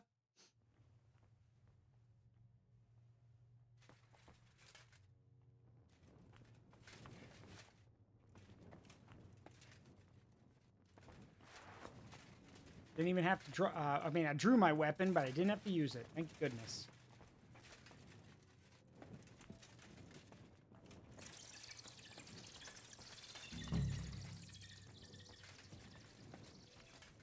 No, this is not it. Yeah, this is a crypt, all right.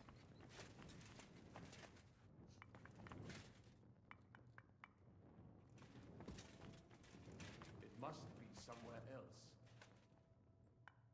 It does not go any further. Why? So it That has sounds to be different. around We here have it. somewhere. Take a look around. And there's also water condensation here.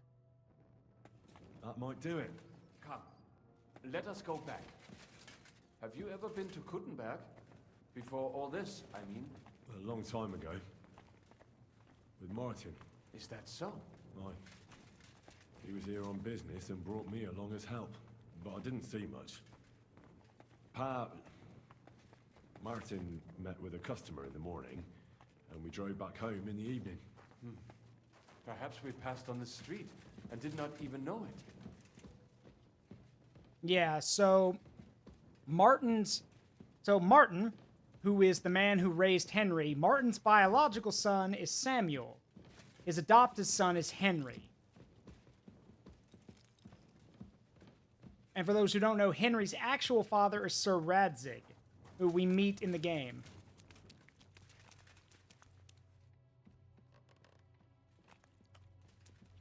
Oi, Gewalt.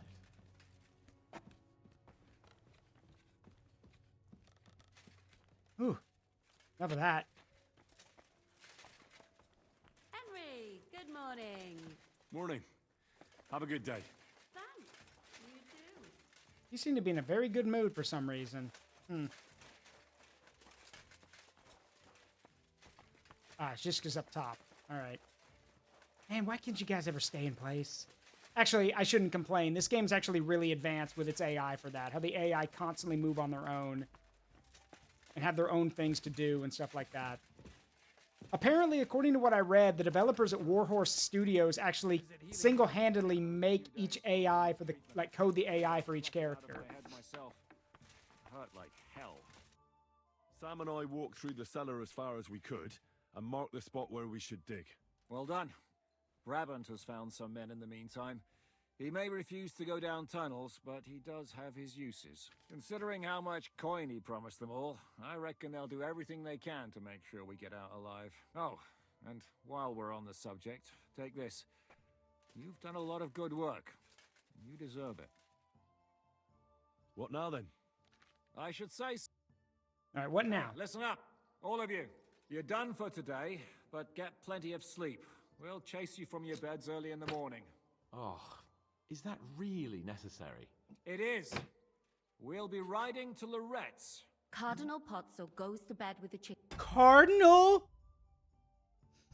Cardinal! I thought you said it was a legate. Just a simple papal representative. A cardinal? Oh no. Okay. So, let me explain why this is bad. Cardinals. Sounds like that might be a cardinal sin. Yeah, no kidding. Cardinals are the very men who basically are part of the papal council. A cardinal sometimes a cardinal can represent an entire country or an entire province. We are talking about someone with an absolute assload of power here. He is like,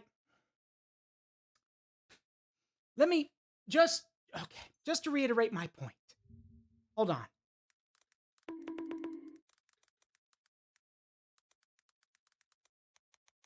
Hold on. How many papal cardinals are there today? As of today, there are 251 cardinals in the College of Cardinals.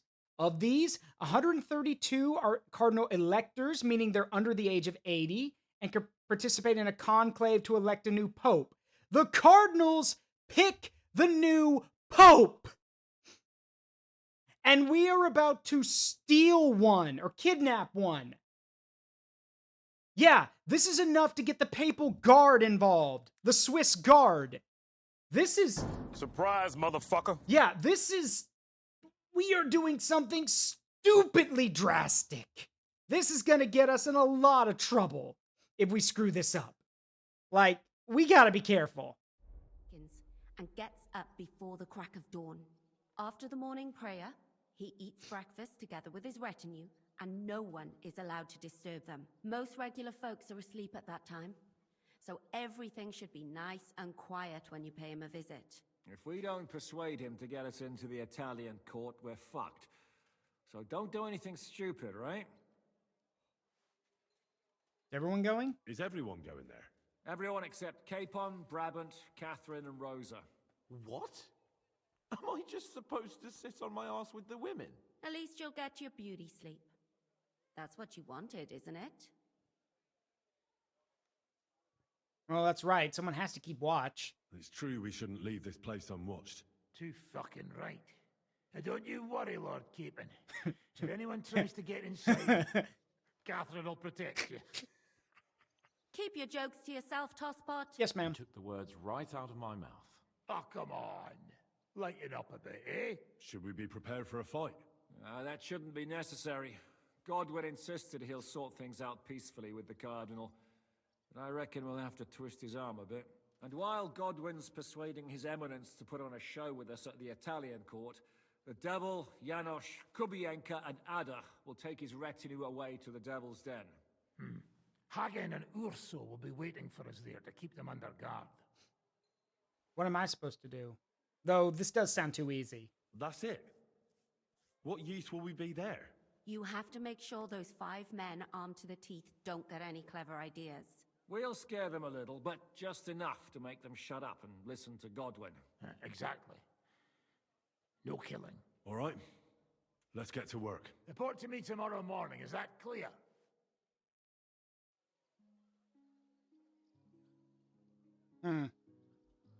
I really hope Godwin can pull this off.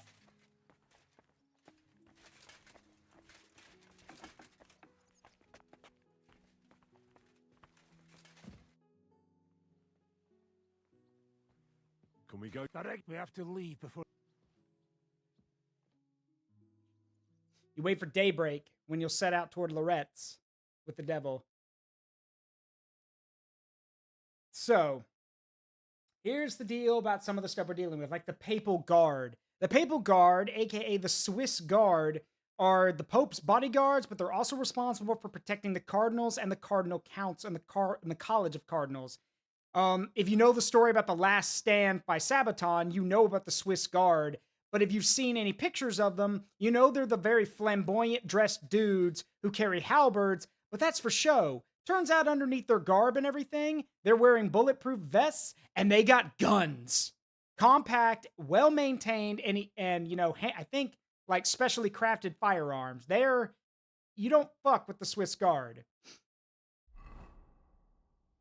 They were paid, but back in the medieval era, they were paid a lot of money to be part of the Papal Guard. So these guys are gonna I hope they actually do them justice. They should be, if they're here, they should be flamboyantly dressed. They should have, yep, that. Buono il pollo, eminenza. Well, no, that's the cardinal. Così così, eh. Cibo da queste parti fa un po' cagare. I mean, they're not too badly dressed, but I'm expecting more. Ma che diavolo? Come cazzo vi permettete? Eh? Sit the fuck down.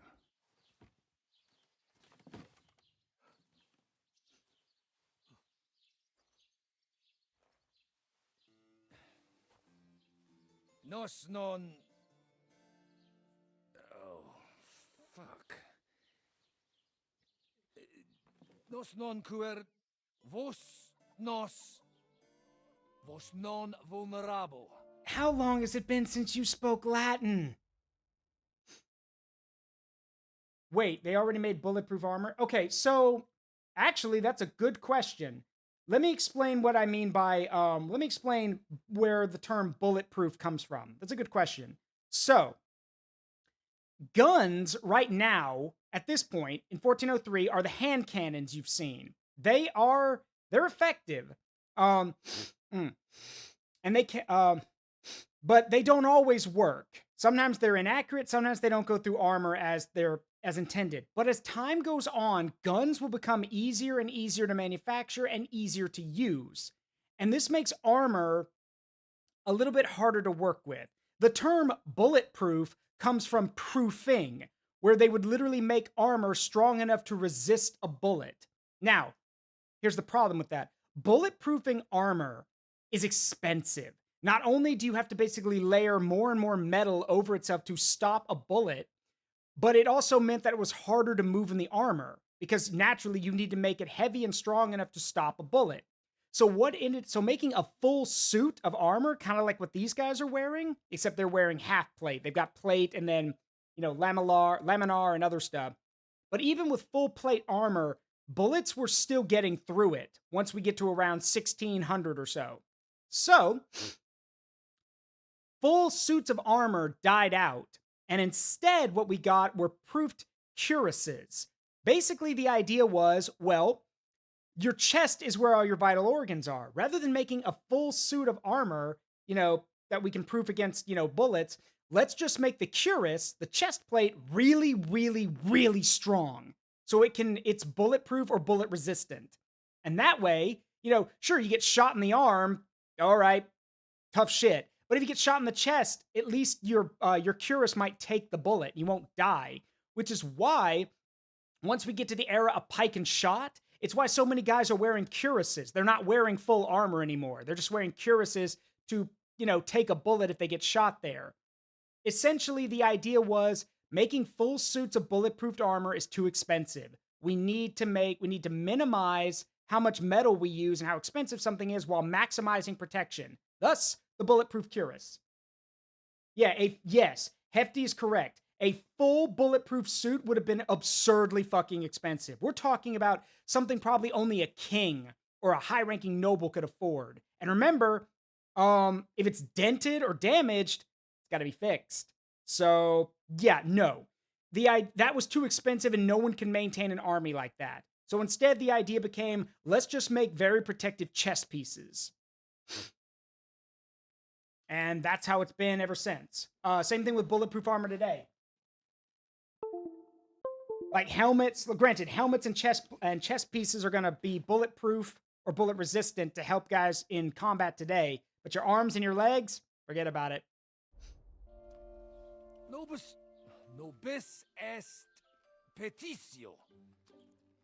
No. Proposal. Ragazio. Ita. Ragazio. Can you cut it short? Fuck! Don't interrupt! Latin is tough when you're sober. Don't. Ah! Fucking hell! Andiamo! Forza! After them! They mustn't get away!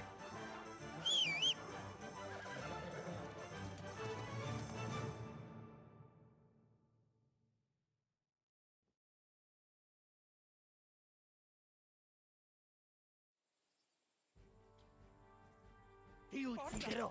Quick! Figlio di puttana!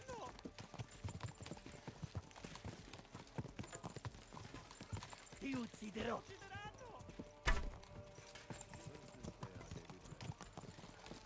Figlio di puttana! Quick! Ah, forget it.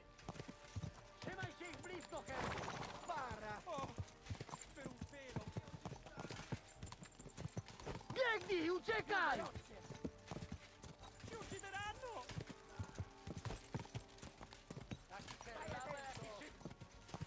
Oh, per un pelo! Ride, Pebbles, ride! Forza, più veloce!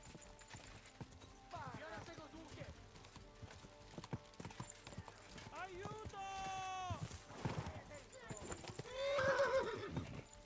Got him. Hey up, lad. Keeping all right, are you? Well, do your best, don't you? That's all you can do, really, isn't it? Guess in these times, no? Yeah. Not sure about this, though, eh? Who's keeping these roads? No one looks after them, you know? My words exactly. I mean, no one gives a damn until some noble rides along. And then he's surprised.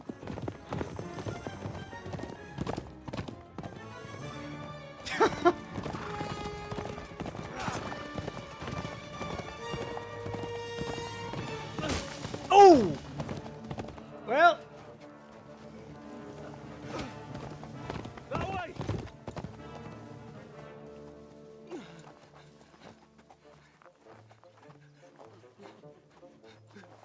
Per amor di Dio, mi lascia in pace.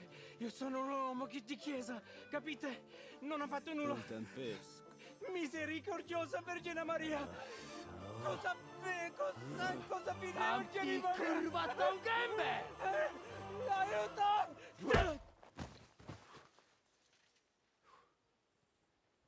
Well, one way to handle it, I guess.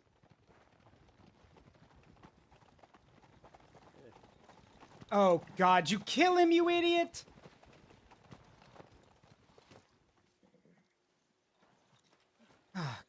Right, let's see him. Nie chciał zamknąć gęby, to dostał. Oh, he's dead. Mu nie jest lekko otumaniony. No, he's not. He's dead. No przecież lekko dostał z bańki, no leciutko. You've killed him. No przecież nic mu nie zrobiłem. He fell back on that You rock. fucking killed him, you great Polish ox! You are going straight to hell for that. Kurwa, do diabła, tylko nie to. That's right, hell!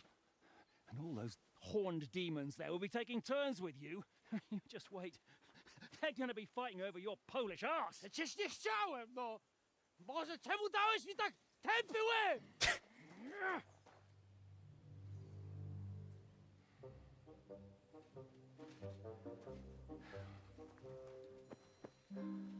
He fell back and hit a rock. Strip It's them, not his or fault. their clothes get even more soaked in blood. You can undress His Eminence here. Me? Why? Because you're the legate now. Yep. I had a feeling that was going to happen. Because he could speak Latin.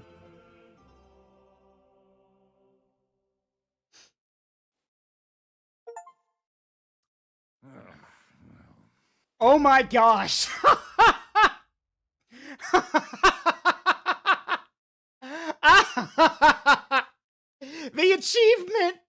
The achievement I just got says, and I quote, "Martyr, help the papal legate achieve martyrdom." Are you shitting me?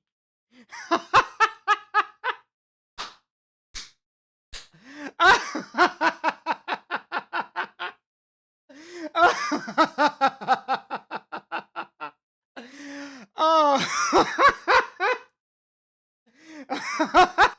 I'm sorry.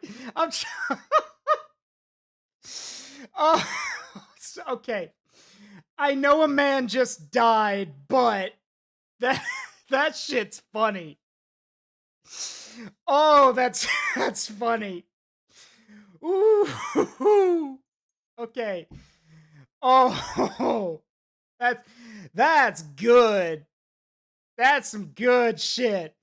Okay, I'm getting lightheaded. Ooh, boy. Okay. So, well then. It's not normally how it works, but yeah. Yeah, I guess. Yeah, I guess in a way that's the definition. You die serving the Lord, then you're a martyr. So, Well, that didn't really work out. What are we gonna do now? Also, your opinion on the Carcadons. Oh, the space sharks are awesome. And you asked earlier about the space wolves. I like them too. I like all the Space Marine chapters. Except the Dark Angels. The Dark Angels can piss off. I like Lionel Johnson. I hate his chapter. You heard, didn't you? We'll get rid of the bodies, get Godwin dressed up, and hope his Legate Act fools the Church Council. It's too late to back out now. Maybe it'll be better this way. Well, maybe it'll be better this way. I wasn't sure the legate wouldn't betray us anyway. I trust Godwin a lot more. Sure, I trust him too, but not so much his language skills. Let's get out of here. Agreed. Are you going back to Ruthar Palace? Aye. We have to wash the clothes. We still have some time. I have the feeling there won't be time.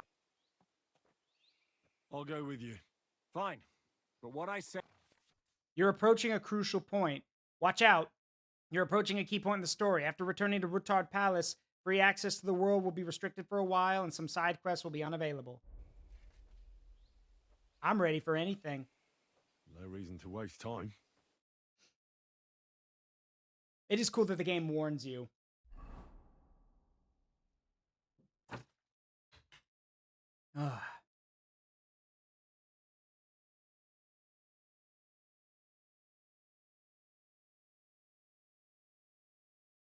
I'll be honest with you guys, I feel bad. I feel bad.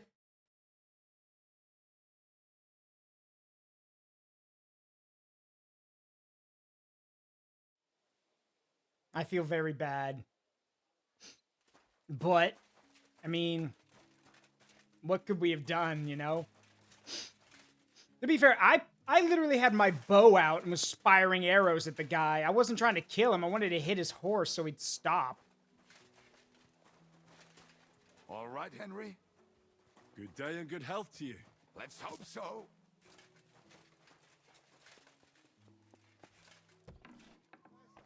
Stop playing the fool and try to get it right at least once. Buonasera, signori. Who you call senior?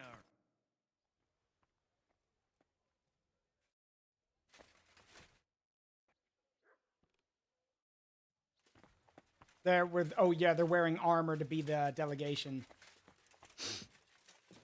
I mean, if push comes to shove, just don't talk. Put your helmets down and just say, "Oh, they've taken an oath of God that they won't speak until the mission's over." Monsignore, mi spiace, but you've got it on back to front. Oh, shit. How the hell can anyone know how it should be? Fuck. Now I'll have to take off all these layers again. I'm yanking your pizzle, Godwin. I mean, Vostra Eminenta. You've got it right. I'd like to punch you in the face, but the way you look is punishment enough. So says the... Why do I hate the Dark Angels? Because the Dark Angels' paranoia literally gets so many people killed. Like, it literally sacrifices everyone else for their, for their paranoia, their mistakes. So no, I'm not a fan of them. How are the preparations coming along? We're done with the preparations. It's time to get to the task. The plan is simple. We split into 2 groups.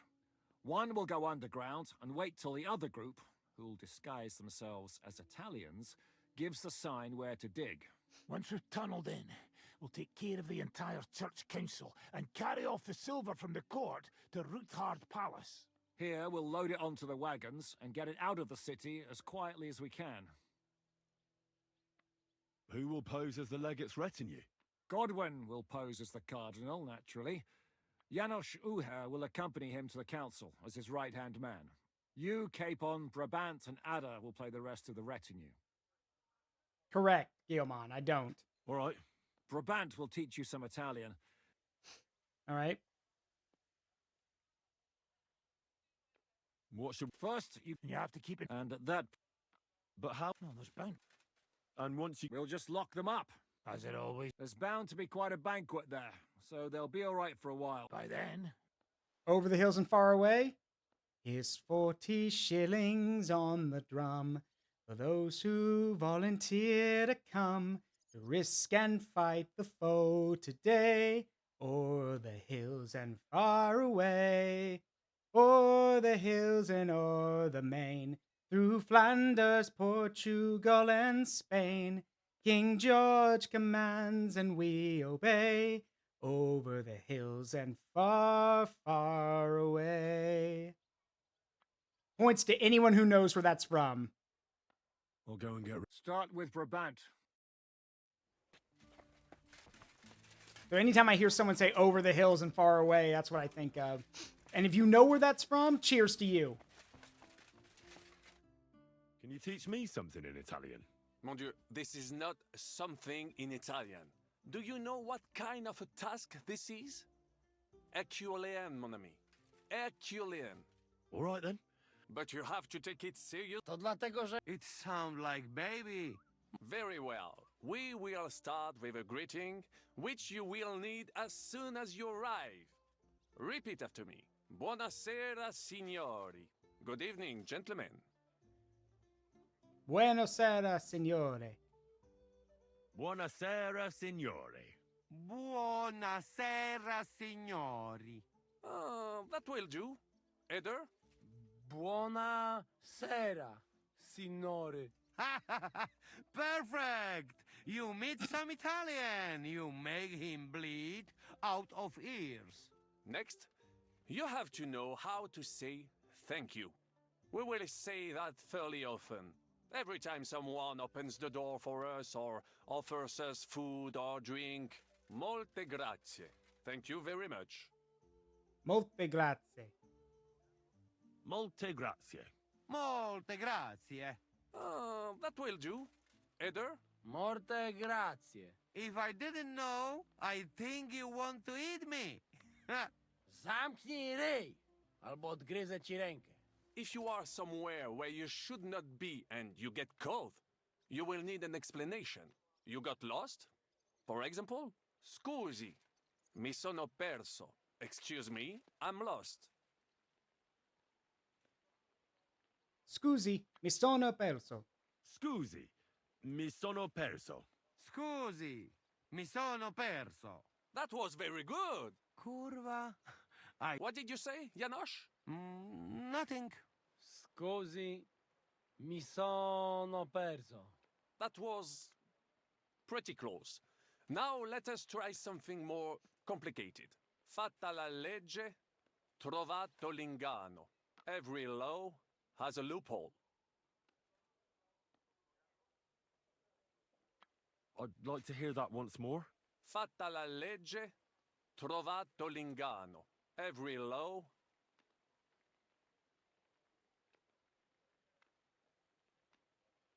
Fatta la legge, trovato l'inganno. Fatta la legge. Parfait. Co to za brednie? You know? That... Whatever you say, o mangi la minestra, o salti dalla finestra. Either you eat the soup, or you jump out of the window. All right, say that again. One more time, please. O mangi la minestra, o salti dalla finestra. Either you eat the soup.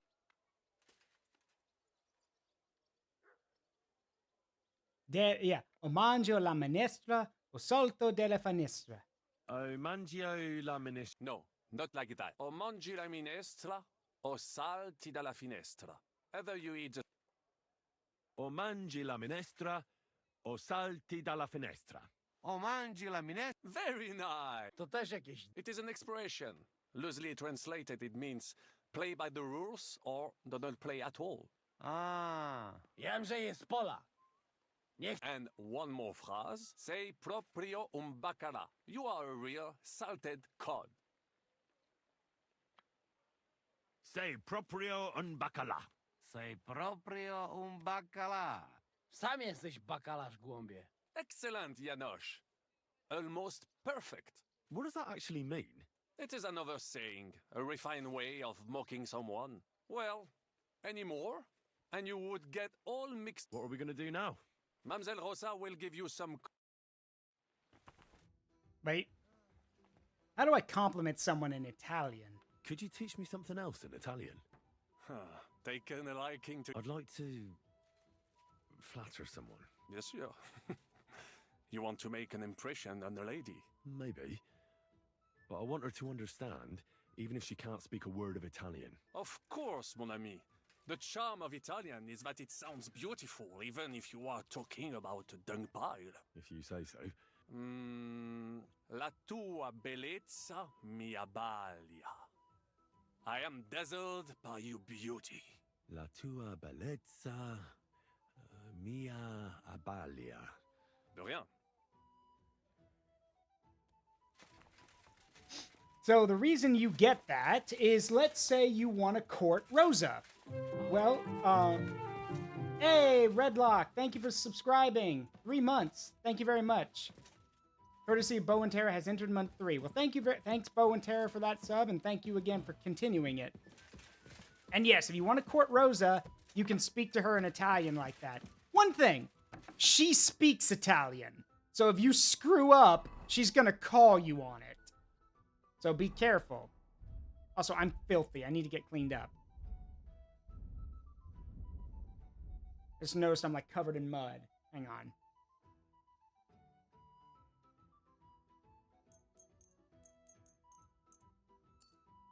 Still dirty. Wait, where are my gloves? Did my gloves come off?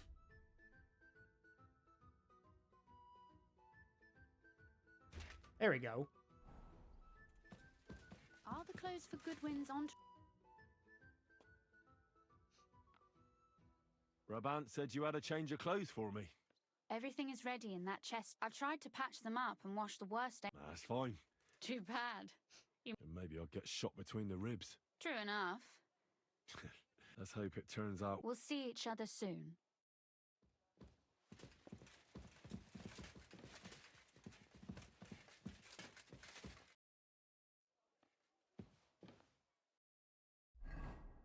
Oh, yeah, I look good.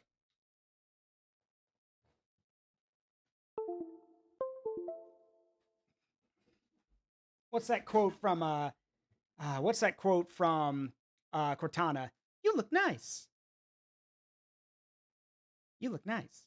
So I am I'm overburdened though with stuff. So we're gonna have to drop off some of our things. I need to make sure I carry my sword though.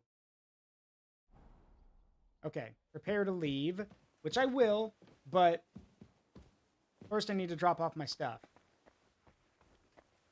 because I've got a lot of it, and I don't want to be overburdened if we need to run or do, over encumbered. I don't want to be, if we need to run or we need to make a run for it or split, I need to actually make sure that I can, run.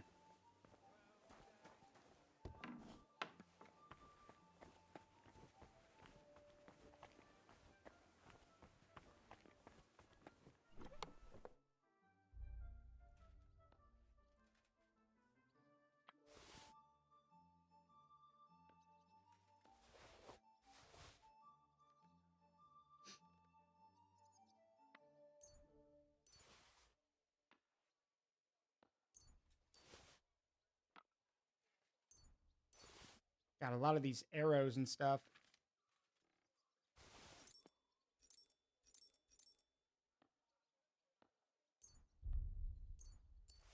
Might as well store all the bolts, because I'm not using bolts. I'm using arrows.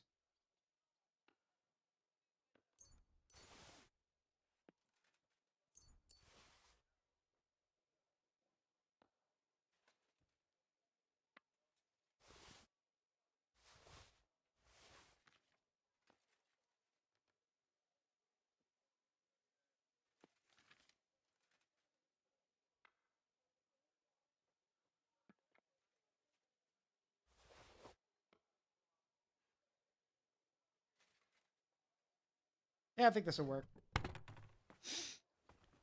Oh, that's already been answered, Guilmon. I'm with a lot of other people that believe if the Doomslayer shows up in 40k, he's going right into the Eye of Terror and fighting like every demon he comes across, and he's probably going to do so well that he's either going to kill all the Chaos Gods, or they're just going to trap him in a perpetual thing where he'll keep going until he literally cleans out every demon in the warp.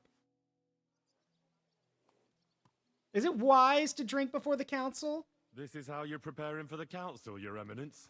Aye. This whole business, and on top of that, such a stupid way to lose the legate.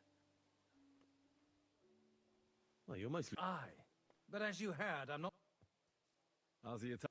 A bit... Yeah, not... Him, or until... Can we lead? Oh, well. Lead on. Your Eminence?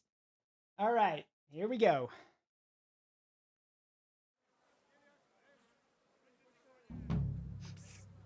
Godwin, from now on, only speak Italian. Got it? Remember, you're a cardinal. Nice and dignified, no sudden moves, and be nice to people.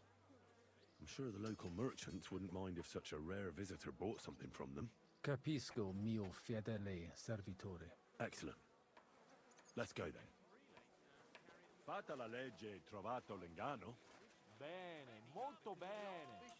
O mangi la minestra o salti dalla finestra. Signores, signore, senti, italiano, cardinal. Mi sono... Cosa offri? Guarda yourself, signore.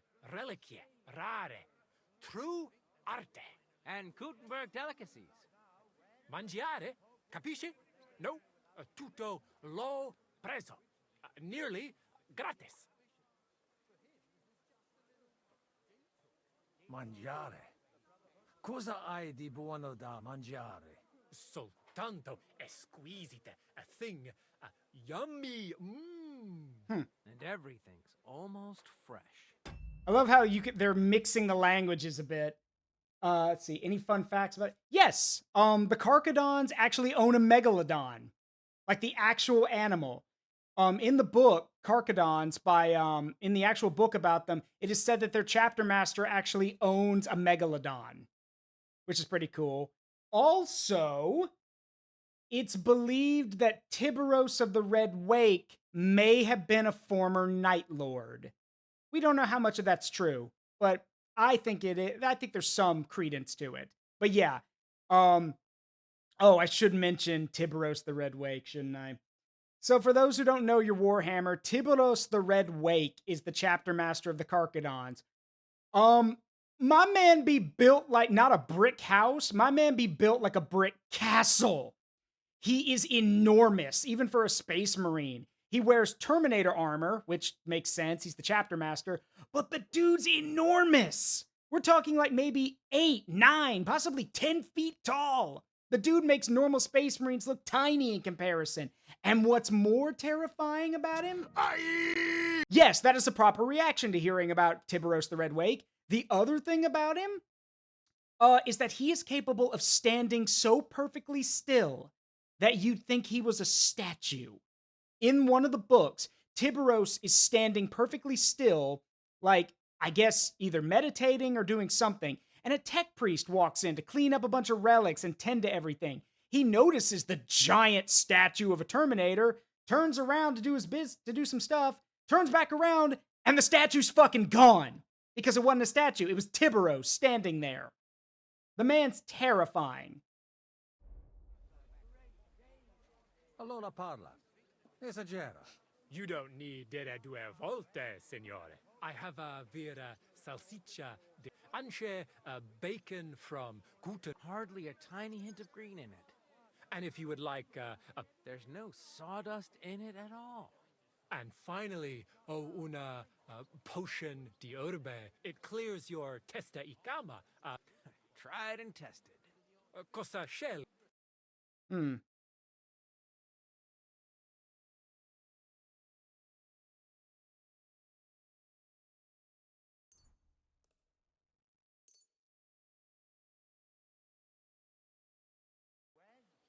At your service. Opere d'arte, dici. Tutto. A bozzo del famous master Teodorico. Guaranteed genuine. Rara croce di... Straight from the chapel of Corpus Christi in Prague. And I also have it is as beautiful workmanship. Mia attira... I'm not. It's older. Forse it is... Allora la... Magnifico me... That is, we... A sella to... would you... Mi basta. As you wish. Non voglio niente. Mi invia e ho comprato da te un pezzo. I have no... Allora... God be with you, Cardinal. Whew! Good to keep up appearances. Welcome to Kuttenberg. Yeah, y'all might be thinking it's kind of odd that all these people are like acknowledging him or bowing and stuff.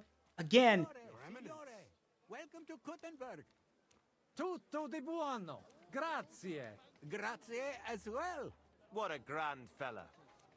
yeah, the reason, like, again, I have to explain the reason why this is such a big deal is because religion is extremely important in this time and age. And having a cardinal show up is a big deal.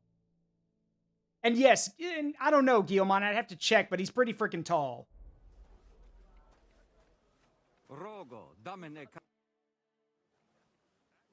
Ave. Avete, vos etiam, illustres domini, sum Hieronymus nast, hodiernum conventum egregium constituo cutne antique civium concili iuso. Ave, meaide Gianni Unger, dis Cardinal Legate Lorenzo Pozzo, excusing my language. Bene, bene. Non necesse est ut te intendas. Cardinalis Lorenzo Pozzo. Exoptatus vos video cutne antique, eminencia. Tempus non perdamus. Ad libitum. Domini insequem inime. Manete. Insolitum. Te... Alecunde te novi. Haven't we met somewhere? Id credes. Enrico talam benignam faciam habet. Non primum creditur eum novice. Roma nunquam egressus est. Certe Hernice? Certe Romanus superbus est? Sì. Fatta la legge, trovato l'inganno. Vero. I could have sworn that somewhere. Nihil refert. Introveniamus, Domini. I mean, Henry, don't mean to be a dick. Maybe you should have just put your faceplate down. Just saying. Ex aula italica. Utinam vos sonitus non turbaret. Signatoris ad hunc laborem hodiernum non perfetsurunt. Mox finient et tranquillitatem habebimus. Aula italica est moneta media finium bohemicorum. Tantum eoloco grossum verum licet godere. In fabricis cornos dexteri aule, bacula argentia feriuntur. Ex quo numi cudantur. Et ubi feriuntur numi. Iuxta scalas in aream est ipsa moneta. Brevi tempori iam vidibitis. Can I interrupt you? Expectamur. Yes, but keep it brief, would you? What are the lords complaining about this time? What do you think? They are worried they will not be getting any sleep again. They can rest easy. This is a church council, not some villager's booze-up. It had better be. Listen, Chaba. Ah, crap. I realized I should have bought some alcohol. Well, I do have some. I'll have to drink it when no one's looking. It's nice you care so much about their comfort, but you're weeping over the wrong grave. I'll have some more wine sent to them. Maybe it'll dull their senses and they'll sleep like stones. Will that be enough? We will see. Neither you nor the steward have to listen to their whining all the time. De mora me excuso. Exe Chaba Molnar. Dicitur eum virum validissimum ex regno Hungaria esse. Hoc tempore hic. Unum munus facit. Set non moremos. Pergamos. Etse preghaus. Hic grossa cuduntur. Okay, we need to chug some alcohol real quick so we don't lose our, Because remember, he says that his Italian is best when he's drunk, so... Si vultis. In ordine vos ad portabo et unum proprium cudere poteritis. Aliquiste convenire cupit domine cardinalis. Etse imperator custodum aule Italice Iosifus Cabrini. Verus Italicus. Benvenuto fra di noi, Sua Eminenza, Cardinal Pozzo. Non vedevo l'ora di fare la conoscenza di un compaesano. Oh no. What do I do?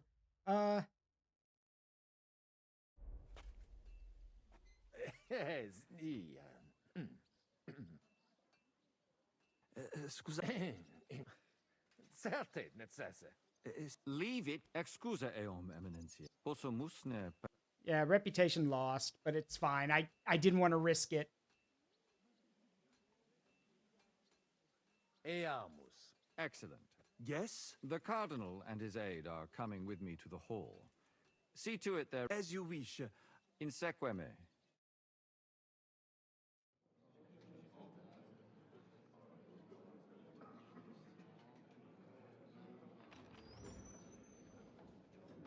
Oh shit, Musa! Eminentia Cardinales Pozzo.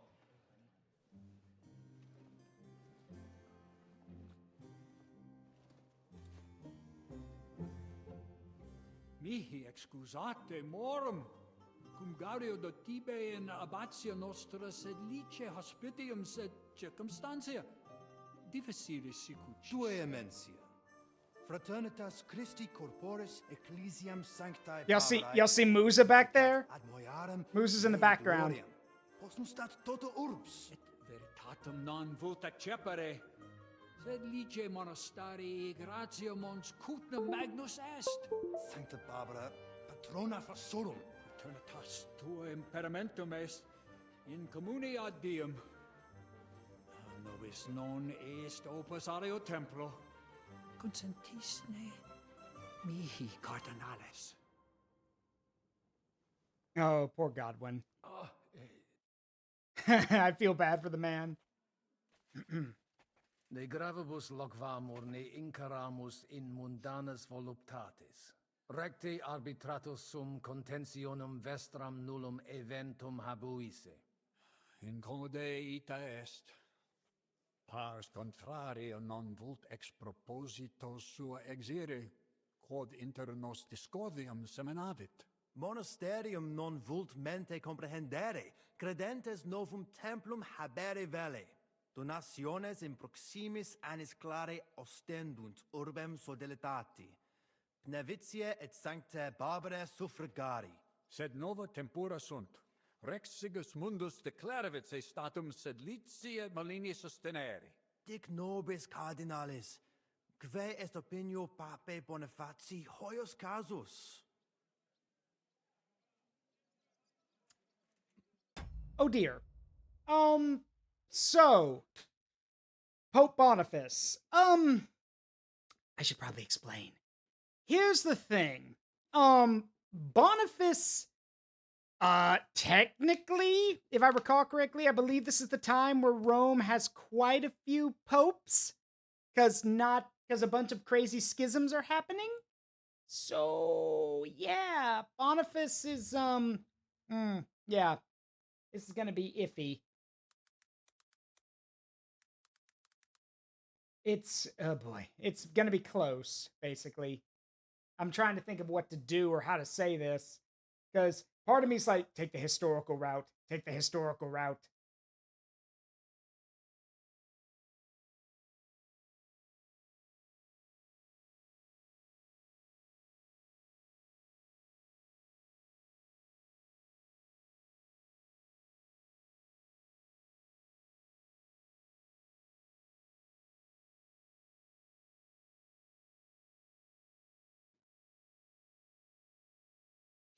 Okay, you know what I think we can do?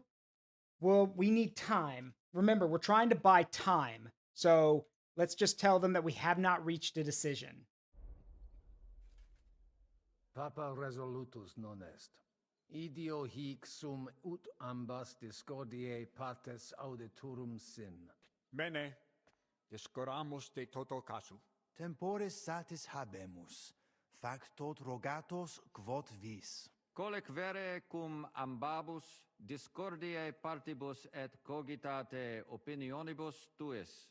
Tempus habes, ut de omnibus rebus bene cogitatus sis. Cum resolutos eris, fac certiorem adjuvetorem tuum, et fac sermonem finalem in quo decretum tuum nunciat. Intelligo facile non ere, loqui... Bene te habes? Ego...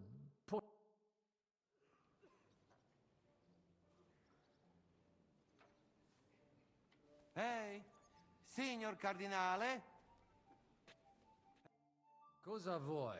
We must help Henry and others some way. The best way to help them is not to give ourselves away. I say nothing. I'll have to help it a little. I get it. I won't, Ma. And I see that fella who bring us here. He... Christ, you're making... Easy, Kamashko. Just make like... And I have one more good idea. Out with it. Allora, dimmi. How you talk about wine supply, Janos thing, hey? I send guards to town, they gone. All right. You know how these clerics are. Keep your level and you'll be speaking Latin like Cicero, but don't overdo it on the booze. Well, sadly, we're going to have to save and quit here because I'm at my time. We're going to have to play Papal Legate next time. For now, though, I hope you all enjoyed yourselves. I know I did. This is going to be interesting, that's for sure. We are going to go raid someone tonight, so stick around. Let's find someone to raid, shall we? Ow. Let's see. Who can we go say hi to? Let's go say hi to Mike. Michael is playing Warframe. Let's go say hi to the kitten, to the feline Tenno. Let's go do that. So, let me get this set up. All right, let's get this raid started. As always, it's been a privilege and a pleasure to entertain all of you. I hope you have a wonderful night. I've been Zaruk Windcaller, and remember that the memories we make in life, good and bad, make us who we are. Don't trade them for anything. Love you guys. See you all tomorrow for Fuga. Bye-bye.